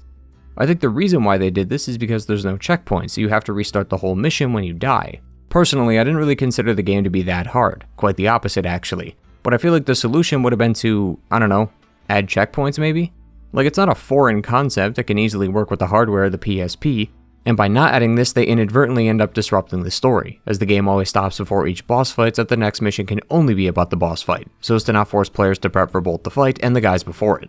There's also this time where Big Boss has to get inside another facility using a keycard, but the game stops to start a random boss fight with a helicopter, then stops you again because the ID card doesn't work, but then stops you a third time once you find the ID card, as guarding the entrance to the facility is another boss, and only after defeating the boss can we then finally enter the facility. These stops are when the mission ends and forces you to go back to the main menu so you can either prep for the next one or reorganize the base. It just feels like a lot of these missions could have been grouped together, as most aren't really that difficult either, especially since you can do them with other players, although I couldn't find anyone myself. Most missions take roughly 5 to 10 minutes each, and grouping them together could have lessened the issue, as currently you're just getting blue-balled over and over again. Getting back to the story, Chico ends up getting captured by some CIA mercs. Once we rescue him, he tells us about this giant robot he saw called the Basilisk. He only noticed the thing because he was out scouting enemy camps. Chico is a soldier, but everyone treats him like a child and forbids him from fighting, but he sees himself as an adult, which is hilarious given that he says, "I'm not a child anymore, I'm 12, as if that's not still considered a child. But I can understand why Chico would want to help out, as this is his home and he doesn't want to sit idly by while it's destroyed, especially since his dad used to be the commander of the Sandinistas before he died. But children should not be fighting in wars, which is why I found it bizarre that Big Boss actually encouraged him to fight, and even told Amanda to stop treating him like his brother and more like a soldier. Not exactly the route I would have taken, but it's the start of Big Boss's descent. Once he rescues Chico, Big Boss ends up finding a tunnel filled with cargo trucks, which he assumes used to hold the nukes they were bringing in. Right after he discovers this, he overhears a conversation between Huey Emmerich and CIA Director Hot Cold Man. I'm not even going to bother to get into that name because their conversation is more important. Huey apparently worked on a robot called Peace Walker, which is that basilisk that Chico was talking about. He made this as a way to provide deterrent for the US. Coldman wants to perfect this deterrent by showing the world its strength. Deterrence is defined as the act of discouraging an action or event through instilling doubt or fear of the consequences. In regards to Peace Walker, and by extension the Cold War, nukes would be the deterrent, since both the Soviet Union and the US know that if they launch a nuke at each other, they'll get hit right back. Peace Walker is supposed to be a perfect deterrent by guaranteeing retaliation. If a human had the hypothetical nuke all button, they might chicken out, as they might consider how many people would die as a result of the retaliation. Peace Walker only attacks after someone else launches a nuke and would do so no matter what. It basically takes the human element out of the equation. So for the Soviet Union, it's not a question of whether or not the US would retaliate because Peace Walker would do it no matter what, thus preventing them from attacking as they know that they'd be wiped out as a result. It's a strong idea, but it all hinges on the fact that the US government would hesitate to fire, which will bite him in the ass later. Coldman wants to test this and show the world that they can launch nukes by actually firing one first. Huey, like all Emmerichs though, doesn't agree with their creations being used this way and condemns Coldman for doing this. Big Boss then arrives, which prompts Coldman to release the Pupa, an unmanned vehicle used for war. Among the Pupa is its other butterfly-esque brethren, like the Chrysalis and the Cocoon. Peace Walker doesn't really fit with this theme, but it does have a butterfly on its head, symbolizing that it's the most advanced and complete version of the unmanned weapons. Each one is representative of the butterfly's life cycle, but it may be that butterflies represent peace in some cultures. In my defense, I've only heard it be used as a reference to reincarnation though, so let me know if that's accurate. But assuming that's true, that would make sense given the premise and the name of the game. Peace is quite an important theme of Peace Walker, some of which is a bit heavy-handed at times, like how Paz and Kazuhira are both names that mean peace in their respective countries. But even still, the theme is a good one, and the game does a great job at revolving its story around the theme of peace. Regardless, we'll meet with Peace Walker and its other brethren later, as for now we have to fight the Pupa. This was another aspect of the game I found quite disappointing, as the bosses are lacking. The only actual antagonist at the moment is Coldman, given that he wants to launch a nuke, which is fine, I just can't apply that same feeling to a bunch of vehicles. Their only purpose in this game is to break up the action and force the player to fight a large boss from time to time. They don't say or do anything, and they're introduced right when they arrive, so there isn't any build-up. Peace Walker is easily the best of the group given it's named after the game, but the others aren't that interesting from both a story or gameplay perspective. Once Pupa is defeated though, Big Boss talks to Huey, who tells him that he was the creator of the robot. If you remember from MGS3, I said that Graydon was going to take the Metal Gear blueprints and give it to Huey. These AI weapons, including Peace Walker, are what he created using those documents. But Huey takes it one step further by not only saying that he's the original creator, but he also copies what Graydon said back in MGS3. So I went back to where it all started. What's that? Legs. Walking power. It needs something else. Look at these. Nice shoes. No. Legs. Legs that allow it to go anywhere. Obviously, he's trying to pass off this creation as one of his own, but we of course know better than to believe that. He further states though that Peace Walker is actually incomplete as it's missing an AI brain. The current AI only follows the commands that humans tell it to do. This AI for Peace Walker needs to be able to make decisions on its own without human input, but the CIA hasn't finished it yet, as it's currently being worked on at a facility nearby. However, once Big Boss gets there, he realizes that the AI that is in control of Peace Walker was created after the boss herself, which is why she was heard over the cassette tape. Now, it's not actually the boss, it's just an AI who thinks like her because it was programmed using all her past missions as data. The leader of the project is a woman named Dr. Strangelove, who used the boss as the AI since she thought of her as the most rational individual. This then leads to the two going back and forth about the mission in MGS3. One thing that's been plaguing Big Boss's mind has been her decision to defect. He knows why she defected and what her mission was, but he doesn't understand why she would accept such a mission. He doesn't understand why the boss would be okay with dying. This feeling of his is really the turning point for Big Boss, which is why he's so villainous in later entries, as he thinks the boss betrayed him, by putting down her gun and forfeiting her life. This is why he tries to talk to the AI core, because he wants to hear from the boss herself. Obviously it's not actually her, but it's the closest thing he's got. He doesn't get the chance to speak to her though, as once he enters he collapses inside the boss's AI core and awakes in a field of flowers while the AI pod is taken away. He attempts to stop them before being attacked by Chrysalis, our next boss fight. Miller will hop on the comms after the fight and tell Big Boss where that AI pod was going, which is north of his location. Stopping us from entering the new facility is another AI weapon called Cocoon. I know it sounds like I'm skipping ahead again, but this is truly how the narrative is progressing at this point. We discussed these fights earlier, so you already got to see how we go from Chrysalis to Cocoon, as all it requires is killing a few guards. The main draw for this game was the side missions, as in a vacuum the main missions alone aren't that well paced, but when you break it up by playing the side content it feels more fulfilling. The issue is that there is no story in these side missions, so there's no point in discussing them. Either way, once Cocoon is defeated, Big Boss is captured by the CIA mercs. Miller was initially worried about Big Boss since he didn't think he'd be able to kill the AI. Big Boss tells him that he's fine, but he also has a similar scar pattern on his chest, so he's clearly lying. A lot of this attitude changes once he actually meets the AI, and he asks it about Operation Snake Eater, but it claims to have never gone on such a mission. This changes his view of the AI since he no longer sees it as the boss, just a cheap imitation of her, so he has no qualms of killing it. He won't get the chance to do so as Hod Coldman arrives just in time to stop him. He's then captured, and because this is a Metal Gear game, we have to dedicate some time in the script to the main character getting tortured in a prison cell. Coldman also decides right now is the perfect time to test his deterrent by falsifying nuclear data and claiming that it's coming from Mother Base, so Peace Walker can intervene and nuke our base. This is because he considers MSF to be its own kind of deterrent, and MSF and Peace Walker can't both exist as deterrents, so he's going to get rid of it.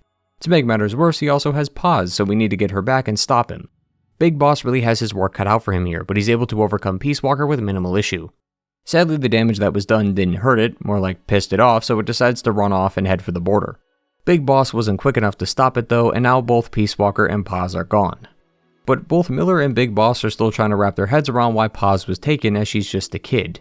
The two assume that it was a metaphorical way of saying that we killed Galvez to get to her, so don't bother trying to fight or you risk losing her too, but it ends up actually being quite the opposite. We discover that Galvez and Coldman were working together, but it's another series of double crosses. When Big Boss entered the facility, he noticed that Soviet troops were here, which is strange given this is an American base. That's because Galvez and Hod Coldman were working together, but Galvez is KGB, so he was only helping to a certain point. He needed to get close to Coldman so that he could steal the nuclear codes from him.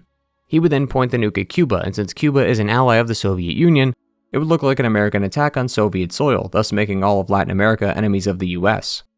Galvez, whose real name is actually Vladimir Zadornov, then takes Paz's hand and forces him to shoot Coldman. Paz thankfully lives up to her name and refuses, forcing Zadornov to do it instead. He didn't actually kill him though, since he needs to enter the code, so he's going to make him do it by force. Given that he was KGB and really gave off a villain kind of vibe, it was practically foretold that he was going to betray us, but the way he did it was not something I had expected. Zadornov also wanted to use this moment to kill Big Boss, as he wanted him to be a martyr like Che Guevara. While the name Che Guevara may not ring any bells, his face surely does, given that he's quite the prominent figure. I also think that's why Big Boss looks like this in Peace Walker, as it's meant to mirror the image of him. Now, I'm not too familiar with his past life, so please do correct me if I'm wrong, but from what I can gather, he was a Marxist revolutionary who played a very integral role in the Cuban Revolution. Che also seems to be someone very deep in the gray area when it comes to his morals, as he had built factories and schools for the people of Cuba, but he was also ruthless and would execute those that disagreed with him or tried to leave his unit. From what I can tell, he's an ends justify the means kind of person, and assuming I'm correct and didn't just completely butcher this section, I can see why Big Boss resembles him. Big Boss is ruthless and is seen as both a villain and hero, just like Che. Depending on who you are and what your political views are, you might agree with Che's views and see him as a hero, but you may also see him as a brutal killer, and the same is true for Big Boss. Majority of this section represents Chapter 3, and both this and the upcoming Chapter 4 were easily the highlights of the game. The first two weren't bad, but not a whole lot was going on in the plot, but now that people have started showing their hands, things are really starting to kick off. It's a standard Metal Gear Solid plot. A strong start, a decent to subpar middle, which then leads to a climax, and is full of backstabs, double crosses, and end goal reveals. And the climax keeps on going, as once the Sandinistas come by to assist Big Boss, they capture Coldman and Zadornov, before Coldman inputs the fake data and points it at America. Coldman is trying to test his theory by seeing if the US government would not retaliate if they knew that nukes would come. This ends up backfiring as the government actually does want to retaliate, which is a problem as the data is false, so they would end up nuking the Soviets for no reason. And since he can't convince them to stop, Big Boss has no choice but to put down Peace Walker himself. Like I said, the climax really kicks things into high gear, and honestly got me excited, which is not something that happened much in this story. This is the closest the game actually comes to a full-scale nuclear war in the whole series, and it's honestly impressive. The other games were close too, but it was prevented once we defeated the person controlling the Metal Gear or the Metal Gear itself. In those instances, nuclear war would have started soon after our deaths if we failed, but in this case, we would die alongside the nuclear war if we were too late. It's one of the few times in this series where I felt exactly how the characters did. In the other games, it was mostly the characters who were worried about the impending doom, but in Peace Walker, I felt the intensity of this moment, and it hooked me in a way that the game hadn't done before. As stated earlier, Peace Walker is really not trying to reshape the mold here. It's got the same structure as the other Metal Gear games, even down to the twists and double crosses, but you know how the saying goes, if it ain't broke, don't fix it.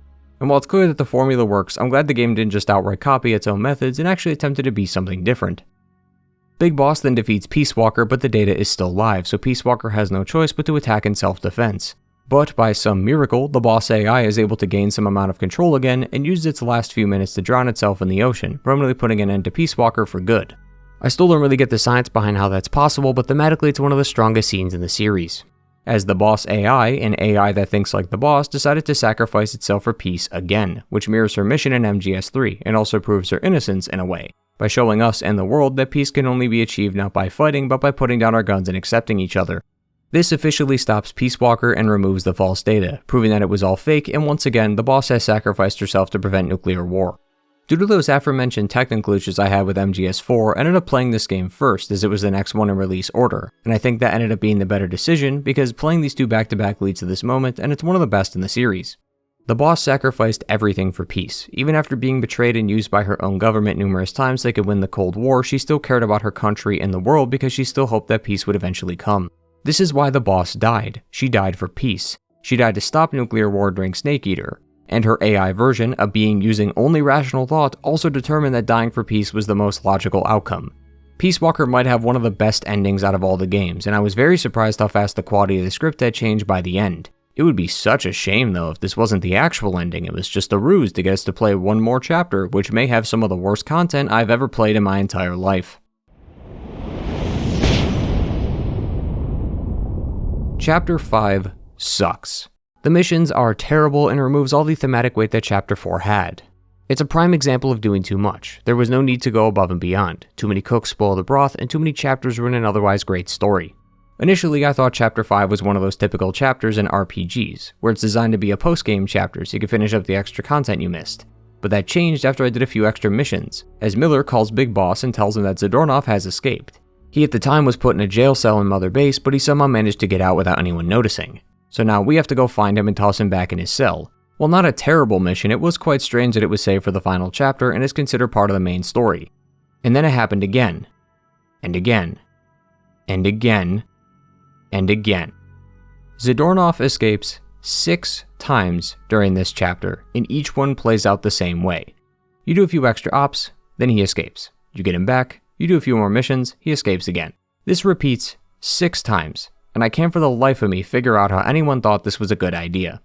Now this is all leading somewhere. Surprisingly, not even that is remotely interesting. After spending at least 2 to 3 hours doing this, Zadornov will escape for a 7th and final time, as we learn that Paz was the one sneaking him out. Paz, whose real name is Pacifica, is actually an agent working for the Patriots. While we are distracted, she takes the opportunity to steal our Metal Gear. I probably should have mentioned this earlier, but when we recruited Huey, he gave us the ability to create our own Metal Gear. I find its inclusion hilarious, since both Miller and Big Boss agree to only use it as a deterrent, similar to Peace Walker, but you can literally send this thing on extra ops and clean the floor with enemy mercs. Regardless, the Metal Gear was taken by Paz, and now we have to defeat her before she uses it to launch a nuke at the United States. I also really like that the game keeps your color scheme, as it's funny to imagine that someone would raid Mother Base just to find a giant pink mech guarding its borders. But in all seriousness, to explain this betrayal, after the two split up, Zero would eventually come back and try to gain Big Boss's support, which is what led to where we are now. As Zero wants to use Metal Gear Zeke for his own and also have MSF act as a deterrent for the Patriots in case they're attacked. Big Boss disagrees as he wants nothing to do with the Patriots, so Paz has no choice but to kill him. Miller also knew about Paz and Zadornov's real identities. In fact, he was the one that brought them to Big Boss. He didn't agree with their methods, but he used Zadornov so that he could grow MSF, as Miller is a true businessman at heart. It's an interesting plot point, but why is it even happening? Why does there have to be a twist that's thrown at the last minute? Chapter 4 is the end of Peace Walker, whereas Chapter 5 is the moment that bridges both Peace Walker and MGS5, since that game takes place only a few months after this one. So as a link, the chapter does its job well. I just have to ask though, why is this the connection? Why does Zadornov always escape? Why is Paz taking the Metal Gear the connection that bridges the games? Why can't she just be a little girl whose home was ravaged by war? Why does she have to be a triple agent? Still, even if they really love this idea, why is it in this game? Instead of putting it at the end of Peace Walker, why not put it at the beginning of MGS5? Isn't that the entire purpose behind Ground Zeroes, to be a prologue to MGS5? Why not put this chapter here? Why ruin the final moments of what was otherwise a great ending just for this moment? Chapter 5, genuinely, almost ruined the game for me. I was really happy with how Peace Walker ended, only to be forced to play hide and seek 6 times, followed by a twist that shouldn't have been put in this game to begin with. Peace Walker didn't exactly hook me immediately, but it not only kept me interested through its gameplay, but even surprised me at times at how much care had been put into the script.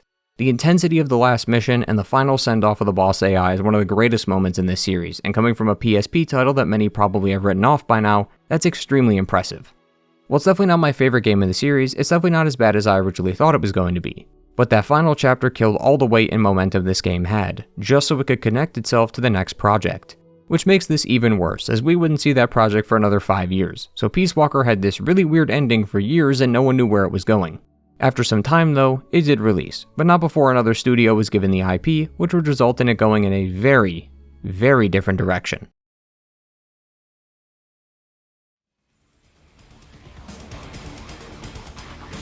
Metal Gear Rising is the first game in this video not made by Kojima. It's not the first in the series, as there was other titles that came before it like Metal Gear Acid and Mobile, but it's the first one we've discussed. Originally, Rising was supposed to be set between 2 and 4 to provide more context as to how Raiden got his cybernetic body, but after realizing the game wouldn't work out, Kojima approached Platinum Games, who accepted, but asked to change the setting in order to have less restrictions. They also removed the stealth approach that game is going to have, and instead opted for full-on action, and I think out of all the decisions they could have made, that was the best one. Platinum Games is most well known for the creation of the Bayonetta series, as well as Nier Automata, but I've always been a fan of their sleeper hit, Vanquish. Metal Gear Rising really wears its influences on its sleeve, as it plays like all those games put together. Just from looking at it though, we have to ask, is Metal Gear Rising a good Metal Gear game? No, not even close. Its gameplay is the complete opposite of what Metal Gear is all about. But asking Platinum Games to make a game that doesn't encourage killing is kinda like asking Arcane to not make an immersive sim, and well, we know how that turned out. Despite that though, I'll be honest with you, this game is fantastic. Its combat is fluid, addicting, and very rewarding. But the story tends to fall by the wayside a bit. It's not that it's bad, there's just not a whole lot here to discuss, and that's for 2 reasons. Just like Peace Walker, Rising's first objective was the gameplay. It's a thing you'll be doing for 90% of the experience, so they really made sure to nail that feeling of cutting through various pieces of flesh. On top of this, the game is really short. I beat the game in about 6 hours, and that's even with the dozens of times I reset thanks to this game really beating my ass constantly. So already we're fighting an uphill battle. Despite this sounding like a problem though, I don't consider it one. I'm just stating its design so you can understand why this section might be so short. Rising doesn't delve into hours of exposition and philosophical concepts, or reveal a crazy twist at the last minute. Now that's not to say none of it exists, as it still has some of that Metal Gear charm, but don't go into Rising expecting something like the previous games as you'll be disappointed. Its gameplay offered a relaxing change of pace, and should also provide the same relaxing feeling to you, the viewer, seeing as we're at least 3 hours into this now and you could probably use something a bit more simple to digest before we go back to the core of the series. It first starts with our boy Raiden in 2018, 4 years after MGS4. He's currently a part of a security group called Maverick who's being hired to guard the Prime Minister of Africa. Now while the canonicity of this game is questionable since it's outside of Kojima's main saga, I was still worried how Rising was going to handle this new story since it's after MGS4. That game ended things rather nicely, plot twists and exposition notwithstanding. It felt like the end regardless of how it got there, but Rising is saying, actually, no, this is the end of the series now. This has the chance to completely remove everything MGS4 had done, but Platinum Games was able to make it work with one unique change. Rising's only connection to the original series is the occasional reference to SOP and the Patriots and 2 characters, Raiden and Sonny. Everything else is not mentioned. Solid Snake, Big Boss, not even Liquid's insurrection in MGS4 was mentioned. It's completely divorced from the original story while also sticking to its current timeline. The game also stars Raiden, which is the change that brings this all together. His role in MGS4 was quite minor, and while he did have some important moments in the script, it was mainly about Solid Snake and his last mission. If MGS4 was the ending of Solid Snake, Rising is the ending of Raiden, which is a fantastic decision as it allows both Snake and Raiden to get their proper endings without interfering with each other's, and that alone is worthy of praise. While guarding the convoy of armored trucks, they come across a cyborg named Jetstream Sam, who immediately puts down the gunner with ease. One thing you'll notice about this game is how gory it is. If someone has a sword in a cutscene, there's an 80% chance someone's going to lose a head, leg, or their whole body. It really adds to the charm of the game. I do wish there was an option to turn off the gore though, since trying to get through this game without getting age restricted is going to be a challenge in and of itself. Alongside Jetstream Sam is Sundowner, the leader of our new faction, the Winds of Destruction. Accompanying Sam and Sundowner is the other members, Mistral and Monsoon. We'll discuss them as we meet them, but I liked all the bosses in this game, not just for the mechanical challenge, but because they all felt like mirrors in a Raiden's mind. Some of them are just straight up killers, but others felt that killing should come with a cause. The common thread most of them share though is that each one teaches Raiden something. They don't literally tell him how to think, but his interactions with them cause him to question something about himself and whether or not he's holding back what he truly feels like. While Rising may not include subtlety or deep complex questions within its story, the way it evolves and changes Raiden is its strongest aspect. Returning to the current day events, Raiden will come in contact with Sundower, who takes the Prime Minister. He ends up chasing him throughout the streets before running into Metal Gear Ray. If you need it more convincing that stealth is out the window, not only are we 1v1ing a Metal Gear, but Raiden makes it his absolute goal to kill it in the most stylish way possible.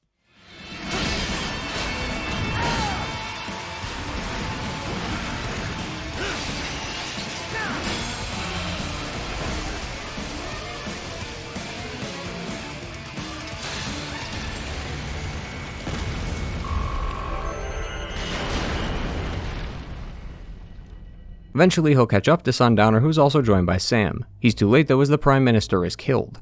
Sundowner leaves shortly after and lets Sam get some one-on-one time with Raiden. Sam is one of those traditional video game bosses you're supposed to lose to though. He completely wipes the floor with Raiden and not only cuts his eye but also removes one of his arms. During this fight, Sam will comment on Raiden's sword fighting abilities and say that while he's not bad for being self-taught, he's still going to lose because he's denying his blade his true purpose. Raiden believes that he's only killing those that deserve it and that his sword is being used for justice. He'll even say something like this in the beginning, which was, quote, "Sometimes by taking a life, others can be preserved." Raiden sees his killing as necessary, as these people made their choice. They chose to be mercs and guards, they know what they signed up for. It's a very naive and simple-minded look at the situation, which will return later. Somehow, despite losing lots of blood, Raiden is able to be rescued by Boris, the leader of Maverick. The game will then skip ahead a bit as Raiden has another job with a new body to boot. Apparently, Raiden is here in Abkhazia to kill the terrorists here as they've taken over the area and killed the president and his cabinet. The group is led by an Andrei Dolzaev, who's also working with Desperado. I didn't mention this earlier, but Desperado is the name of the company the Winds of Destruction belong to. They have various military forces, including some small cyborg infantries, but the only named members are the ones we discussed earlier. Sam is also a part of Desperado, but not the Winds of Destruction. This is due to his backstory, which is a bit complicated, at least for now. On the topic of these cyborg soldiers, our new support crew, which includes Boris, Kevin, Courtney, explain that these soldiers are just like the SOP soldiers, but with a different name. We don't see it ourselves, but there's a good chance that there's a system like SOP in place to monitor these soldiers' vitals. Thanks to the fall of the Patriots, the world, while somewhat safe, still had to replace what it lost. The PMCs were out of a job for the most part, so they had to increase their edge by creating cybernetics. It's a pretty nice detail, and also gives us a bit more insight into the world post-MGS4. On the way to the group's headquarters, Raiden will run into a cybernetic dog called Blade Wolf. This cyborg is an AI, as such it has some amount of sentience to it. Besides Raiden, Rising will also come with 2 short campaigns that feature Sam and Blade Wolf. From its short runtime, we can see that Mistral was training it to be combat ready, but the AI seem to have questions about freedom and choice. Being an AI under the control of Desperado, he didn't have much choice in his, well, choices. He was forced to do as he was told, and this could be heard in his dialogue, as Blade Wolf says that he has to kill Raiden or he'll be shut down due to going against orders. At some point, Blade Wolf was given orders to defend Mistral, but she allowed it to go where it wanted. It was the first time it was given freedom, so it took the opportunity while it could. Blade Wolf would almost end up escaping if not for Mistral getting the device back, which forces him to return. Shortly after he was brought back was when Raiden arrived to fight him. From our time with him, we can tell that the AI values freedom and the ability to think for oneself. Thankfully, it will get its wish though, as we learn in the next mission that Maverick fixed it up so that it could help Raiden. I like Blade Wolf's inclusion in this story, as it's another mirroring of Raiden, as both attempt to find the value in being able to fight for themselves. After a few more combat encounters, Raiden will finally meet Mistral. She starts the conversation by calling him Jack the Ripper, a reference to his nickname he was given when he was a child soldier. This is of course a further reference to show how similar both he and Mistral are, at least when it comes to their background. Mistral was born in Algeria during the time of civil war. At one point during said war, her parents were killed, but instead of lying down and crying about it, she found and butchered her parents' killers. This made her realize that this was her true purpose in life, but over time she became bored with killing because she didn't have a reason for it. There was nothing driving her to kill people. That wasn't until someone came along and gave her a reason, someone named Senator Armstrong.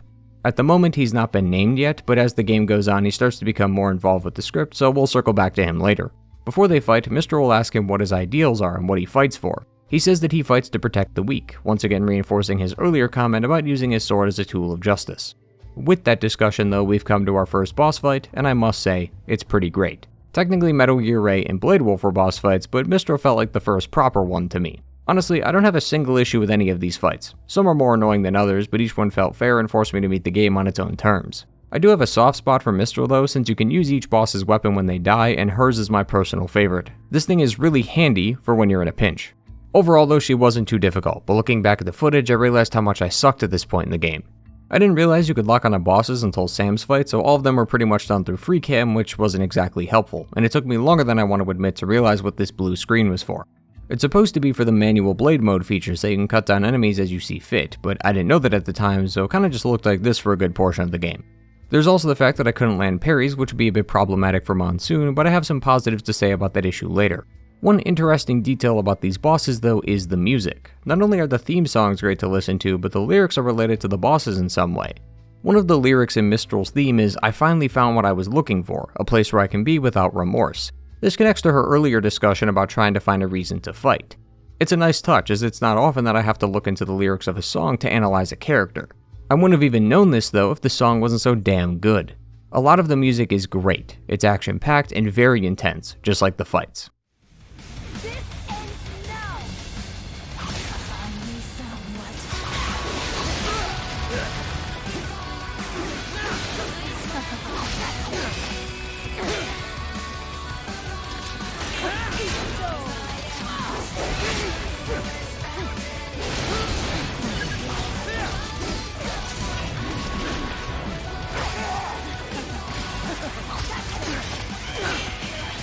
To top off the fight, each boss is also killed using that blade mode from earlier, allowing you to absolutely eviscerate them any way you see fit, which is rather therapeutic.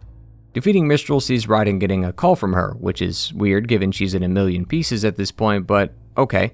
On the call is Dolzaev, who seems to have fallen in love with her even though it seems one-sided. To end the mission, Dolzaev decides to blow himself up with the hope of taking down the plant with him, it seems. Seeing as his mission wasn't really about that, Raiden just leaves the area and goes back to base. The next mission sees Raiden going to Mexico to investigate a few rumors regarding Desperado and human trafficking. Raiden needs a disguise to blend in, which is hilarious for two reasons. As it's not only a full-on poncho and sombrero, but he also wears it in the car and then tosses it once he enters the sewer, so he only needed it for like 2 minutes. It's just one of the many examples of Rising continuing to uphold the personality and charm of the Metal Gear series. Raiden and Blade Wolf will then investigate the sewers before coming across a kid named George. He was apparently taken and experimented on, which all but confirms the rumors about human trafficking. To make matters worse, not only did Raiden stumble upon a room filled with cyborg brain casings, but he also found a video of Senator Armstrong and Sundower talking to the chief scientist of the lab. The details of their talk are quite disturbing. Basically, Desperado wanted more soldiers, so they hired local gangs and mafias to traffic kids and send them to the facility. They would then undergo brain surgery, with the brain being kept in these cases, while the rest of their organs and limbs are being sold on the black market. While inside the cases, they would go through VR missions similar to the ones we could play throughout the series, and if they succeeded or impressed the higher-ups, they'd be given a body as a reward. Sundowner likens the idea to what Solidus did to the kids in Liberia years ago, which we know involved Raiden, except without the VR element. Raiden now has a personal stake in this mission, given that these kids are being subjected to what he went through as a kid and refuses to have another kid go through the same thing. He ends up getting the chance to prevent some of this, but ends up doing something surprising. Raiden finds a cell full of kids which gets flooded with gas. The chief scientist also comes in with George being held hostage and forces him to choose, the few or the many. George says that it's okay, and his life isn't precious anymore, and is willing to give it up if he can take the scientist with him. I originally thought that this meant Raiden would choose the other kids, seeing as he just met George 30 minutes ago, so it's not like he has a personal attachment to him. But not only does he walk towards George while the other kids die, he technically kills him along with the scientist. Raiden channels his inner Josuke and just cuts right through him to get to the guy behind him. Thankfully, George lives, as apparently they were able to repair his body using nanomachines and cybernetics, but that's not at all what I expected him to do. For someone who's trying to save the kids from their current fate, he's really doing a bad job at it. This continues over to the next mission, as Raiden ends up traveling to Denver alone to take down World Marshal. According to Boris, Senator Armstrong is allied with a company called World Marshal, and seeing as Armstrong was just at the facility, he assumes that Desperado and Marshall have ties to one another. So Raiden, without warning, just heads to their company headquarters to deal with them. He's going insane at this point, and he doesn't seem to be worried about the fact that he's killing cops now, at least until Sam arrives. My sword is a means to an end, to protect those you'd prey on. Really? Let me ask you, all those cyborgs you've killed up to now, maybe they weren't kids, but they were people. You ever think about them? When you're chopping them into hamburger? They're adults. They made their choice. Sure they're adults. Sure they signed up for this. Right on the dotted line of their BMC contract. Usually they're no strangers to war. In fact, many times they already lost a limb or two. Many times they were out of work and starving on the street. So yes, they sign up for surgery to fight God knows where. How else would you provide for your family when your country's embroiled in civil war? Pain receptors shut down, Pumped full of fear-inhibiting nanomachines and sent right into the blender? Your blender? But they made their choice, right? Sam then follows up by telling Raiden to listen to the voices that are suppressed by the nanomachines. They're able to suppress the emotions of the individual, but Sam wants Raiden to hear what the cops really think. Please, God, don't let me die. Let's do this! This isn't fair. Little punk. Listen closely now. Die! This life. I watched my wife and son die. This is all I had left. This is one of the many turning points in the story that forces Raiden to look at himself and see what he's become. Thanks to Sam, he's realized that his cause may not be as black and white as he thought, and that he only looked at it that way so he didn't have to question what he was doing. This causes him to go a bit insane and reveal his Jack the Ripper persona. Even though it looks like a devil trigger transformation, it's more metaphorical, as Raiden is a cyborg ninja who holds back, whereas Jack the Ripper doesn't. He tried to live an honest life after MGS4, but couldn't as he's always been a part of war, on top of enjoying the thrill that comes from killing.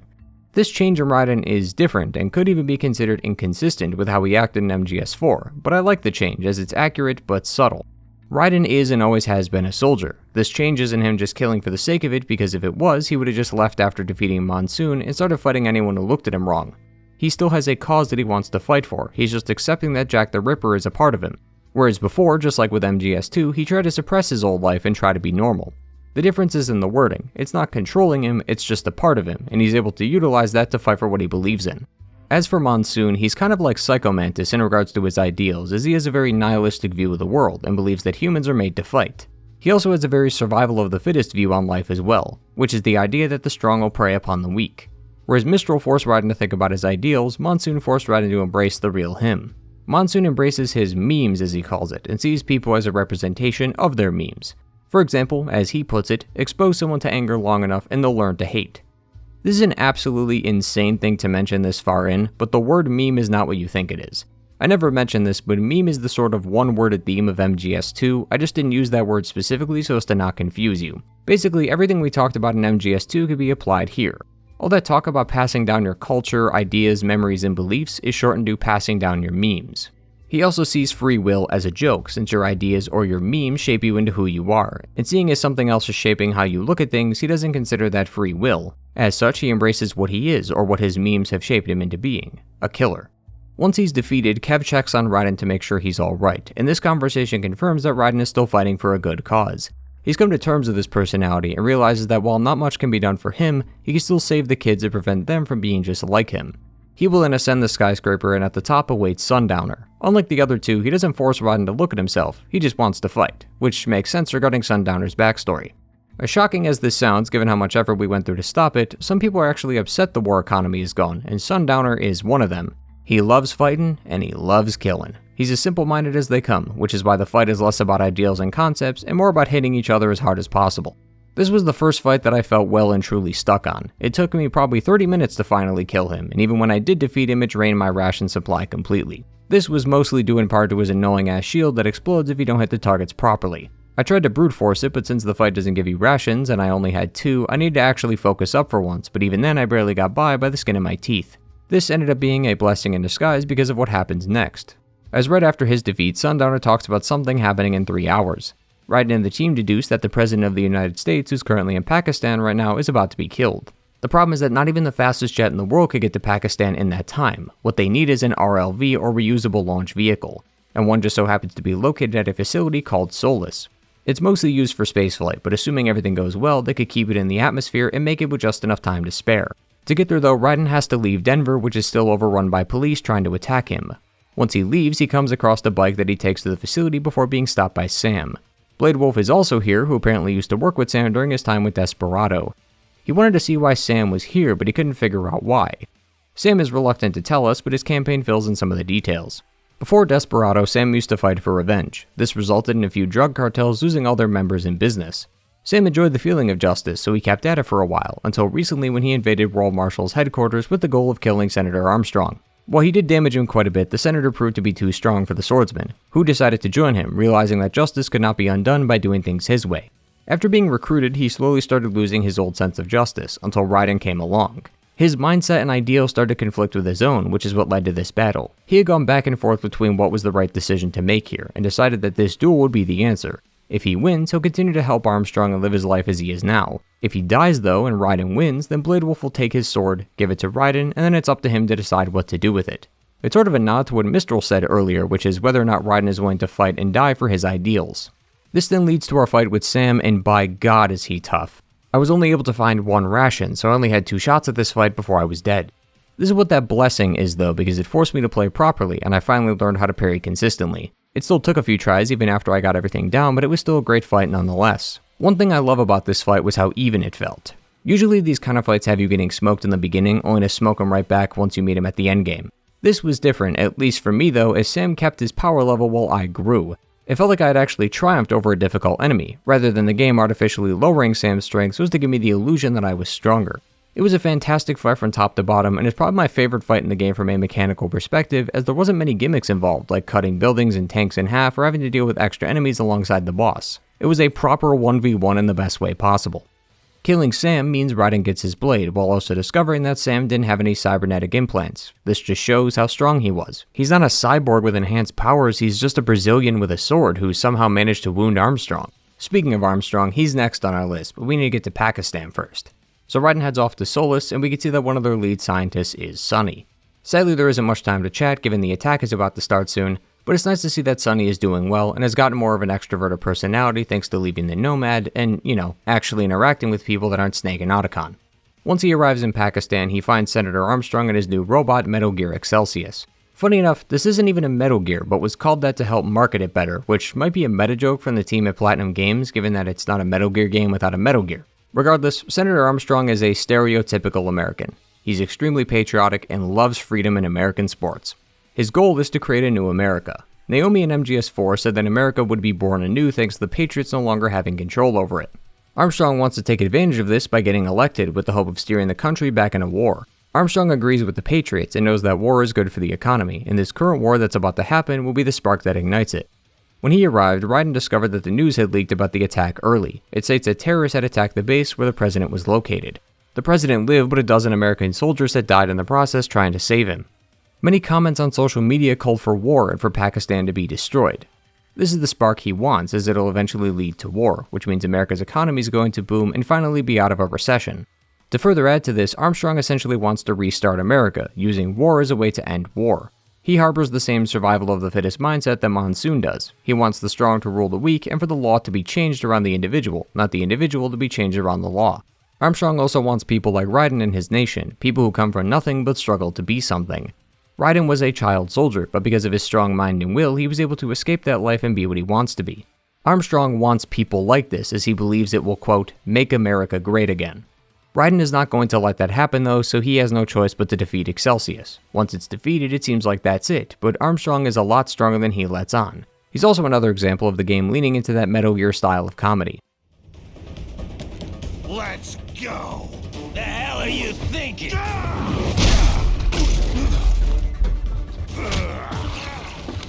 Played college ball, you know. That's a cushy Ivy League school.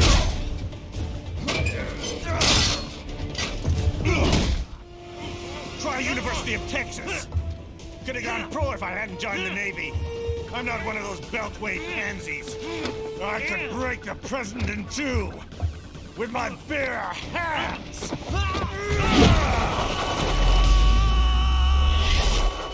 Don't fuck with this, Senator.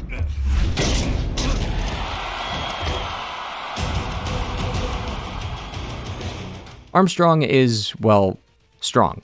Minus the green summoning thing, which I still don't understand. We can see that his body turns black momentarily when hitting Raiden. According to Armstrong, the nanomachines in his body harden when exposed to physical trauma. He basically has a shield that protects him from incoming and outgoing damage. I find this detail rather interesting though, as it never mentions anything about enhanced strength, as it just seems to be used as a defensive ability. So like Sam, the Senator doesn't have any cybernetics that boost his strength, he's just that strong. So strong in fact that Raiden can barely land a hit on him, or at least one that does actual damage. His sword does nothing, punching won't work either, and even goes full star platinum on his ass and he takes it like a champ. Thankfully Blade Wolf is here to give him Sam's sword though. But this leads to Raiden starting to question what he truly believed in, and whether or not his sword was actually a tool for justice or that he just liked killing. until he doubles back on it and goes, "Nah, who cares? It's not like this is my sword anyway," and then proceeds to fight Armstrong with all the remaining strength he has left. Like all the others though, Senator Armstrong is wounded just long enough to deliver one last speech before Raiden rips out his heart. But it seems as though Armstrong got his wish, as a news report tells us that the US and Pakistan have agreed to a joint operation, which involves sending more troops to Pakistan, thus creating another war on terror. Armstrong's philosophy is a difficult one to discuss, as his ideas do have some truth to them. Having soldiers fight in wars they don't believe in makes no sense, and Armstrong wanted to get rid of that. He wanted people to fight for what they believed in, not what some higher-up bureaucrats wanted. That's why the Winds of Destruction and Sam joined him, since Armstrong gave them a reason to fight. His goals are good, but his method of achieving them by instilling another war are not. It is a complex case, but ultimately getting rid of him was the right idea, even if the current world of Metal Gear Solid has its own problems already. The final scene shows Raiden in a back alley killing a few thugs. It seems like he's taken what he's learned here to heart and has decided to fight for what he believes in.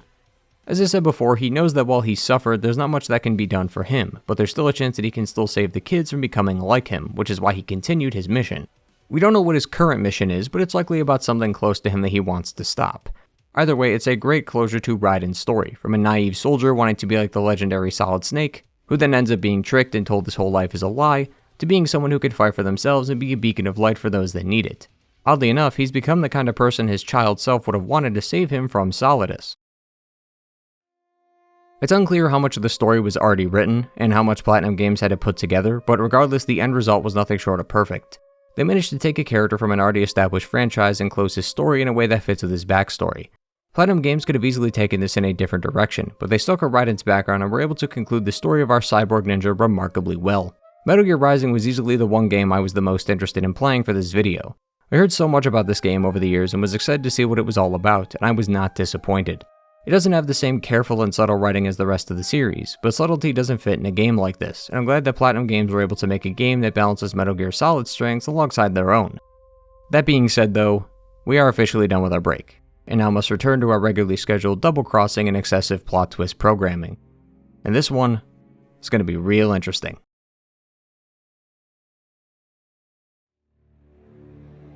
Metal Gear Solid 5 to many marks the end of Metal Gear Solid as a series, as this would be the last game Kojima would work on for Konami. The two had a very famous feud that ended with Kojima having to leave the company. I'm still not fully sure on the facts myself, as a lot of it is shrouded in mystery, but from my understanding, Kojima was becoming increasingly harder to work with as he went over budget and over time with Metal Gear Solid 5, as the game costed close to $80 million. But Konami wasn't making it any easier to finish the game, as they'd apparently demoted most of the staff to contract-level positions, and tried to remove Kojima's name from the game, which was something that had appeared in every Metal Gear game thus far. The beef these two had is quite messy, and some of it spilled onto the game itself, as Metal Gear Solid 5 isn't even a full game. It's two separate games with two different names, Ground Zeroes and The Phantom Pain. To be fair, it's not like it's one of those older PS1 era games where they come with multiple discs, as Ground Zero is at most like 3 hours, whereas The Phantom Pain is close to 50, but still the long development time was the cause for this split, and it makes me wonder how much each side contributed to this result. Regardless, Ground Zeroes would end up being released as a demo/teaser to the events of the main game, while also including a few extra missions for fun. The best way to describe these missions is to say that they are a mixed bag of ideas. Some are standard missions like assassinating 2 targets and taking down AA guns, but then there's this mission involving us rescuing an extremely high priority soldier that got captured. He's apparently so critical to the team that Mother Base wouldn't be the same without him, only to find out it's Kojima himself. Then there's also a mission where you have to recreate scenes from MGS1, and another where you have to play as Metal Gear Rising's version of Raiden and are tasked with killing a few select targets. It's all over the place, but overall they were pretty fun and would have easily soothed me over while I waited for the release of the final product. These missions are also what I meant when I said that the dispute the two had spilled over into these games, as within these last 2 missions are logos of all the Metal Gear games as well as flashlights that erase them. The thing is, only the Kojima-made Metal Gear games can be erased. MGS4 can be erased, but not Metal Gear Arcade, since it wasn't made by Kojima. MGS3 can be erased, but Rising can't be. The Fox symbol is also missing from Kojima Productions' logo, and Miller will get on the comms to say that while you may be able to erase the markings, the memories will never disappear. If you would allow me to don my tinfoil hat for a bit, it could be that Kojima was saying goodbye to the players, given that he'd be done with Metal Gear after this entry.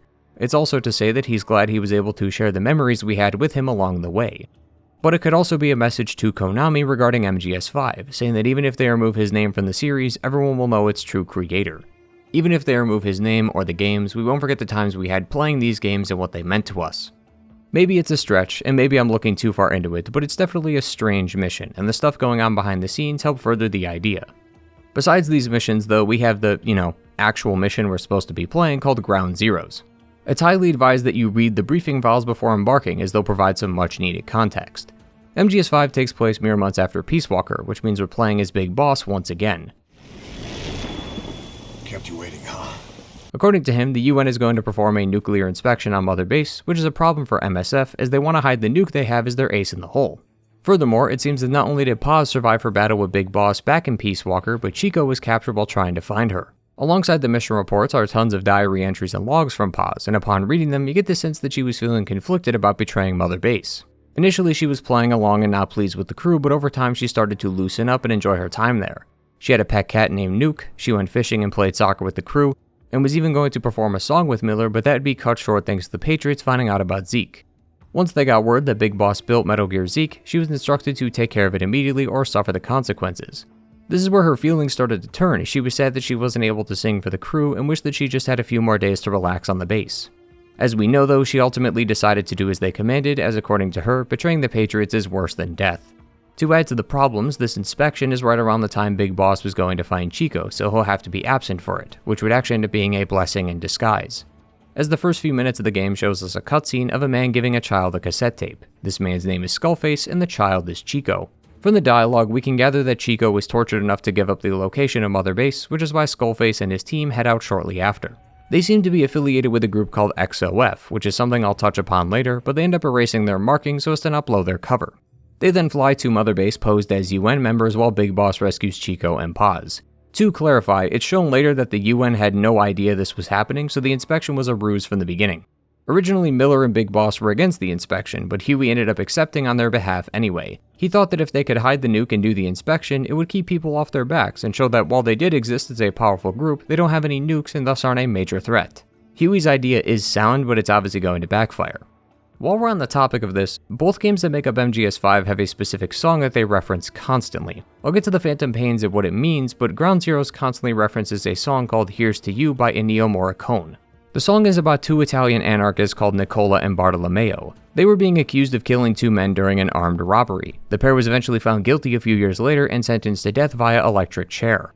The reason the case is so infamous is that it's widely believed that not only were they innocent thanks to the defense's flimsy evidence and conflicting statements, but that the government wanted to make an example of them anyway thanks to their anarchist beliefs. The song was created in response to the trial as a way to show the world that they weren't forgetting the wrongful deaths of these two men. Now, whether or not any of this is true is unclear and unimportant, as we still have to tie this back to Ground Zeroes, yet I don't see a single connection. There is absolutely nothing in Ground Zeroes that relates to this song, other than the fact that its somber tune sets the scene quite well. But then I started to realize that this may have been intentional. This song also plays, albeit in a different tune, at the end of MGS4, and that's where the connection is located. MGS4 was originally going to have a wildly different ending that had Otacon and Snake tried and executed for their crimes. To the broader world, they would have been criminals, but to us the fans, we knew that they were innocent, which mirrors Nicola and Bart's situation perfectly.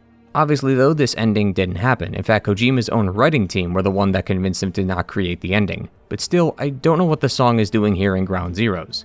It's nonetheless an interesting callback to that original idea though. Returning to the mission, Big Boss will then find Chico, who can't walk due to getting a screw lodged in his Achilles heel, so he will have to be carried to the transport chopper. Paz also will have to be carried thanks to her torture at the hands of Skullface. He also put a bomb in her stomach, which had to be taken out by the onboard medic while Big Boss holds her down. This is around the time the team will make it to Mother Base, and we can see that the attack has already started. Miller and the rest of the crew are battling Skullface and his forces, but they're no match for them as they're able to take out all the platforms along with most of our crew. While this hurts already on its own, it hits especially hard after playing Peace Walker, as this is our base and these are our guys. I don't know who this no-name soldier is that just died in Big Boss's arms, but he was someone we went through the trouble of getting. He could have even been one of those S-rank soldiers you likely spent hours trying to get. It's also assumed that Zeke sank alongside the base, so now our Metal Gear is gone too. All the hard work and the tens of hundreds of hours spent on Peace Walker trying to make the best base possible, and it's gone in the blink of an eye, and we weren't even there to defend it. It really sets the tone for the game and makes you extremely pissed at Skullface, which will be a key part of the Phantom Pains theme. They played us like a damn fiddle! Big Boss is able to extract Miller, Chico, Paz, and some of the crew, but everyone else, including Huey's whereabouts, are unknown as they're assumed to be dead. To make matters worse, Paz also tells everyone that she has another bomb inside of her lower region. which prompts her to jump out of the helicopter before it explodes, but she's too late as everyone is caught in the blast. The Phantom Pain will pick up right where this leaves off, but it's an incredibly strong start to the game and an even better teaser, as I find it hard to believe that people didn't pick up this game after playing this. To be fair, Ground Zeroes did have a bit more help given the fact that this wasn't supposed to be a teaser in the first place, so naturally the first mission of what was supposed to be the actual game is going to be strong. Imagine if the Virtuous mission from MGS3 was a separate product. A quick and short mission that sees the main villain shooting a nuke, Naked Snake almost dying and the boss betraying her country. That would be just as impactful as this, but in hindsight, it's probably a blessing that the game released this way, as it's one of the best playable teasers I've ever played, and likely garnered a lot of new fans' attention because of how it was structured. The only question that remains though is, did the Phantom Pain carry it the rest of the way? It first starts in a hospital. Big Boss and Miller are currently being operated on in order to save their lives. Big Boss will be fading in and out of consciousness over the course of a few weeks, but through these brief moments we learn the following. It's been 9 years since the attack on Mother Base, and Big Boss has been in a coma since then. He managed to survive, but it won't be without some consequences, as not only is there shrapnel on and near his heart and skull, but he also lost his left arm. Now this would naturally call into question how Big Boss went from this to his appearance in MGS4, but we'll have to talk about that at the end. Around the time, we're asked to enter in our birthday as well as create a new character. This was strange, but at the time I didn't question it since Death Stranding also had you do the former so that a special birthday cutscene could play, and for the latter I figured this was for Metal Gear Online as there is a way to play it in the menu. Oh, how wrong I was. Well, the doctor is talking to Big Boss and an assassin has come to kill him.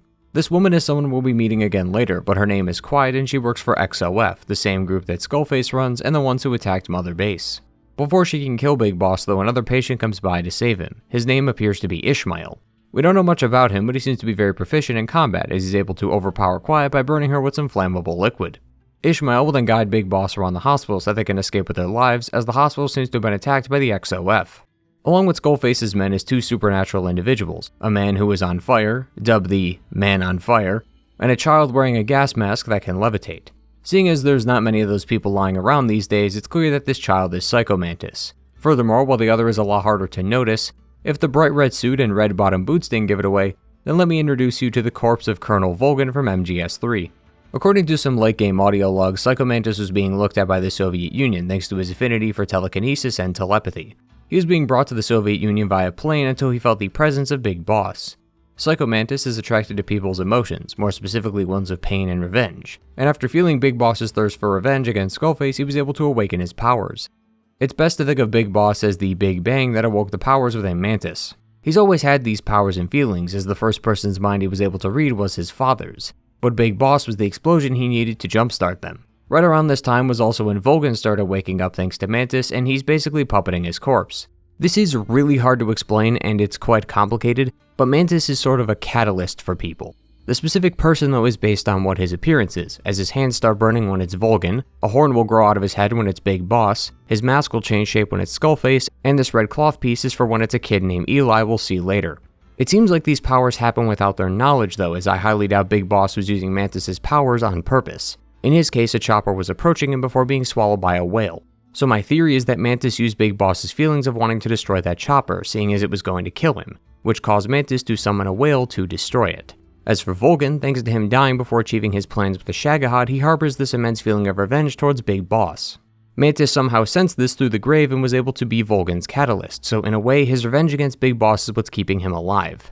Like I said, it's really complicated and we'll be returning to this talk a bit later with Skullface, but that's at least what I think is going on here. While this information is great, both of their roles in the story are questionable. Neither of them speak throughout the entirety of the game, so they never talk to Big Boss, and Volgin only shows up occasionally when Mantis needs him, seeing as he's the one controlling him.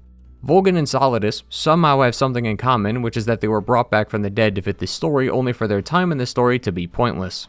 Taking Volgin out of the game would have changed nothing in regards to the plot, as he only appears a handful of times and is used as a momentary puzzle since you can't kill him. And it's a real shame, as this is another villain in the series whose legacy has been tarnished, thanks to their final moments being minute-long cameos in a future title, rather than their original resting places as their respective game's antagonists. Psycho Mantis, on the other hand, is handled a bit better in this game, and I'd argue is the true antagonist of Metal Gear Solid 5, which does negatively impact Skullface, as we'll see later. From the looks of things though, it seems like everyone is coming out of the woodwork to find Big Boss, which is true, but they aren't the only ones. Zero not only came by to visit Big Boss in the hospital during his coma, but this entire plan was his idea. Even though he and Big Boss don't see eye to eye, we know that he cares about him given what happened at the end of Peace Walker. He wanted Big Boss to join him, he only resorted to killing him since he had exhausted all of his options.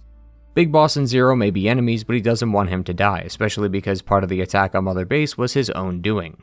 XOF, the unit run by Skullface, was created by Zero during Operation Snake Eater. XOF, which is just Fox backwards, were tasked with helping Fox unit operatives during their mission. Skullface in particular was the agent who helped Big Boss during MGS3. He was the Fox's tail if we're to use a metaphor, as he'd be the scout, the cleanup crew, or decoy. Whatever the situation called for, Skullface was there to help. This sorta diminishes the entire point of MGS3 though, as it was supposed to be a one-man solo operation that if failed would spark World War III, but sure, why not? Either way, after this operation, Skullface would continue to run XOF, but would over time grow increasingly irritated with Big Boss and Zero. That attack on Mother Base was thanks to Zero being lax in his surveillance, allowing Skullface to be under the radar for a while. Defeating Zero and Big Boss is one of Skullface's main objectives, as he believes he understands the boss's will better than anyone. That's why he tortured Paz and Chico, as they would reveal the locations of Zero and Big Boss respectively. Actually, while we're here, I want to clarify some of the language used in this game and Peace Walker, as the word cipher is used quite a lot throughout its dialogue. Cipher is what the Patriots used to go by before going by the Patriots. To summarize in the simplest way possible, Cipher is what Zero called the organization, but once the AIs took over, it was called the Patriots. After Peace Walker, Zero managed to hire Dr. Strangelove and tasked her with creating some AIs for the group, these of course being the same AIs from MGS2 and 4, like GW, AL, and JD. This was because Zero was attacked by Skullface via a gift he gave him and realized he wouldn't be able to see his vision come to life, so with the help of Sigint and Strangelove, they were able to make AIs that would carry on his will. But as we know, they went against his ideals in MGS4 as they deemed the war economy to be more beneficial.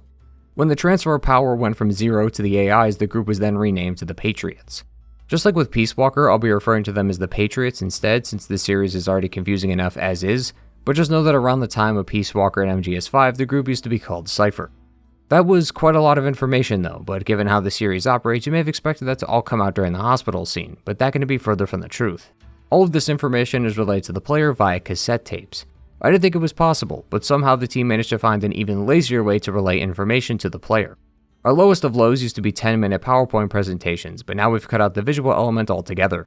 MGS5 doubles as a game and a really good audiobook, as there's hours of tapes you can collect throughout its runtime. The contents of the tapes are also really important as well, so it's expected that you at least listen to the yellow-colored ones as they provide the most important info, but I'll have more to say on them later.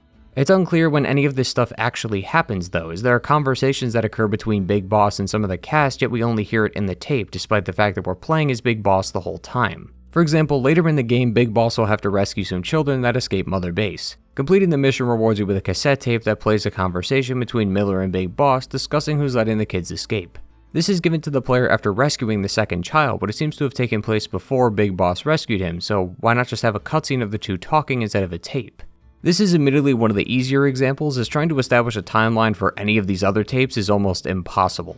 These also take away from the story at points, as not only are you stopping what you're doing to listen to audio tapes, but some of the story continues on in these tapes, further reinforcing how lazy this method of storytelling is.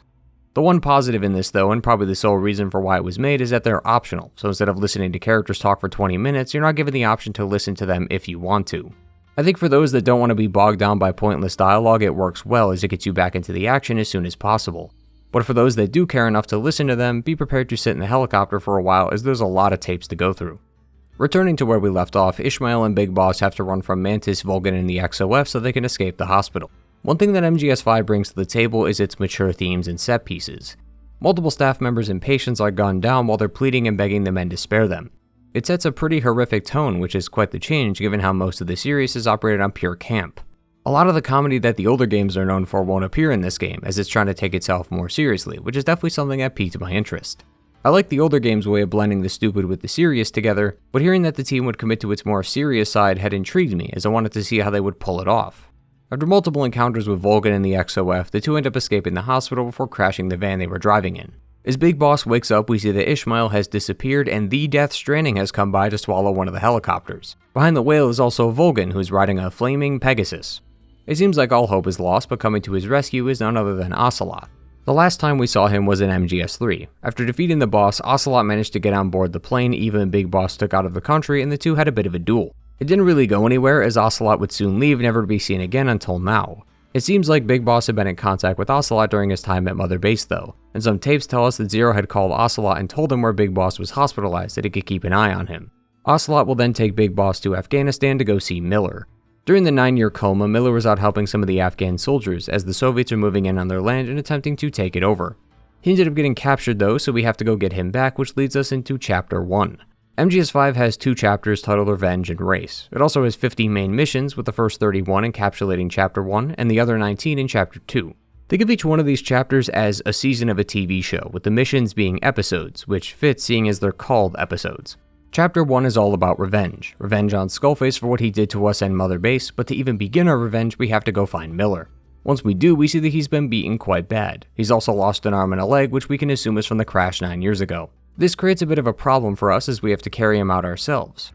Once we leave the outpost though, we run into this unit of supernatural looking creatures. These are Skullface's unit called the Skulls. These guys are going to be the game's main faction unit. The group has 3 types, the Mist, Armor, and Camouflage units. The Mist unit creates a cloud of mist that not only obscures vision but also possesses enemy soldiers, making them become zombies. The Armor unit functions the same except the fact that the unit itself has a thick layer of armor that needs to be removed in order to damage them. And the Camouflage unit are a group of female snipers. They're able to pick out targets from over hundreds of meters away and can also turn invisible and run extremely fast. Like a lot of things in this game though, the quantity is what's lacking here. Similar to Peace Walker, some of the main missions are just rehashes of previous missions but with a higher difficulty, so if we're to ignore those and only talk about the unique main missions, that brings our total to 38. Out of these 38 unique missions, I think the whole unit appears maybe 5 or 6 times. I might be a bit off, but they definitely don't appear that much despite being Skullface's elite unit. They are also not a specific person like the previous units, it's just a group of soldiers with different abilities, so they have no significance to the story. Now the thing that gave them these abilities does tie back into the story, but the Skull unit itself doesn't. This, coupled with the fact that they barely show up though, makes them one of the most forgettable units in the series. After Miller is rescued, the 2 take a helicopter to our new Mother Base, and we also have a new name for the group called Diamond Dogs. He wants to take down Skullface and make sure he pays for what he did to MSF, but to do that we're going to need an army. This then leads into missions 3 through 5, which don't have any major story significance, but are just missions to get the player more comfortable with the gameplay. Companies, governments, and other private forces are hiring us to do things for them like gathering intel, killing rogue agents, rescuing prisoners, and much more, so we're going to be doing a few of these in order to raise our status again. This is truly where the game opens up, and the best way to describe MGS5's gameplay is to say that it's a modern reimagining of Peace Walker's gameplay. Capturing soldiers, building up Mother Base, collecting GMP, buying weapons, putting soldiers in specific places like the R&D unit, all of it is exactly like Peace Walker. It's also my favorite in the entire series. While I think MGS3 has the best version of the more linear stealth-focused games, I do like the idea of making Mother Base your own, and MGS5 does a really great job at expanding upon what made Peace Walker so fun to play. Thanks to that though, not much else really needs to be explained as we've pretty much covered it all during Peace Walker. But the biggest change 5 makes to the game is the ability to roam the open world, allowing you to do multiple side ops at once. I never really liked walking around the map though, since most of it is just barren desert or forest outside of the occasional outpost or base. Compared to other open world games, it's definitely pretty bland, but the places you can visit have been greatly expanded upon. A lot of the missions in Peace Walker felt very linear, but thanks to MGS5 opening up the map a bit, you're able to come at any location any way you choose. Replaying the same mission will likely have a different result, as there are so many options and paths you can take, which adds to the replayability of the game. It's pretty much a large virtual sandbox, and it's what initially hooked me, as I had quite a lot of fun replaying old missions in different ways as I continued to get more equipment and be more creative with said equipment. MGS5 is a lot of fun to play, and it's a game I would easily recommend for the gameplay alone, as I can definitely see myself replaying these missions again in the coming weeks. The next part of the story starts around Mission 6, and it's here where I started to notice a few things. Among the many things MGS5 inherited from Peace Walker, one of them was its questionable mission structure. Peace Walker had the issue of splitting one objective across 4 missions. MGS5 thankfully doesn't repeat this, but has its own fair share of issues. The first one is the credits. Each mission is meant to play out like an episode, which is why I made that analogy to seasons earlier. At the beginning of each mission though is an opening and ending credit sequence. The latter isn't bad, it just occurs every mission, so I skipped it every time it appeared. I assume this was made to give more credit to specific designers that made the mission, but it had the opposite effect for me, as I didn't feel like sitting through the credits 50 different times. Ultimately though, it's not too bad, as the former has the more damning consequences. The beginning of each mission has a list of characters who will appear in the mission, like Ocelot, Miller, and Venom Snake, which is Big Boss's new name, like how Solid Snake was called Old Snake in MGS4, but we're not going to call him that. The issue is that there's also a guest starring list with all the important people involved, including primary targets and even important characters. Mission 6 says starring Skullface, Trenage Rebenok, which is just Psycho Mantis' real name, and the Skulls unit, and sure enough, they show up. It also has a list of featured mechs in the mission, the main one being the Sahelanthropus. So the mission is already spoiling the cast before we even leave the chopper. Now, do we know what Skullface and Mantis are going to do in the mission? No, but its inclusion creates a double-edged sword, as any mission they're listed in already spoils what's about to happen. And any missions they don't show up in causes the player to care less about it since no important characters arrive. Very rarely does a mission manage to surprise you even with the cast list, as the story events aren't listed in the credits obviously, so we still have that going for us. Kojima is a creative, so he can do what he wants with his games, but it is puzzling how no one on the team seemed to bring up the fact that these credits might be spoiling the events of the mission before it even begins. To add to the absurdity, the placement of these missions is bizarre. It's not where they are in the mission list, although some of them are also oddly placed, I mean what type of mission it is. MGS5 has 3 types of missions: main ops, side ops, and important side ops. Firstly, you're already contradicting yourself with the whole important side ops thing, as that's just another name for main side quests, but regardless, I firmly believe some of these missions are placed in the wrong spots. Mission 7 is given to us by some of the Afghan soldiers who ask us to murder some Soviet commanders. Mission 9 also has us be a distraction for the guerrilla forces in Afghanistan so they can attack the Soviets while we distract most of their men.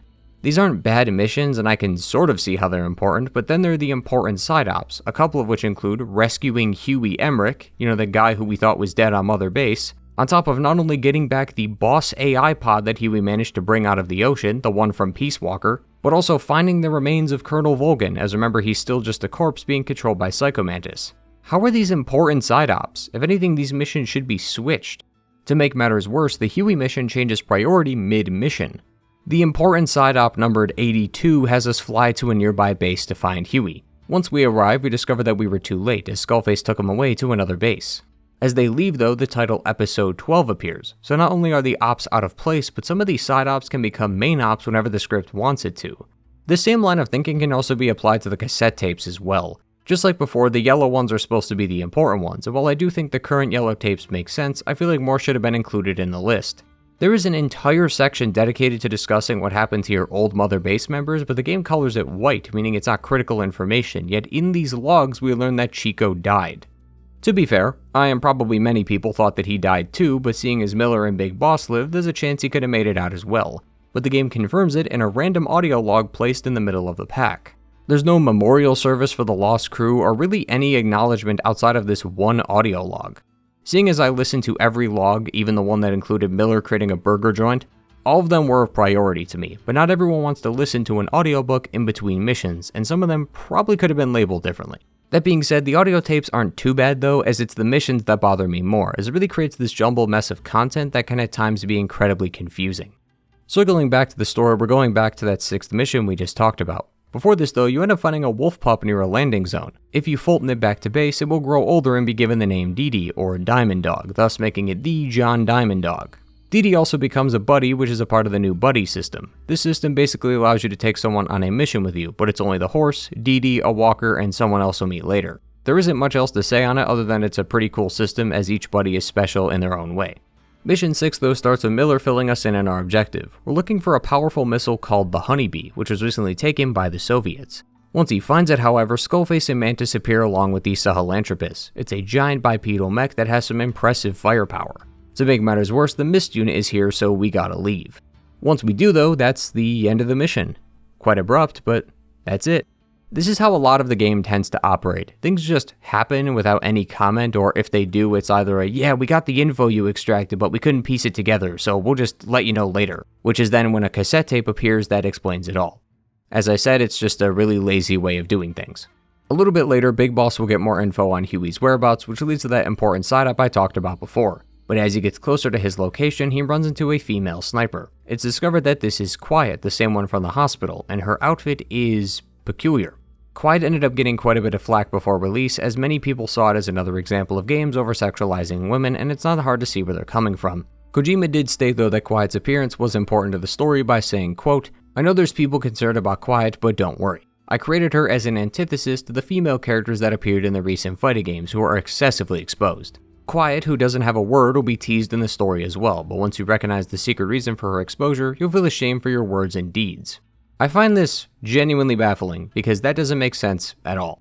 The reason for Quiet's appearance is due to a vocal cord parasite. This is something that will get more attention later, but basically it was able to repair her body after being lit on fire in the hospital. This parasite changed her body though, and now allows her to gain nutrients through photosynthesis, meaning showering is akin to drinking water. As such, wearing too much clothing would be like suffocating her, since she can only breathe through her skin, so she has to wear as little as possible. Look, it's an answer, which is at least something, but it is just as bad as when Capcom changed Jill's hair color to blonde in Resident Evil 5 and then made a lore document to cover it up. While it's better than nothing, it's very clear that Capcom did it to market the game, and the same is true here. This specific parasite as well is only in Quiet and the camouflage unit, who also wear the same clothing. Even if we're to ignore the outfit though, the game once again keeps the same framing as the B&B unit and makes sure to focus on her chest as much as possible, while also having her pose seductively in the chopper when you select new missions. Clearly this isn't the antithesis, because if it was, none of this would exist. If anything, it's continuing to further the idea. Ultimately, I think the B&B unit is worse in this department, but I also don't like being lied to, which is exactly what Kojima is doing. Defeating Quiet though does give us the option of killing or sparing her. If we spare her, she'll become our last buddy, and she's extremely helpful. I didn't do this myself, but I also like that you can even kill her and continue the game with this decision instead of instantly failing. It's a nice touch and gives you the power to choose even if this is the only choice you can make in the game. Continuing on, Big Boss will end up finding Skullface and Huey, and it seems like he was sending messages to Big Boss with the hopes that he could be rescued. We can also see that Huey is able to stand now thanks to these exo-powered legs that he created. Kinda reminds me of the ones Bridges has. Maybe they can make him a porter after all this is said and done. Damn, 3 Death Stranding jokes in one video. I'm on a roll. After Big Boss finds his new location, we discover that Huey got the AI boss pod from Peace Walker out of the ocean. For some odd reason, the two never talk about this and instead just leave the base. Too bad they're stopped by Skullface, who managed to get Sahelanthropus working. We'll learn a bit later that this mech was created by Huey, but he had some trouble with the design though, since it was hard to get the thing to stand without sacrificing firepower or armor, so we thought an AI would be a better pilot. He'd already created an AI mech before, which we saw in Peace Walker, so this shouldn't be any different. The AI installation wasn't complete though, which is why Huey is surprised that it's even active, as it's not supposed to be. The thing is that it's not really active, at least not in the traditional sense anyway. The conduit for its power is Mantis, but he's not necessarily controlling it though, more like being the controls itself.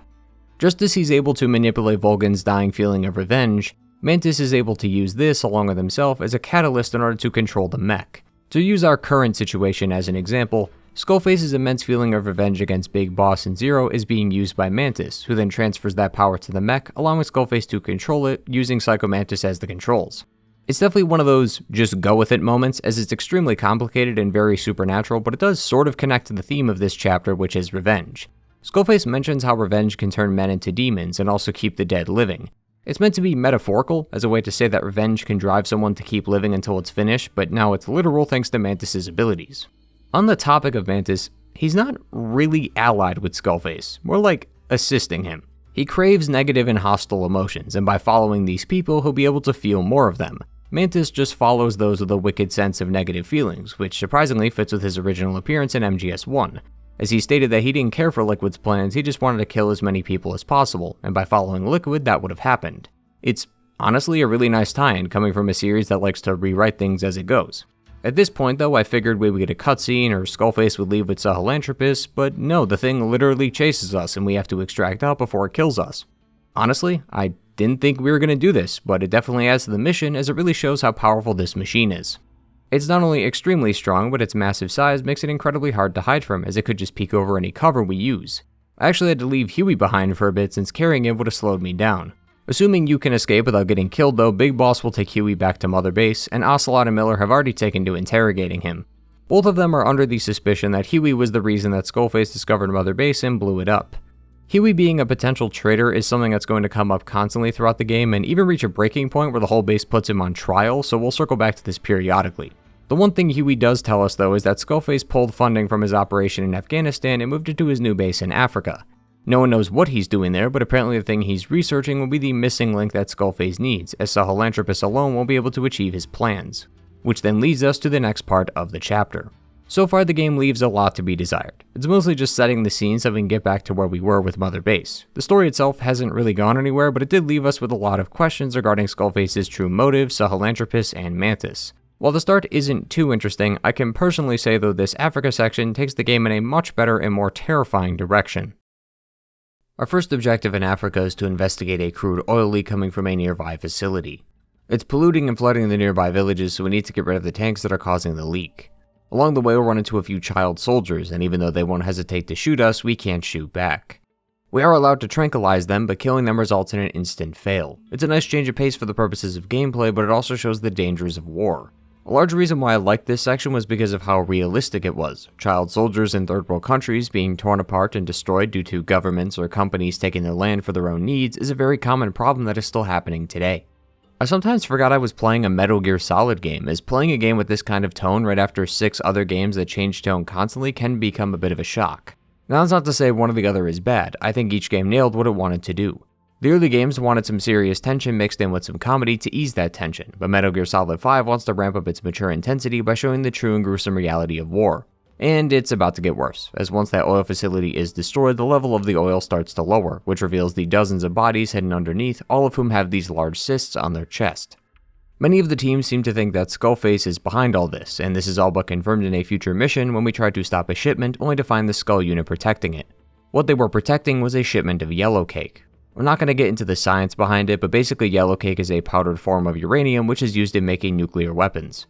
But apparently there isn't enough to make a proper warhead, so the team is still puzzled. As if Diamond Dogs needed more trouble on their hands, one of their contracts is from the general of a rebel army, who wants us to kill some of his men who were taken prisoner to prevent them from talking. The problem is that the soldiers are all kids. Initially I thought Big Boss was going to kill them and take the money, and him emptying an entire clip into the cell wasn't exactly disproving my point, until it's revealed that he only did it so they could get audio proof, which they would then send to the general, allowing them to get paid without killing the kids. Big Boss is definitely showing a softer side here than before, although to be fair in his defense, he's never actually killed kids, only recruited one. And he keeps in line with this way of thinking, as he wants to recruit them into Diamond Dogs once he rescues them. Somehow Miller is the voice of reason in all this and actually disagrees with Big Boss's decision. He's still torn up over Chico's death and also wants to test something regarding the kid's upbringing. Miller didn't exactly have a great childhood, and he figures that if the kids have better parents and role models, then they could live better lives. So he wants to do right by the kids and give them a chance at a real life. It's a nice change and makes Diamond Dogs out to be this beacon of light in an otherwise dark world. But sadly, we're going to have to delve back into that dark world once more, as the kids want us to find their leader Shabani. He's located in a building called the Devil's House, and it really lives up to its name. The entire place is covered in beds with people hooked up to machines. They all seem to have their throats cut open with an earbud being placed inside them, while the radio it's attached to seems to be playing various news stations and networks from across the world. It's grim and is perfectly in line with the tone of this game, as we've just walked into a pseudo-torture room, and you can't help but feel uncomfortable while walking through its halls. We do manage to find Shabani, but thankfully he seems to be alright. While Big Boss attempts to break him out though, Skullface arrives with Mantis and Vulcan, who torch the place, killing Shabani along with all the evidence we could have used to put a stop to them. To escape, we have to temporarily stop Vulcan by dousing him with water, which admittedly was a fun puzzle to figure out. This is right around the time I came to the realization that MGS5 was sticking to what it set out to do, and not taking things lightly, and I was all for it. It hooked me in a completely different way than the other games in the series. I wanted to see what these horrors were and what Skullface was doing here, and this mission not only continued to keep me interested in the story, was probably one of my favorite missions in the game due to how it sets things up. It's a wonderful mission overall, and is largely one of the reasons why I like the Africa section of the game, as things have started to take a drastic turn for the worst, which is totally different from our time in Afghanistan.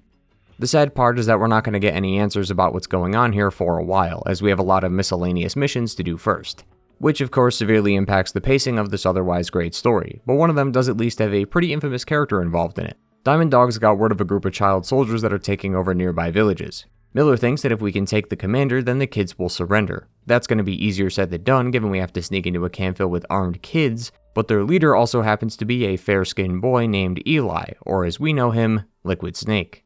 This ends up making the meeting a bit awkward, as Liquid is his son and he doesn't even know it since he left the Patriots before the cloning project began. But a rather odd detail though is that Liquid's DNA doesn't match Big Boss's.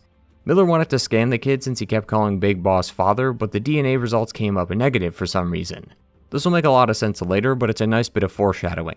Big Boss ends up defeating Liquid though and takes him back to Mother Base. We don't really know how he got here, but we do know that Solid and Liquid Snake are meant to be free range, in the sense that they weren't under the control of the Patriots. That's why Solid stayed in the US while Liquid went to the UK before going to Africa, it seems.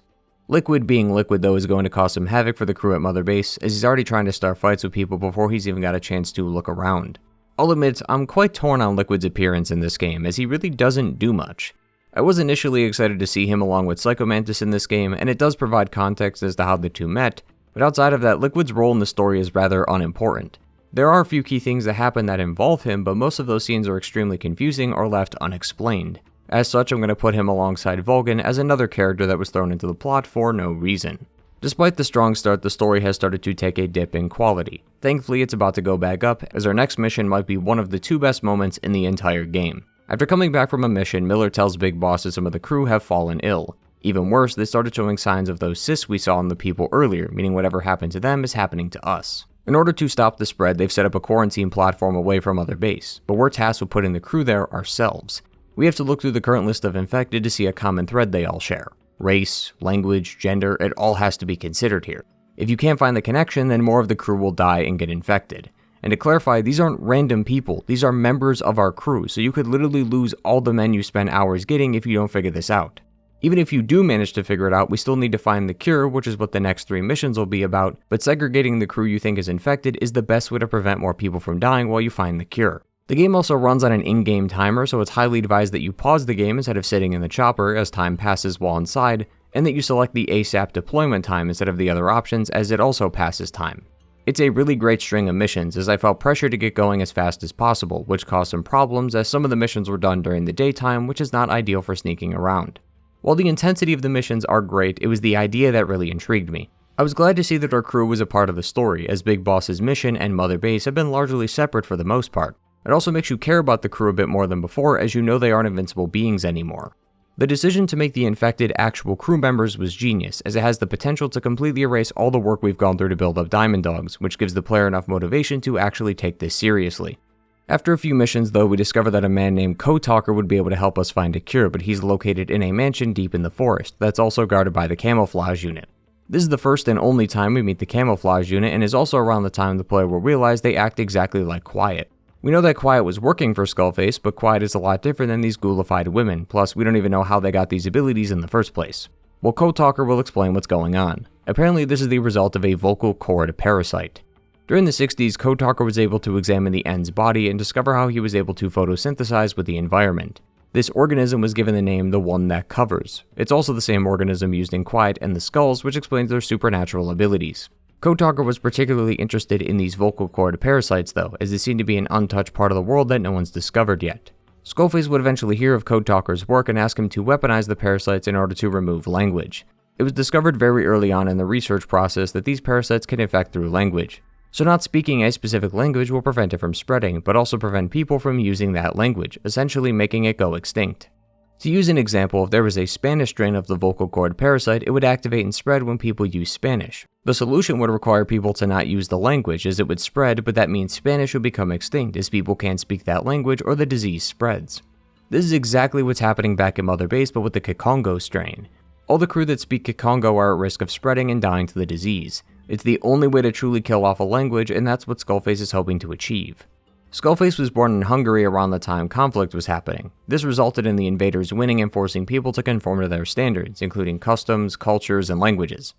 Skullface was forced to speak another language in order to survive, and it felt like he had a part of his life stripped away from him.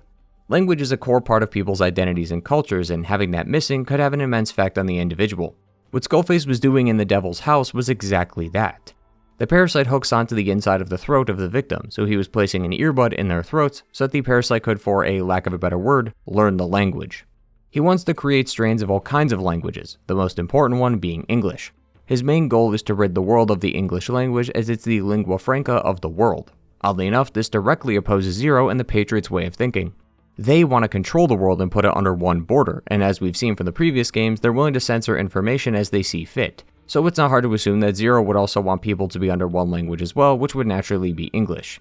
Skullface would be removing English from the world, which would severely hinder, if not completely destroy Zero's goals, while also causing chaos in the process.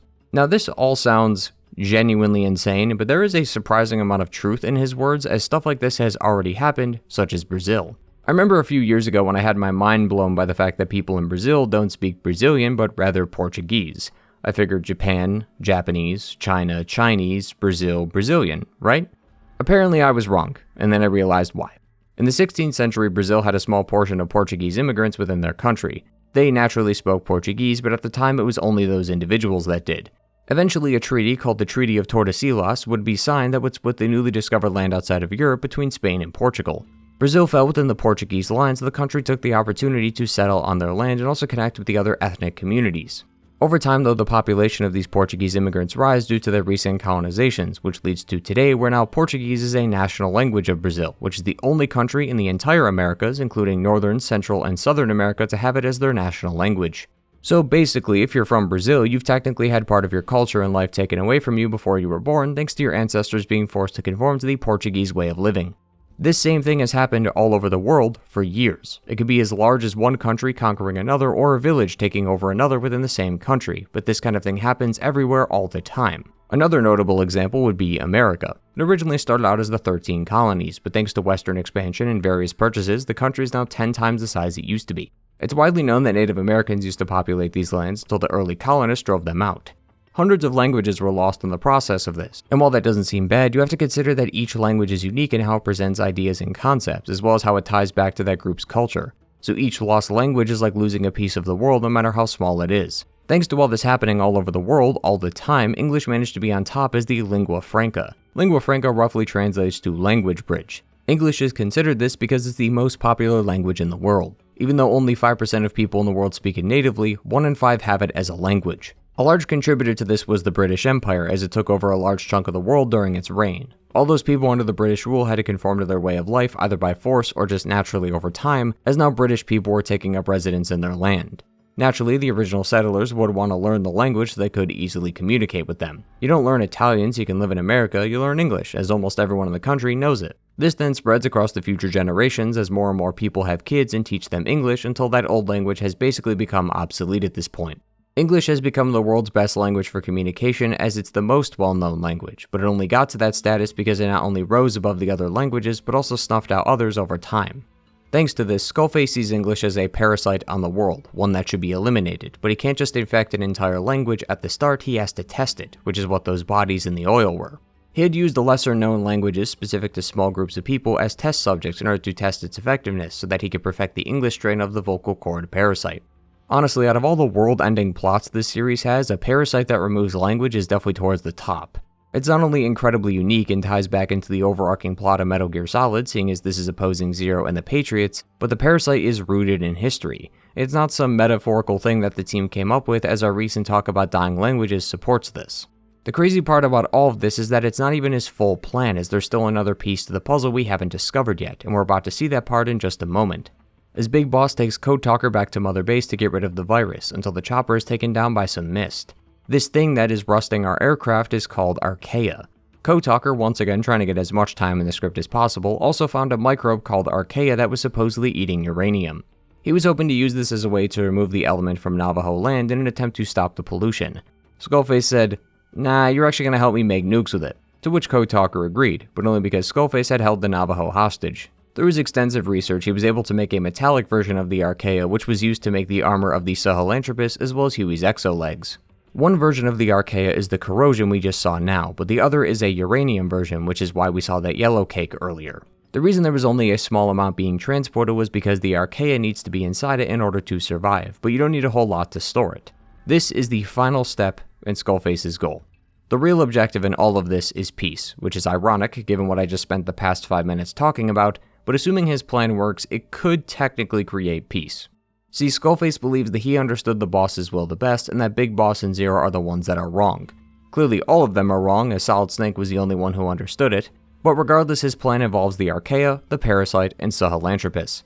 The Parasite would wipe English off the map, removing Zero and the Patriots out of the picture, while also giving people back their mother tongues, as he calls it, thanks to English being the lingua franca of the world. Removing it would mean people would have to use other languages, allowing them to reclaim their mother tongues. The other non-English strains he has would likely just be used as a failsafe, as other countries would come after him after all this, so he wants to make sure he isn't defeated. Sahelanthropus is going to be used to jumpstart the Cold War again, as announcing to the world that you have an Evangelion-sized mech is not going to sit well with people. Then he plans to sell his metallic Archaea on the market as a sort of get nukes quick scheme, allowing even the smallest countries to have nukes at their disposal. This all leads to his theory, which is the same as Coldman's from Peace Walker, and that if everyone has nukes, no one's going to shoot them, as they would risk that country shooting back at them with their own nukes. Thus, everyone would be in a constant state of deterrence, meaning peace would prevail, as no one would risk starting nuclear Armageddon. It's a sound theory on paper, but it also requires a lot of trust, which is not going to happen and requires people to conform to other languages. Skullface seems to see English as a colonizing language that takes from people, but it's also a language, meaning it's also got its own set of concepts, ideas, and cultures, so wiping it off the map would be no different than if another language disappeared. He's contradicting himself, but it ties back into the theme of revenge. He wants revenge for what happened to him as a child, and he wants to take it out on the World, Zero, and Big Boss. For as much as I find Skullface as a person to be bland thanks to his absence in the story, his master plan is very interesting and definitely one of the more unique ideas to come from this series. Now that my own form of an exposition dump is done, we should probably return to the story. After the chopper is attacked by the corrosive Archaea, the skulls appear to take them out. Once Big Boss defeats them, he's able to make it back to Mother Base with Code Talker in tow, and with his help, Mother Base has been officially rid of the Kikongo strain of the virus, but not without some consequences. To get rid of it, Code Talker had to use something called Wolbachia. This is a very common bacteria that when attached to the vocal cord parasite will turn male into female, and since every one of the parasites would be female, they can't reproduce and thus can't spread. The problem is that it also has the side effect of rendering all those infected infertile, so all the crew that were in quarantine can never have kids. To be fair, the alternative is dying, so I think the pros outweighs the cons here. Still though, the one thing the team is confused about is where it came from. Mother Base sanitizes everything thanks to war being a feeding ground for disease, but they did forget some guests, the kids. They were from an African village that was likely used as an experiment for Skullface, which is how they were infected with the parasite. The good news is that the parasites don't affect kids, only adults, but Miller is still ashamed at the fact that they let this slip through as it could have saved some of the crew. And also, I don't mean to bring this up again, but all that information I just mentioned was from a white cassette tape, which further reinforces my point about this game not only using tapes as a lazy way to relay the story, but also how most of them are mislabeled, as I feel like a tape being about the cause of the infection that could have killed our entire operation would be important. But now that we have cured Mother Base, rebuilt Diamond Dogs, and know Skullface's plan, we can now take the fight to him and get our revenge. Big Boss goes alone and manages to sneak into his fortress before being caught by Mantis. Skullface takes him hostage and has Big Boss travel with him to where Sahelanthropus is located so he could see his plan fail right in front of him. He also wanted to talk to Big Boss and discuss his past, which is where we learn his goal as well as his past as Big Boss's assistant during Snake Eater.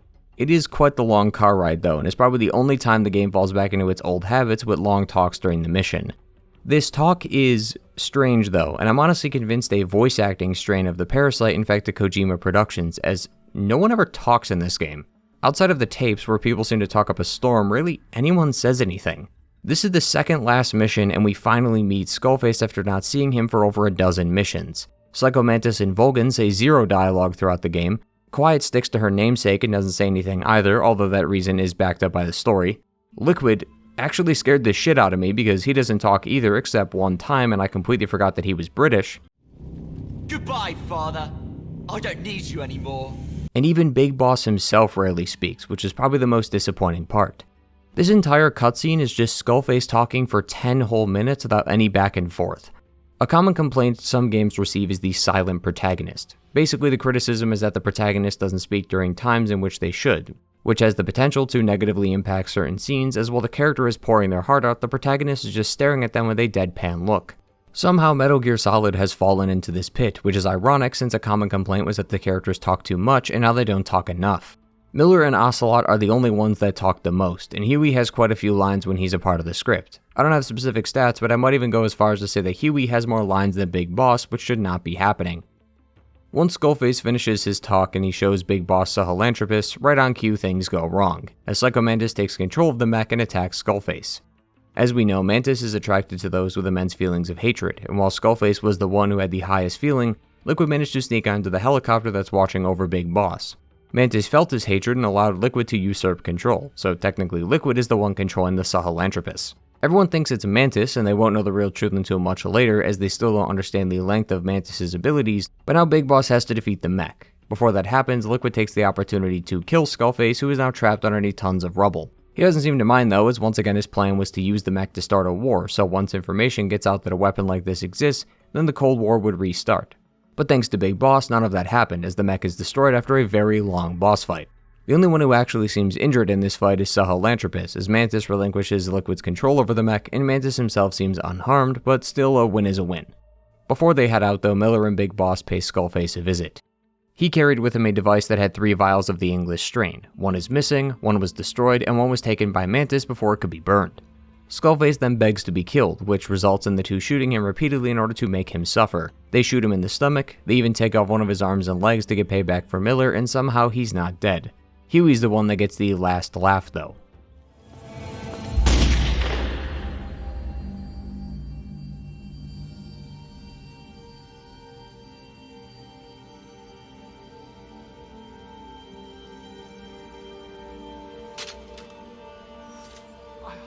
I did it! Revenge! Yeah, revenge! Anyway, here's a non sequitur for you. Metal Gear Solid 5 is a weird fascination with Moby Dick. The story of Moby Dick is centered around a Captain Ahab who lost his arm to the giant whale Moby Dick and vows to strike it down. Along the way, he picks up a crew of like-minded individuals and chases the thing to the ends of the earth, all to fail as it's assumed that the crew died while the whale survived. It's supposed to be a story of revenge and how it's unsatisfying, and how Ahab dedicated his life to that revenge. This mirrors Big Boss and Miller perfectly, as they stopped at nothing to defeat Skullface, but it goes even deeper than that. Ishmael from the hospital is the name of a character from the story, and is also written from his point of view, so Moby Dick is really his story about watching the crew take on the whale, which sort of fits given who Ishmael actually is. Ishmael also calls Big Boss Ahab, both of whom are the leaders of their respective groups and lost an arm to the thing they swore revenge against. And our helicopter is named Pequod, which is the ship they used to sail the high seas with. Now the story doesn't exactly give us any clues as to what will happen next, but it is cool how this chapter was pretty much committed to mimicking the events of that story. Regardless, my thoughts on Skullface are mixed, because I don't like how he was presented in the story, but that also ended up making this moment better. Despite being the main villain, he only shows up in a couple of missions for a total of maybe 20 or 30 minutes, most of which come from the last two missions. He's largely absent from the entire story, which makes him a really boring villain, but that makes this scene even better as I feel like it's supposed to portray how revenge is petty and usually not satisfying, which might be why the final bullet doesn't fire. It's anticlimactic, and I think the whole scene is meant to feel that way, and having Skullface be a complete non-factor throughout the course of this chapter makes it feel even more so. That being said, it does suck that his presence is lacking, as I feel like there was a way to make both options work, which would be having Skullface be more present while making the revenge unsatisfying without sacrificing one for the other. He had the potential to be a very good villain, as his motivations were interesting, and the things he does in the tapes are horrific, like pretending to torture some of the Navajo to get Code Talker to work with him. He's a terrible person in the tapes, but his on-screen performance is really where it counts, and it doesn't succeed, which is a shame. As ironic as this sounds though, the ending does give off this sense of closure. The crew goes back to Mother Base, and they even brought Sahelanthropus with them as a trophy of their victory, even though they can't use it, and pretty much everyone celebrates and relaxes now that their rival is dead. As a whole, Chapter 1, like this whole game, is a mixed bag. It's neither good nor bad, and even the same parts of the story are not good or bad. As I just mentioned, I didn't like Skullface nor his role as main villain, but his role, at least when it comes to what he means to Miller and Big Boss, worked well. A lot of this chapter and even this game is give and take, as I find it extremely difficult to look at one thing and go, that's perfect or that's terrible. It's a constant whiplash of back and forth, and it can be seen throughout the missions. One minute you're rescuing random intel members, the next you're going through a torture chamber. Even the entire cast is mixed. We haven't really talked about Miller and Ocelot outside of a couple missions because they don't usually provide much to the story. But in regards to their roles, as Ocelot being the sort of know-it-all leader and Miller leading Mother Base, they're great. But the story is also conveyed lazily through these cassette tapes, which takes away from the story right in front of us, as if the team can't figure out how to construct the scene, they can always fall back on these tapes as a last resort. But some of the moments throughout the story are incredible, like the aforementioned torture chamber and even the attack on Mother Base back in Ground Zeroes. It really is a mixed bag, and a lot of this is going to continue into Chapter 2, as it arguably gets worse and better at the same time. If Chapter 1 was the rise of Diamond Dogs, Chapter 2 would be the fall, as over the course of the chapter, Diamond Dog's going to go through some rough patches that will change the group forever. Right away though, we gotta talk about the missions. As I said at the top, MGS5 has 50 missions, with Chapter 2 containing 19 of them. Mission 32 through 50 are a part of this section, but more than half are just repeats of previous missions with different difficulty modifiers. Mission 34, titled Subsistence C2W, is just Mission 4 C2W with an MGS1 twist, as we start with no gear. Mission 50, Extreme Sahelanthropus, is just a repeat of Mission 31 but on a higher difficulty. These make up 12 of the 19 missions in this chapter, and none of them have anything to do with the story. Now I don't mind their inclusion as they're fun missions for the sake of gameplay, but why are they in this chapter? Most of the unique story missions in this chapter involve cleaning up loose ends, like going back to Code Talker's residence to extract some materials before the XOF get their hands on it. Those are fine and I don't mind them, but it's the repeat missions that make no sense to me. Oddly enough, Peace Walker actually had the right idea when it came to structuring these missions. After each Zadornov escape, you get a handful of new content to do, with the assumption that you would do them and then Zadornov would escape again, which would of course give you more missions. MGS5 sort of does this, but it's mainly these repeat missions since they make up the majority of this chapter. I think it would have been perfect to swap some of the important side ops and put them in here. I have no issue with these missions from a gameplay perspective. In fact, I'm glad they added the modifiers to them, but the important side ops in these missions should have been switched to make the story flow a bit better.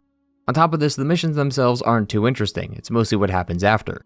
Upon doing a dozen or so missions and returning to base intermittently between them, we discover that Huey has created a new battle gear for us to use, we can also create nukes to use at Mother Base, and Liquid is pissed because one of the kids we took aboard died in an accident on the base. I cannot stress this enough when I say that it's not the missions themselves that trigger this, but the trip back home that does.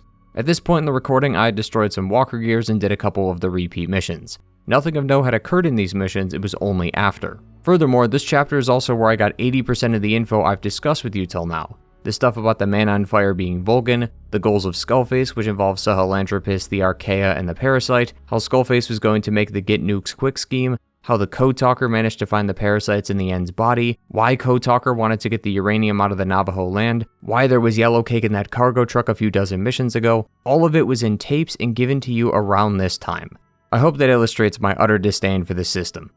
After some more time doing side ops and such, we're told to find Colonel Vulcan's remains as well as the boss AI pod and bring them back to Mother Base. Just like usual though, all we do is extract it, and then it's not until a few missions later where we get the actual info we need from it, but in the form of a cassette tape.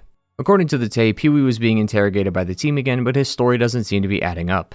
It's heavily implied that Huey not only used Otacon as a test subject for Sahelanthropus, but he also killed Dr. Strangelove when she disagreed with his plan to harm their child. Multiple timelines across the game show us that Otacon was born in 1980, so this happened in between that 9-year coma. But that does call into question what Huey was doing, seeing as Mother Base just got attacked, so how did a man in a wheelchair manage to escape? That's where a lot of these suspicions starts with him, and working with Skullface was not helping his case.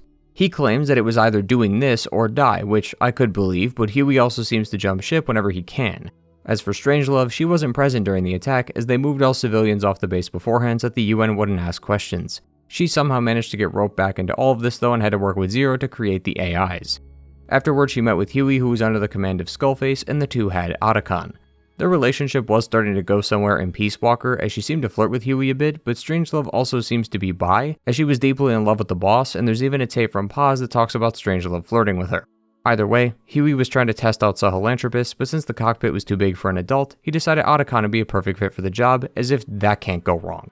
Strangelove disagreed though and apparently sent him to America, which is a bit mind-boggling as the kid is like 3 at best. But Huey didn't like this though and ended up locking her in the boss AI pod, which suffocated her to death. Miller and Ocelot are still going back and forth on what to do with him though, as Huey has said that everything we have accused him of are lies. So they're going to set up a trial soon and put him in front of all of Mother Base. As for Vulcan, well, not much happens actually. We attempt to Fulton his corpse back to base, which wakes him up, but he stops right before killing Big Boss. I think this is another attempt at foreshadowing, which is admittedly pretty cool, but once again I feel like Vulcan's character was completely wasted as this is the last time he'll appear in the game. He's never talked once throughout the entire game, which I could forgive seeing as he's just a corpse, but him transforming at the end could have went somewhere. Why not have him talk about the events of Snake Eater to really drive home how much he hates him, or even have him poke fun at his eye since he lost it on that mission? Without this, the whole interaction is just really awkward to watch.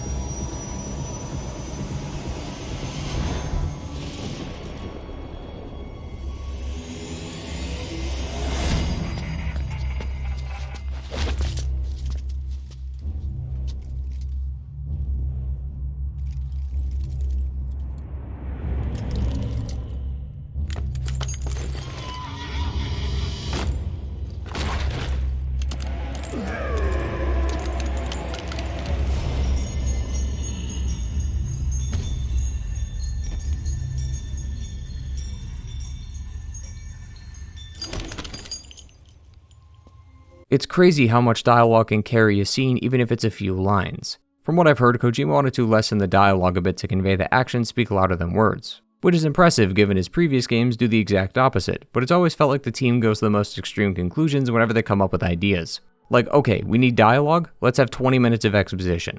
We need cutscenes? Let's make one that's 70 minutes long. Oh, that was too much? They want less dialogue? Alright, let's just make everyone mute.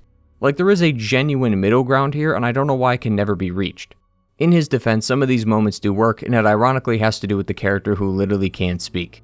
Despite my initial criticisms of her, I actually enjoy Quiet and found her to be a great member of the team, and a lot of her scenes do fit with what Kojima wanted to convey. If you have a high enough bond with Quiet, you can play in the rain with her, and you can tell that her and Big Boss are happy and enjoying their time together. No words are spoken here, but there doesn't need to be, as the scene does a good enough job on its own to explain how they feel. This, of course, is rare though, as most of the time it's like our meeting with Vulcan. The only silver lining is that we got to see Colonel Vulcan in the new Fox engine, so there's that.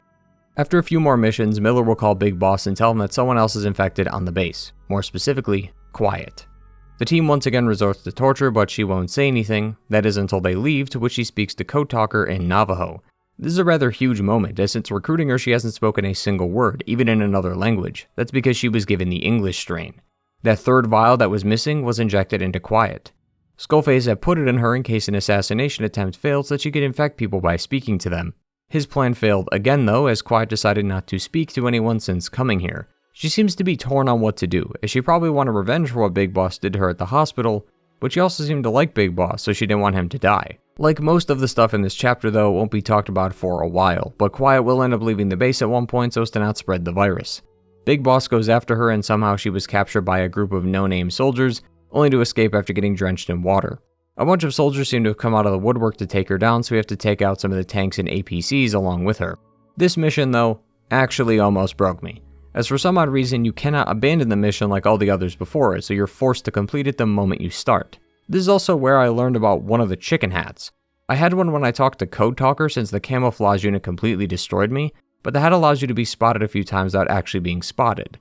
It does impact your ranking in the mission, but it's helpful for when you're stuck. Well, apparently there was an even higher tier than that, which I got during this mission. I was very underprepared for this, as once again the mission priority changed, so I had no clue we would go from finding Quiet to fighting the entire Soviet army. To be fair, you don't have to use these items, but I was struggling enough as is, so it did help to a degree. Regardless, once the tanks have been destroyed, Quiet has to be carried by Big Boss thanks to a sandstorm coming by and drying her up. The two end up hiding from some Soviet forces, but Big Boss is bitten by a venomous snake, which is fitting, and has to be evacuated so that he can get medical attention. The problem is that Pequod can't see us and Big Boss can't speak, since he's fading in and out of consciousness right now, so it's up to Quiet to do it, but she won't speak because of the English strain, until she does. As I said, only a few lines of dialogue are needed to really set the scene here, and Quiet was willing to speak English just to get Big Boss out of here. It really shows how much she cares about him, and she's willing to put herself at risk just to save him. This of course calls into question though what will happen next now that the strain is loose, but it seems to be a bit more complicated than that. According to Code Talker, the parasites multiply in effect the more a person speaks, plus it also happens after an unknown amount of time. So Quiet doing this and then leaving right away would in theory prevent the English strain from spreading, which is exactly what she does as she leaves after Big Boss is rescued. The vocal cord parasites are definitely a bit hard to wrap your head around sometimes, but overall I liked the mission and is one of the reasons why I like Quiet as a character. Plus, for the purposes of gameplay, she's also gone from our buddy list. Now I have heard that you can get her back by redoing the introduction mission 7 times, but I haven't done that myself. Either way, she's now gone from our team, and it's a pretty big hole that she left, as she was easily my favorite buddy in the game. Sometimes DD and D-Horse were better, but if I didn't know who to choose, I usually defaulted to Quiet, as you really can't go wrong with her. So it sucked to see her go, as she was a valuable asset to the team, and her insistence on making sure Mother Base wasn't destroyed by not talking was very brave of her, and shows how much Diamond Dogs and Big Boss had really affected her. Sadly, Quiet isn't the only one to have left the base, as the kids we rescued from that mine earlier also escaped. The team must have absolutely loved the Zadornov missions, as they're basically an exact copy of those. At least they show up right away this time and don't take up the whole chapter though. But as they say, one in, one out, as we actually have a new member joining us at Mother Base, who is Paz. Sort of. If you go to the medical platform on Mother Base, you'll find Paz in one of the rooms and she seems delighted to see us. Apparently she had amnesia and forgot everything regarding the Patriots and Ground Zeroes. Funny enough, she's exactly what I wish Paz was in Peace Walker, a normal girl whose home was ravaged by war. The problem is that she's not real, it's just Big Boss's mind tricking him into thinking she's alive. In fact, not even the room exists, as the door just leads to a platform outside the building. Miller and Ocelot do appear in the cutscene as well, but I also think it's Big Boss's mind playing tricks on him again. This is further confirmed by the constant flashbacks Big Boss will have when he first meets her, as he travels back in time to when the chopper blew up from her. No, it's okay. There's another in my... It's all right, we got it out. There's another in my... The guided tour will be wrapped up by the time you get home. Make me proud. By the time they leave, I'll have the IAEA praising us as the poster boys for world peace. Out. The events of the cutscene are also slightly different as a rocket blows up the chopper instead of the bomb. It seems like Big Boss is trying to come to terms with what's going on by changing the memory in his mind. It's another good string of missions, as you're likely to be confused as to what's going on with Paz, as she clearly died, but she's also alive right in front of you.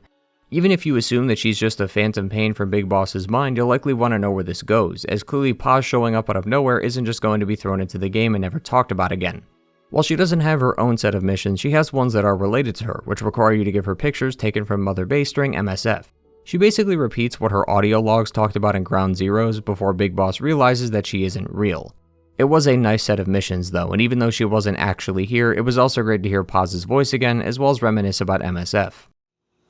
Remember Professor Galvez on his instrument during Peace Day? Woo-wee-oo. Such a funny sound for a musical instrument.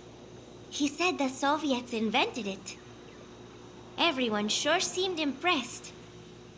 Music has no borders. The professor taught me that. Where's Professor Galvez anyway? Now that one kid has been taken care of, we should probably get those other kids we were supposed to get earlier.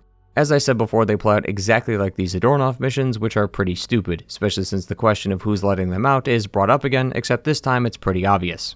Liquid was the one telling them to escape, as he believes that they should do what they want and be who they want, and if that means soldiers, then so be it. Liquid also says that bringing them back is going to come with serious consequences, and surprisingly, he isn't lying, as with the help of Mantis, they managed to take Sahelanthropus with them and leave. Now, this wouldn't be an issue, seeing as it's really just a pile of metal at this point, but apparently Huey was making repairs to it and now it's fully operational again. While all of that is crazy, what's even crazier is that the mission just ends and is never talked about again. The most common criticism levied at Metal Gear Solid 5 is that it's unfinished. Under Reddit threads, forum posts, hell, even my own community posts, people were telling me that the game was unfinished. This is backed up by a couple of things. One is the actual ending itself, which we'll get to, and the other is this. Eli, Psycho Mantis, and Sahelanthropus never show up again for the rest of the game. This is the last time we see or interact with them. That's obviously very confusing, as they just stole a mech from us, and Psycho Mantis gave Liquid the English strain earlier, so they also have that with them. The game never brings this up, but it seemed like it was going to. There was a cut Mission 51 called Kingdom of the Flies that involved Big Boss going to Africa to take them down. Apparently the kids, Liquid and Mantis, used the vocal cord parasite to infect the area and kill the adults since the strain only affects adults. And then they would have announced the mech to the world and demanded the body of Big Boss, or else they would launch a nuke. Eventually, Liquid would start to feel symptoms of its infection until Mantis took it out of him using his telekinesis. From there, it seemed like there was going to be another big battle between Sahelanthropus and Big Boss, which would result in him winning and Diamond Dogs napalming the area in order to stop the infection from spreading. I'll leave a link to a video by Inuzi that shows what was created in full so you can get a better look at things, but overall it sounded like a pretty cool mission all things considered. While this is definitely a good argument when it comes to the claim that MGS5 is unfinished, we also have to ask why it was cut. It's possible that it didn't fit with the story, but it could also be that the Konami-Kojima feud has once again spilled onto the game. The one thing I will say though is that this ending is arguably more abrupt than the one we got, as Liquid and Mantis leave the place before being blown up and then he says, "It's not over," and then the game ends.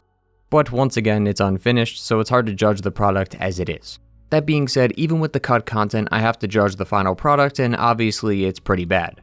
Speaking of cut content, although not exactly, I found out about this midway through editing this part of the video, but apparently there was a whole nother ending planned regarding the nukes.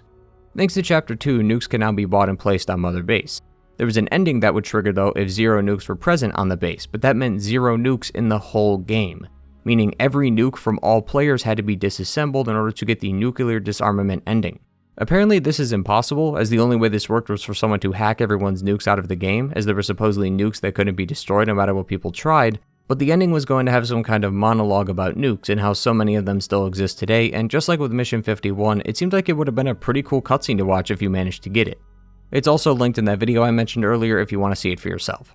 It's kind of interesting though how good some of the game's cut content is, as it all ties back into the series in some way, with the disarming of nukes being literally at the core of this entire series, and Liquid wanting Big Boss's body was something he also wanted in MGS1. So all of it could have tied up some of the loose threads left by other games, but we sadly won't be able to see these come to fruition anytime soon. Minor tangent aside, we still have a few more things to discuss regarding Chapter 2, one of which being another outbreak. This is different from the stuff with Quiet, as that was just an MRI scan done by Code Talker. This is another full-on outbreak like the one we had earlier, and while I did like the Devil's House, Mission 43 is easily the best one in the game. The outbreak started on the Quarantine platform, which is a lucky break for Diamond Dogs, as that place is already sectioned off from the rest of the base. From the footage inside, we can see that the infection has spread fast, and most of the surviving crew has been attacked. Big Boss is then given the job of going in and assessing the situation, and the inside is something out of a horror movie. The place is covered in blood and the bodies of our men. Once we reach the top, we find the guy who sent the transmission to us earlier, who gives us goggles allowing us to see the infection through the victims' throats. The problem is that it's showing up on everyone, and the infection is also forcing them to go outside, as their bodies will be eaten by the birds and carried elsewhere, so either kill them or let the world succumb to the virus. So we have to put down our own men, and once again these aren't random people but actual members of the crew. I checked myself and even found one of the crew in the list right next to me. This hissing hippo was someone I recruited and now I have to kill him. It was different before as the virus was killing us, but now we have to deliver the killing blow ourselves. It's the most unnerving mission I've played in the whole series, and it makes it even worse when the crew looks you in the eyes while you do it. Like they know what you have to do and are willing to die if it's by your hands.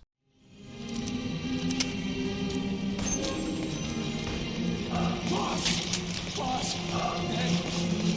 What's up the boss to say? We live and die by your order, boss. Boss!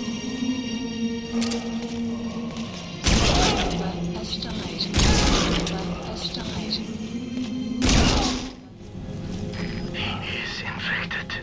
I don't believe it. Maybe they got him through my wounds. They're waiting now. All of them. Do it.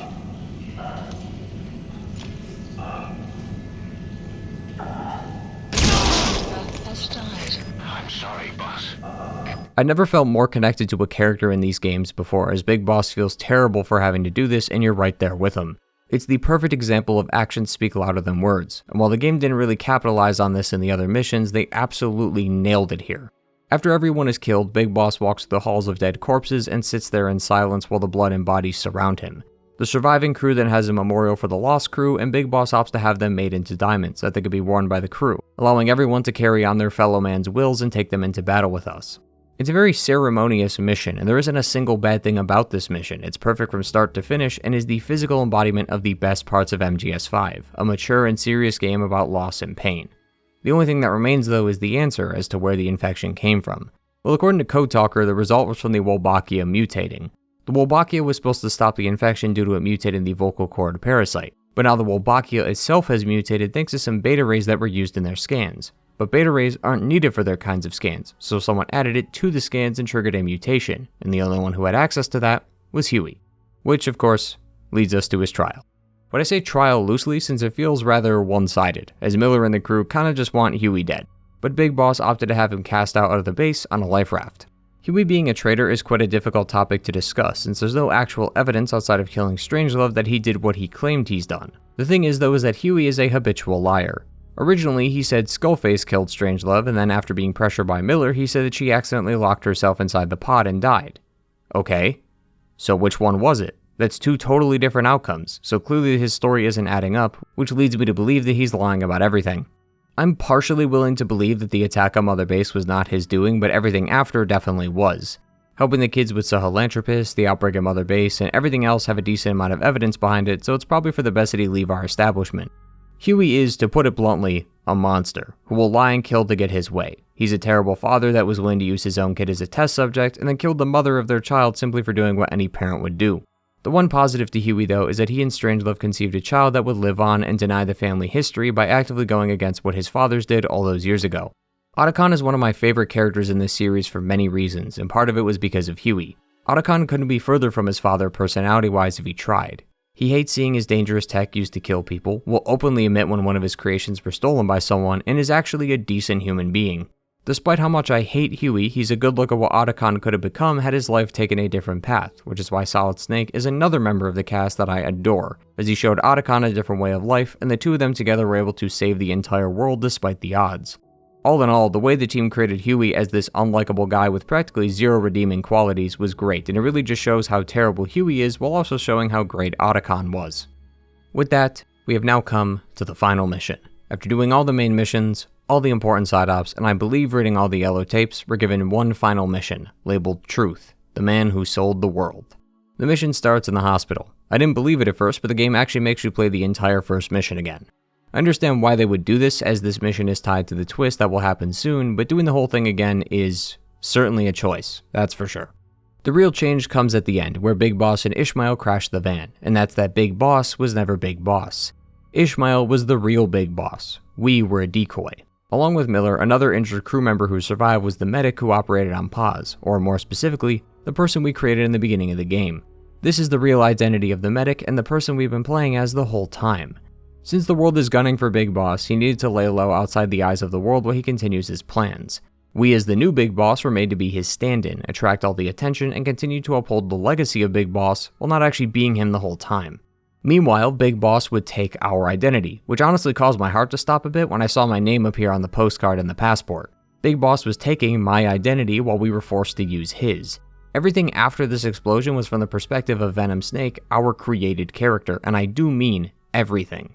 That's why the DNA for Liquid didn't match, as it wasn't Big Boss's and Liquid's DNA, it was Liquid and the medics, and obviously they aren't related. It's also why the Boss AI pod didn't recognize him when they meet, and probably why Vulcan died after getting close to Venom Snake, as he realized that he wasn't the real Big Boss. That's also why the real Big Boss was named Ishmael, as in Moby Dick, the story is from his perspective as he watches the crew fight the whale, while Big Boss is watching Venom and the Diamond Dogs fight the world. The game also teases this a couple times during the intro. Listen to these lines again, and remember that Ishmael is actually Big Boss and that they're talking to the body double and not the real one. She took the short way down. Who are you? Who am I? You're talking to yourself. My name's Ocelot. Big Boss. You know who I am. A certain man gave me a job to do. Two, actually. First was to get you out of that hospital. The second was to rescue the man himself. Not much time once we're there. Don't take too long getting used to your new self. MGS5 has taken the series back to its roots with plot twists that are subtle enough to hide under the radar but end up becoming more apparent on a second playthrough. From what I've heard though, some people have said that the ending was too obvious, and I can see that. The problem for me was that the game was gaslighting me the whole time. It's not like the Liquid Snake reveal where it's only through a codec call. You're literally playing as who you assume is Big Boss and then are told that you are him throughout the game. It's a great twist, but it's still not even over yet, as we see the medic, Venom Snake, listening to a cassette tape labeled The Man Who Sold the World. The name is in reference to a song of the same name. It was originally sung by David Bowie, but you may have also heard the other version of it by Nirvana. The song basically spills out the twist from the beginning, as the song is about Bowie and how he struggled to recognize himself over the years. But it goes even deeper as well, as the version used in-game is a cover by someone called Midge. So the person singing isn't Bowie, just like how Venom isn't Big Boss. It's a perfect song to use for this kind of twist. It's not only catchy, but it also mirrors our current situation. On the back of the cassette tape though is another track labeled Operation Intrude N313, aka the Outer Heaven Uprising, or more commonly known as the events of Metal Gear 1. This is why I've largely avoided talking about the events of Metal Gear, as this game would inevitably change things around. In the original release, Solid Snake was tasked with going to a base called Outer Heaven and taking down their leader. His commanding officer at the time was Big Boss, but it was discovered that the leader of the group was also Big Boss. He was hoping Solid Snake would fail in his mission, which is likely why a lot of his dialogue says things like, "Oh yeah, I kinda forgot to mention, you'll need a gas mask in order to enter this area." He would eventually overcome and kill him, which leads to the events of Metal Gear 2, where Solid Snake now has to take down another place called Zanzibar, only to discover that Big Boss is here again.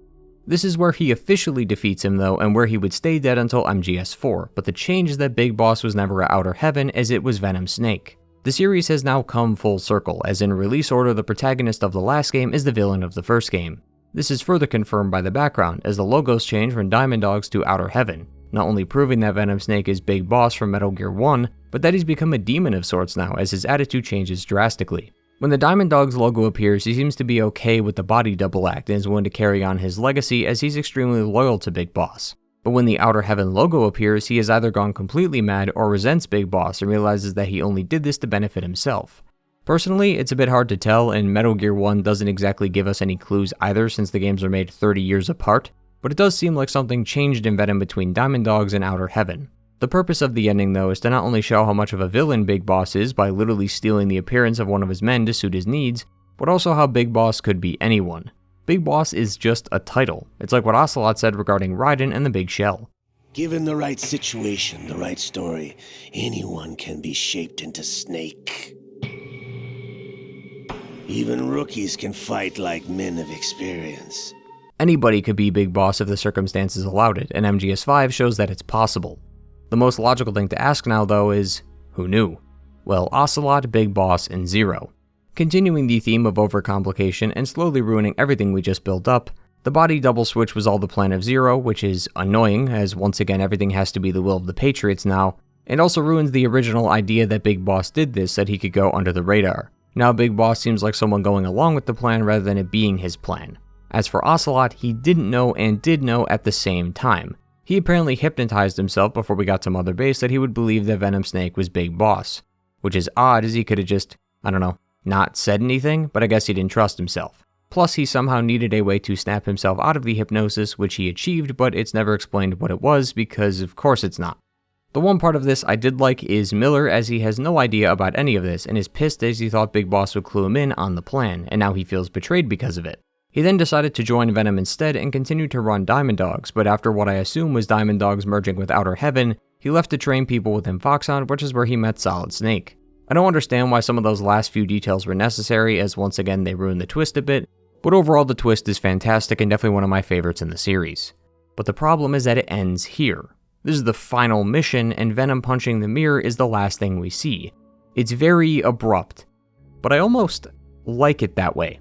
MGS5 is in the middle of the timeline, so it's hard to make a clear-cut ending when there is more to go. Plus, you could argue that MGS5's story ended when we killed Skullface, like how Peace Walker technically ended when the boss killed itself. Still, I saw this ending as a message from Big Boss to keep doing what we're doing. We as Venom Snake now know our true origin, but that's not going to stop our mission. We still have to continue to play the role of Big Boss, so by continuing to play the game, we'd be doing exactly that. That's at least how I saw the ending anyway, but if you're someone who dislikes the ending and finds it too sudden, I think that's a totally valid opinion to have. This mission, though, is the final piece of content for Chapter 2 and MGS5, and as I said before, this chapter was at times going to be worse and better than Chapter 1.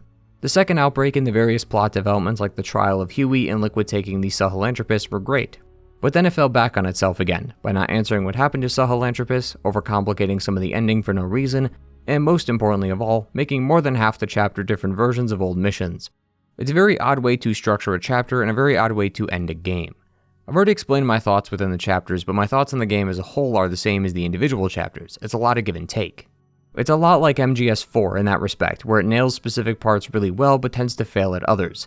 Ground Zeroes is a perfect product and a great introductory mission for the game, and the Devil's House and the various outbreaks that occurred on Mother Base were some of the highlights of the story. The main motivation behind Skullface's actions and the idea of using language as a weapon intrigued me enough to see where it could go. But then there were those tedious repetitive missions with no real weight behind them, missions that were oddly structured and should have been placed in different sections, characters that were thrown into the plot for no reason, very little back and forth dialogue, and a few plot points that were just not answered. Despite that though, just like MGS4, my overall experience was positive. I enjoyed my time with the game, I truly did. The gameplay was top-notch and the best in the series, and the decision to go for a more serious tone this time was unexpected but welcome. And I think given what the team had to work with, they did alright. It sucks to see that Kojima had to leave his series behind after this, but I think it left on a good note. Metal Gear Solid is a great series and an important one at that, and I finally understand why people love these games. I've given Kojima and his team a lot of shit throughout this video, but I did enjoy each of these games. I like some more than others, but I never truly hated any of these games. Some have some great gameplay, incredible messages, beautiful portrayals of the harmful effects of war, or just all around good stories. They also have very questionable pacing, retcons or changes in the script to fit the narrative, and a few characters with some wasted potential. That being said, each game is so unique that there's something here for everyone. Usually games have to change their genres completely to attract new fans, but Metal Gear Solid did that by just doing what it does best. All over the internet are people defending at least one of these games in the series because each one resonates with someone differently.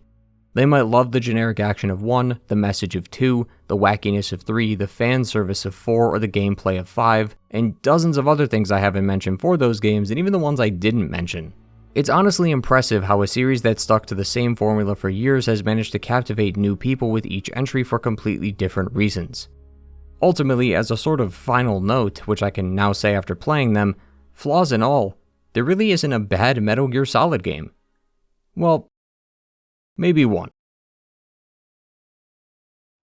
Metal Gear Survive was a game I added in at the last minute, which is ironic as the whole game feels like it was cobbled together at the last minute. At the time, I'd worked on this video every day for a month and a half straight and was ready to call it quits after finishing MGS5, plus the review scores of the game were less than stellar and I kinda wanted to end the video on a good note. But I decided to play it just to say that I did, which is when I discovered how important this was to the series. Metal Gear Survive is Konami's first crack at Metal Gear Solid post-Kojima. Due to the dispute, a lot of people had sided with the little guy and saw Konami as the ones who were wrong. As such, this put a lot of pressure on the company, as even though the main creator was gone, they still had the IP. And many were wondering what this series would look like after this, and well, they got their answer. Metal Gear Survive is not a terrible game, but it's certainly not great. It's got some interesting ideas, and because of how it's structured, it's really going to resonate with those that enjoy it. In fact, there were even times I was having fun with the game. The issue is that all of that pertains to the gameplay. The story? Man, where to start? Well, probably at the beginning. Survive first starts around the time of Ground Zeroes, where Mother Base is attacked by the XOF. We can see some of these surviving MSF members going back to the base to bury their comrades. Joining them is a man named Goodluck who has taken interest in a specific person. That, of course, would be us, which is where we begin our customization. Survive's protagonist is called the Captain, and you can create them however you like. I didn't realize until later, though, that I made an exact copy of Venom Snake, but with a mustache. So for the sake of headcanon, we'll say this is Venom Snake's twin, the Captain. Oddly enough, this fits as just like Venom Snake, the Captain loses their left arm too, as right after the attack happened, a wormhole appeared over Mother Base and sucked up everything nearby. The Captain managed to barely escape the portal, but got Bioshock Infinited in the process, and now their arm is gone. According to Goodluck, though, our arm mysteriously grew back. Unlike Elizabeth, though, we won't get any interesting powers like opening tears into other dimensions. In fact, all we get is a death date, as now we're infected and slowly dying. In order to find a cure, we have to complete Goodluck's mission, so we have no choice but to go inside. Once we enter, we see this world known as D-Tay is very run down and dying. Inside here is an XOF soldier known as Reeve. Initially, our conversation with him is less than inviting, but he'll eventually come around and help us so we can get out of here. Before that happens, we run into the main enemies of the game, the Wanderers, which are these zombie-like enemies with crystals protruding out of their head. Apparently, these Wanderers used to be humans, before being infected by some virus which turns them into these things. Once we make it to a safe place, we find an AI pod named Virgil who will repeat what Goodluck said about the mission and location. Our first objective being to rendezvous with the Cavern Corps, a group of people that came in before us. But they don't seem to be present, so we have to find these memory boards in hopes of not only repairing some of Virgil's memory, but finding out where this core went. To say Metal Gear Survive's an allegory for hell is an understatement, as this game's interest in the Divine Comedy is pretty on the nose. Our AI is called Virgil in reference to Dante's brother Virgil. D-Tay is supposed to reference the city of Dis, which encompasses the lower circles of hell. Cavern Corps is derived from Charon, the ferryman who sails a boat across the rivers of hell. Upon getting to a new map in the game, Goodluck will congratulate us for reaching the next circle, as in the next circle of hell, and even calls the objective Beatrice, who is Dante's wife. Like I said, it's pretty heavy-handed, but it makes sense given how hellish this place feels, plus it meant that all my knowledge of Dante's Inferno didn't go to waste. So far though, the start is lukewarm at best. I wasn't exactly enthralled to be in another dimension though, as it feels a bit too much for the likes of Metal Gear. Say what you will about Rising Blue's connection to the series, this game could have honestly done without the Metal Gear name, as the only threads that connect it are the attack on Mother Base and the occasional reference to nanomachines. Outside of that, it's its own standalone game, which isn't a problem, but not only should you not expect a Metal Gear experience when first jumping into this, but I also think removing Metal Gear from the name could have given it better publicity. Sadly, our first objective didn't exactly increase my interest in the game either, as these memory board missions are boring. All we receive upon retrieving them is a few tapes from a couple members of the Cavern Corps, but it's exactly as you would expect. The beginning tapes are happy and lighthearted, but eventually descend into fear and panic as the crew is taken over and then killed over the course of the tapes. Now, admittedly, these are spread out throughout the game, so you won't get all the tapes right away, but they could have been used to show what's going on behind the scenes, but the team didn't capitalize on that. None of the information is important outside of one part where one of the teams says that someone named Seth had joined their ranks. Seth's quite important later, so I'm glad his arrival was mentioned, but out of the 30 minutes I spent listening to those tapes, that was the only notable piece of info. Eventually, Reeve and the captain will see a helicopter arrive via a wormhole and crash into the ground. The captain decides to go alone and check for survivors while Reeve stays back as he hurt his leg on the way to the base. The best way to explain Reeve's role in the story is that he's the voice of the captain. Since our character is silent, the game needs someone to have a back and forth with, and Reeve is our guy for that. All of these conversations also happen through text slides, and I don't think I need to explain how I feel about them. What bothers me most though is that the game has cutscenes but refuses to use them. There's one that really stuck out towards the end of the game where Virgil meets with the crew and discusses their plan to take down the big bad guy.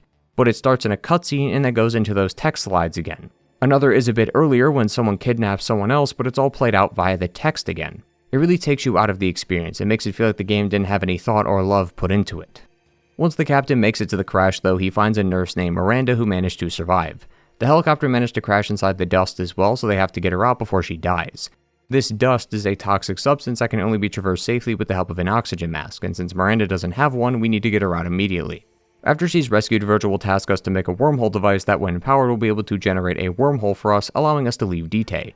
It's discovered though that the team doesn't have enough power and thus needs more energy to power it, which is when a person named Gruen comes on the comms and says everything Good Luck told us was a lie. Good Luck wanted us to help him for his own selfish power-hungry reasons, and Gruen here was able to put a stop to it as Good Luck apparently committed suicide. But if the Illuminati-esque picture next to his name didn't give it away, it's clear that Gruen is lying out of his ass, but we don't know what he wants just yet. After a few more retrieval missions, we discover that someone else has been found in the wilderness. Miranda though decided to go alone and save the person herself. Yeah, the nurse in heels who has no combat experience decided to venture into the dust to find the person. Usually I would say that this shows how brave she is, as she's willing to put herself in danger in order to save this person, but this is just stupid. Thankfully Reeve, who hasn't done anything in 7 hours, decides to finally get up and go save her while we find the person who came through the wormhole. It's learned that this person is a kid named Chris.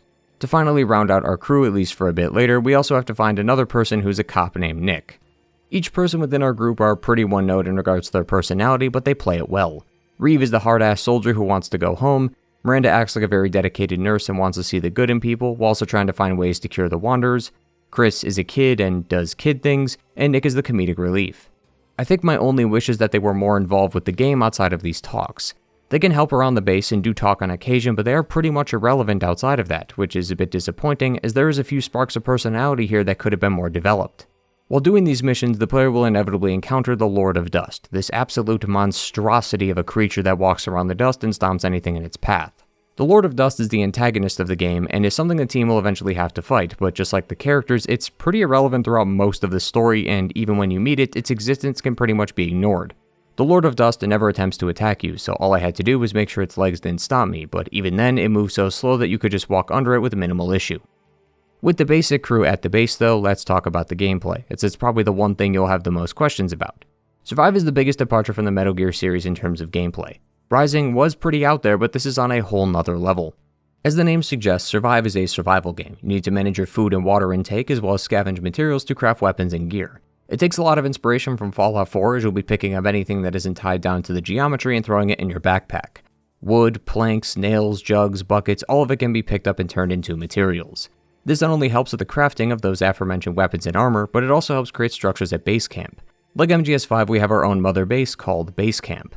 Just like Mother Base, our current crew can also help around the base by putting them in select teams like Base Development and Medical. Creating a proper base with defenses is going to help, but I never found the defense stuff to be worth the hassle, as you only get attacked I think 3 times throughout the main story, so it's better to focus on the important things like workbenches and campfires first, and then focus on the defensives later.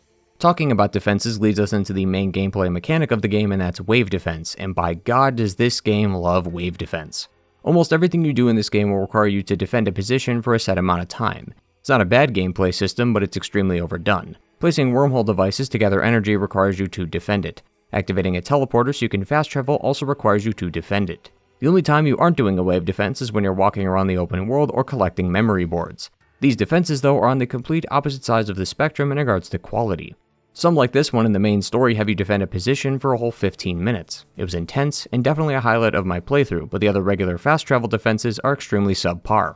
For some odd reason, you can completely negate all the difficulty here just by killing the Wanderers first. When the device activates, it attracts all the enemies nearby. But the game doesn't seem to spawn any new enemies, it only seems to attract current ones. So like a normal person, if you decide to kill them first, build your defenses, and then defend the wormhole, you'll have stuff like this, where the most threatening enemy I had was one Wanderer who was crawling on the floor. This isn't even a cherry-picked example, as this was the area before I killed them. There is at least 60 enemies surrounding this base, so activating the teleporter would have been more exciting, but I didn't do that because I would just be setting up my defenses only to have them destroyed. Plus, it's not like I can make more as the game doesn't let you. Now I'll be the first to admit, I don't play many survival games. Valheim, Conan Exile, Sons of the Forest. This genre isn't my usual forte, so let me know if this is just a standard for these games, but you can't craft anything or change gear on the fly. All the crafting has to be done at the base. You don't even have a small crafting book that allows you to make super basic items, so whatever you take with you is what you keep. You also can't swap equipment unless you're at the base either, so if you decide to test out a new weapon and realize it's too slow for your liking, you have to go all the way back to the base just to switch it. That's also why the game only drops materials and blueprints and not actual gear, as if it did, it wouldn't matter as you couldn't switch it out anyway. Furthermore, placing things down is permanent. If you accidentally place a fence or barricade down but realize it's in the wrong spot or was the wrong defensive item, too bad, as it's stuck there. You can remove it by dismantling the item, but it permanently deletes it and doesn't give you materials or the item itself back. You also can't repair existing structures, at least that I'm aware of, as I wasn't able to throughout the whole game. Survive also removes these structures for some reason, which is something I still don't understand. I had this bright idea to surround the wormhole device with these sandbags as a sort of last line of defense. But once the first wave was over, the device exploded, which apparently removed them completely. I'm assuming it's because they were too close to it, but the game does it during the teleporters too, which is strange as there's no reason to remove these items. This wouldn't have been an issue either, but due to the aforementioned problems, it's not like, oh damn, the game removed my sandbags. That's alright, I'll just make more. It's more so, oh, so I just lost a third of my defenses and I can't make any more? Wonderful. Besides the defenses, you'll also be exploring the open world, and it's pretty boring. On the map are circles. Yellow is the main quest, green are distress calls, and blue are points of interest like resources and teleporters. But outside of that, there is nothing else. Your crew can give you side quests, which they claim are favors you need to do for them, but it's more of just the previous examples put on your map. There are no actual side quests in this game, it's just more of the same. The blue circles did help though, as you're able to get Kuban, the game's currency, and supplies, and you'll need this to craft the best weapon in the game, a fence. Fences not only serve as barricades, but they also allow you to use thrusting weapons through them, so you can kill wanderers from behind the wall. These are your absolute bread and butter when it comes to defense or just general combat. You can get heavy, one-handed and two-handed weapons, but thrusting weapons with fences never let me down. Plus, getting close to these wanderers is almost a death sentence, as you can't really stagger them as they'll just swing through your attacks and likely stun lock you. Thankfully there is a dodge button, which was extremely helpful, so there is at least some way to combat this. The thing is though, is that the dodge is a part of a perk in your skill tree. I don't mind the skill tree, but I do find it odd how there's only one skill tree throughout the whole game until after you beat the game, where you can then branch out and experiment with different skill trees. I think it would have been nice to have the skill trees introduced earlier, but also make the cost to level up cheaper so you're not spreading yourself thin in the early and middle game. The one positive to this though is that there is a real lack of microtransactions, which surprised me. Seeing as the first thing Konami did with the Metal Gear IP after Kojima left was make an MGS3 pachinko machine, I figured this would be filled with schemes and methods to get you to pay money. To be fair, it's not like it's non-existent, but there's definitely less than I thought. There is a weekly item shop, which didn't bother me since it's all cosmetic, and even the pay-to-win things are boosters, which I didn't really consider necessary. But it does get a little bit egregious though when you realize you have to pay money for multiple recon teams, which are similar to those dispatch missions in MGS5. To be fair, you also needed to do that for that game as well, as I believe the number of squads was tied to the number of FOBs you had, which was bought with real money, but you get a decent amount of teams to start with, unlike Survive, which has 1. But still, while it was pretty annoying, it's not as bad as I thought it was going to be, as you can get through the whole game without it. And they thankfully didn't tie the material cases to the coins, which are found throughout the world and are rewards for weekly and daily quests that give you random materials, so we can all breathe a sigh of relief that they didn't monetize these loot boxes too. I've talked about Survive's gameplay more than any in this video thus far, and that's for a few reasons. One is likely because the vast majority of people, including Metal Gear fans, haven't touched this game, so you should probably understand what's going on here. The other reason I talked about the gameplay so much was because there wasn't a whole lot else to talk about. There are 22 main missions in Survive, and getting Nick, our last main crew member, was mission 12. We're more than halfway through the game and that's all that's happened. The thing is that I'm not even skipping over details again. Sometimes I skip over certain events in the game as they aren't necessary to talk about. I've done it in all my videos and even in this one. In between Sniper Wolf and Raven was a boss fight against Liquid Snake and a Hind D chopper. I didn't talk about this because story-wise, nothing happens. Liquid taunts Solid Snake, we blow up the chopper, and then we move on. There was no need to bring attention to it since nothing said was important and the fight itself wasn't necessary to mention since Liquid was going to survive anyway. I didn't want to take up more of your time than I already am, so I just decided to skip it. The thing is I have not done that for Survive. I've covered every morsel of information we received and this is all I have to show for it. This normally wouldn't be a problem, but since the gameplay is at the forefront for over 90% of the game, it's the only thing that players can look forward to. A game can have a mediocre story but good gameplay and still be considered great. The same is true for the opposite, but it's only for games that have a healthy balance of both. It's why some people still play MGS5 despite not liking the story because the gameplay was that good, or why some people may enjoy the earlier games despite the clunky mechanics as their stories they tell are wonderful. Since Survive's story is absent for 90% of the experience though, the only thing you can look forward to is the gameplay, and that on its own leaves a lot to be desired. Fast forwarding to where the story continues, eventually we find enough energy to generate a proper wormhole, allowing us to get out of here. To actually spawn one, we need to defend the wormhole device while it generates power, which leads to one of the few times the base itself is attacked. Defending the base is admittedly quite fun, especially since you can use more defenses than what you can carry. I do sort of wish that the crew actually helped though. Unlike MGS5, all of your crew are invincible allies that claim that they're helping you while you do all the work. I can understand why people like Miranda and Chris don't help, but I think it would have been cool for the people you put on the recon team to help you defend the base. You could also claim that it would be weird for Reeve to help out in case he died, but you can also find no-name soldiers like the ones on Mother Base, and they don't help either.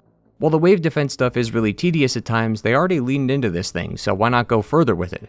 Having your crew be another line of defense would have been interesting, and having more base camp defense missions would have helped elevate the gameplay experience. After we successfully defend the base, Gruen tells us we need to use more power, claiming that we can't go home if we don't. Gruen is lying as he actually wants the Lord of Dust who just arrived to go through the portal, as he wants to bring it into our world and then harness its power. We won't let that happen, but we also can stay here, so we take Chris and go while the others go on ahead. The captain seems to really love suspenseful action, as instead of running away, he looks at the giant creature for minutes at a time, which of course causes him to fall, trip, and almost drop Chris multiple times. The crew then makes it through the portal before the Lord of Dust can enter, but they realize it's not home but rather another circle of hell, as Good Luck puts it. Before he killed himself, he recorded a few tapes for us to listen to, which is when he explains that his main objective and the reason he sent us into D was so that we could destroy the Lord of Dust. We also learn that D is not an alternate dimension, so to speak, but a version of our current world in the future. Apparently in the 22nd century, the world was overtaken by a virus that started from nanomachines. These nanomachines eventually evolved into what's called dread dust, which is that gray particle substance we have to cross constantly. Eventually, this dread dust evolved and took on a form of sentience, which eventually gave rise to the Wanderers and the Lord of Dust. This Lord of Dust is attracted to large amounts of energy, so its plan is to use a wormhole to go into our world and kill everyone. This world that we're in now is a world of Metal Gear in which that happened. The Lord of Dust is creating a constant time loop that resets when it destroys the world, so we have to break this cycle. This new circle of hell that we're in though is actually just the Africa map from MGS5, and you can tell because our new base is where the Devil's House used to be. It's even got the same tunnel, and it's also why I think the dust was created, so that players couldn't tell that they were on the same map with reused assets. Now that we've made it to the next step of the plan, Good Luck tells us through his post-mortem messages that we're here to find a weapon that will destroy the Lord of Dust. But first, we gotta go find more memory boards. At this point in the story, I was honestly getting excited, but doing these memory boards kills all the enjoyment I had, as they're not only the same exact mission, but the tapes, as we've already discussed, aren't that interesting to listen to. I want to clarify that while I was excited, it was incredibly minor. If my enjoyment at this point was as low as a concrete street, my enjoyment now was about as high as a speed bump. It's higher than it was, but even some of the series' worst moments were better than this. After finding the memory board, we also come across two guys named Seth and Dan. Seth was in a picture Good Luck had of us, so the captain seems to know him well, but seeing as he can't talk, we don't really know. According to Seth though, the weapon they were working on that could destroy the Lord of Dust was none other than Sahelanthropus. I guess we know what happened after Mission 51, as it was left here in the African wilderness. Dan ends up leaving as we try to kill Seth, but ends up coming back to ambush us while we look at Sahelanthropus. This is once again another example of the game just refusing to use cutscenes, as it cuts right to the text, while Dan holds us up with his shotgun. Dan claims that Seth is the bad guy, but Seth claims that Dan is the bad guy, so clearly one of them is lying. But before we can talk more, we're ambushed by a whole 3 Wanderers, so Dan has to run away. Now that we know the location of Sahelanthropus though, we can use it against the Lord of Dust, but we need to extract it from its current position, which leads to another wave defense mission. But it's actually one I liked, as it's that 15-minute one I talked about earlier. After we extract its head, we discover that Seth was actually the bad guy all along and decided to kidnap Chris. Sooner or later, someone was going to betray us. It just sucks that it's Seth, since the time in between his arrival and his betrayal was literally 2 hours. I barely spoke to the guy outside of that one time we found him, and all of a sudden he's the bad guy. According to Seth, he is also a Wanderer, but a more advanced version of the Wanderers, which is where we learn about the Dread Dust and nanomachines and how they evolved into these creatures. Reeve once again decides to come back into the script and put some effort in by coming up with a plan to take down Seth. The plan is to have the captain distract him while Reeve puts a bullet in him. This ended up actually surprising me, although I think it just shows how low my expectations were at this point, as not only was there an actual cutscene, I was honestly expecting Seth to just die right then and there. Instead, he ends up transforming into one of those mortar enemies, but is then put down by the captain a few minutes later, so he still ends up dying anyway. After this is where Seth is replaced with Dan so that we can at least have a new member on the team, but seeing as the game is about to end in a few hours and the cast doesn't talk outside these cutscenes, Dan is pretty much irrelevant to the story. Thanks to Seth though, Virgil was able to repair some of its memories and tell us that the captain has about 12 days to live before the infection overcomes their body. The only way to stop the infection is to defeat the Lord of Dust, so we have to prepare for its arrival. The plan is to construct these Archaea blades that will hold the beast in place while we charge the railgun to shoot its weak spot. All of that is going to take time to charge, so it's time for the final wave defense. This was probably the most fun I had with the game, as it really shows the depth it has, as Chris gives you a lot of defenses to use. There are dozens of barriers, machine guns, electric fences, and it was honestly pretty fun. Using the machine guns on hundreds of wanderers while they swarm us like the beaches of Normandy was great, but it just shows how limited the current gameplay system is, since we can't carry this many items with us, so this kind of excitement can only be achieved in this mission. Joining us, although only through cutscenes, are the rest of the crew, as they decide to stay behind and defeat this thing while Chris goes through the wormhole and escapes. Originally, the plan was for all of us to go through it while Virgil stays behind, but the team decided it's all or nothing, as they want to make sure the Lord of Dust is actually dead. So Chris is being sent out with all the info we've gathered on Dite and the Dread Dust in the hope that in the future, Chris can come back and get us out. I knew this was coming, as there was clearly a post-game and Survive can't exactly exist without Dite. I just find it funny how the whole objective was to escape only for us to stay behind anyway. Regardless, we fight the Beast army and then deliver a railgun shot from Sahelanthropus through its weak spot. However, it didn't seem to work, but Virgil has a plan. Apparently, since the Lord of Dust originated from nanomachines, it's not organic, thus it doesn't understand organic concepts like death. As such, Virgil is going to go inside the beast and teach it what it means to die so it can experience death. As unnecessarily complicated as it sounds, it is at least very Metal Gear. To do this though, Survive takes from Peace Walker and has another AI pod sacrifice itself in order to save the world. It's supposed to be this emotional moment where we say goodbye to our friend, while also showing us that our actions affected Virgil, as it was able to understand human concepts thanks to our talks with it. And for what it's worth, it does at least work in conveying that sort of emotion. However, Virgil is integral to the gameplay, so obviously it's not going to die, as the railgun really wounded its casing while completely destroyed the Lord of Dust. Virgil also plays us one last audio log from Good Luck, and it's learned that Chris was Good Luck from the past. Since the Lord of Dust was creating a time loop, the events of the world are also in a time loop. Good Luck as a kid would be sent into Dite, only to be thrown out during this fight. But instead of going back to his original time, he was sent back to 1943, so he was able to create a time loop by repeating the same events over and over again. He would work his way through the company, find the captain, and instruct him to defeat the Lord of Dust. During that is when the captain would meet Chris, who would then join the group only to be forced through the portal later, only to arrive back in 1943 and repeat this cycle. As we talked about before though, defeating the Lord of Dust would stop this cycle, which is exactly what happens now that it's dead. The Lord of Dust will no longer come into our world and kill everyone off, only to go back into the past and do it again. Plus, since it's dead, the infection that plagued the captain disappears, so now they won't die. Long story short, the crew of the base camp saved the world from constant destruction. The series has also come full circle, as the Lord of Dust was born of Dread Dust, which started as nanomachines, so now we've gone from using it as a plot device to explain unexplained things to actually killing a nanomachine. Incredible. All in all, Survive isn't great. I won't harp on the gameplay too much, as I've already done that quite a bit, but the story is pretty disappointing. It's absent for most of the experience and only picks up in the final hours of the game thanks to most of our objectives being repetitive memory board and defense missions. Our crew has some shred of a personality, but seeing as they too are largely absent for most of the story, they're never given the time to shine. They also have to disappear in order for the captain to do all the work, which is why Reeve doesn't do anything for the first 7 hours of gameplay, and the same goes for the rest of them. The only time the crew actually worked together was right here at the end when they activate the blades that trap the Lord of Dust. Outside of that scene though, they all run away so that the captain can defend the base by himself, or the script forces them to separate like when the Wanderers were about to attack Dan earlier. When a game is this obvious in what it's trying to do, you get taken out of the experience, and there was rarely a time when the game managed to bring me back in. Survive's story is the worst in the series, and probably would have done better critically if it didn't include the Metal Gear name in its title. Rising wasn't that connected to Metal Gear, and is even considered not canon by many, but still managed to not only conclude the story of a beloved character, but also kept things connected by referencing past events like the Patriots and SOP. Survive is only a Metal Gear game in name alone, which severely hurt a lot of its impact on the gaming industry. But even as a standalone non-Metal Gear title, I can't imagine it would have stuck around for long anyway. As I said at the top of this section, I wasn't going to cover Survive, and I still wish I didn't waste 4 days getting this part of the video finished, but it was necessary to talk about in detail so you could see where the series is today. Even if many want to say that the series ended 7 years ago with The Phantom Pain, realistically it was 5 thanks to Survive. This is where one of the most beloved series of all time now sits. At least that's what I would have said had this video released a month ago. The recent PlayStation Showcase showed us that not only is there a MGS3 remake in the works, but also a master collection that has the first 3 games together on one disc. It's apparently called Volume 1, which makes me hopeful for a Volume 2, as you already know the first game I want in that second collection.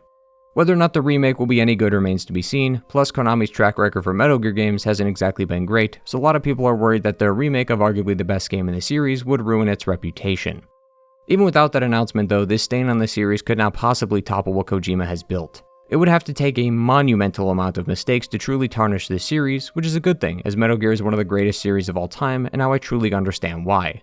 A few months ago, all I knew is that there was this guy named Snake, along with a few other guys named Snake, but now it feels like I've opened my third eye. Metal Gear is a series that is rich with lore, and a story that almost makes your brain hurt trying to piece it all together. But if you manage to actually understand it, you'll come to realize how incredible this series is. It's filled with dozens of themes and messages that are not only extremely important, but some are even more relevant today than they were when it first released. It's a series of games that not only makes you think about the actual story, but also the real-world ramifications of its ideas. Nuclear war is a devastating creature, and Metal Gear shows how it can corrupt people. MGS1 talked about your genes and how they don't define you. MGS2 was about passing down things that aren't your genes, like culture, ideas, and memories. MGS3 showed us that the times change our perceptions of people all the time, and how our enemies today may not be our enemies tomorrow. MGS4 showed the harmful effects of war, as well as the negative effects on a world heavily reliant on technology. Peace Walker talked about peace and if it was truly possible, and MGS5 dealt with revenge and pain and how those things can corrupt someone and change their outlook on life. It's a series full of enriching stories and messages that it's no wonder people are still talking about it all these years later. Despite this series being radio silent for over 5 years, people are more than ever talking about their story and experiences with Metal Gear, and this video is just another one of them. Talking about Metal Gear thoroughly is a complicated task as there's so much to discuss, but I hope I was able to get my point across even if it took 5 hours to do so. Thanks to the community of fans it's garnered over the years, Metal Gear hasn't been able to disappear from the public eye, and it likely won't for a very long time, as there truly is nothing like it. While the complicated story was fun to dive into, my favorite part was connecting it back to the themes of each game, but out of all of them, there was one that really resonated with me the most. It is not only a message to the fans from Kojima, but it's also about the series' legacy. It's about never giving up and continuing to live our lives regardless of what they may be. It's also about enjoying that life that we have and never settling for less. Or, as the game puts it, never be game over. Thanks for watching. Thank you for watching today, and I hope you enjoyed. Kept you waiting, huh? I've been waiting to make that joke for 2 months, so spare me the eye rolls. The next video will likely be on Spec Ops: The Line. I've been meaning to hit that game up for a while, and I also believe it's also got a similar anti-war message, so it'll connect to Metal Gear quite well. Don't worry though, you won't have to wait another 2 months for that to come out, as the game and its respective video will not take nearly as long as this, so we'll be alright. I know I've said it a ton, but thank you if you managed to make it this far. I did not expect this video to be this long. I figured it'd be 3 hours at most, but that didn't happen. It's definitely the longest video I've ever made, and will hopefully be that way forever, as this was a chore to make at times, but it was worth it. Either way, like the video if you enjoy and subscribe if you're new. Thank you to my returning viewers for coming back to another video, and take care everyone. Goodbye.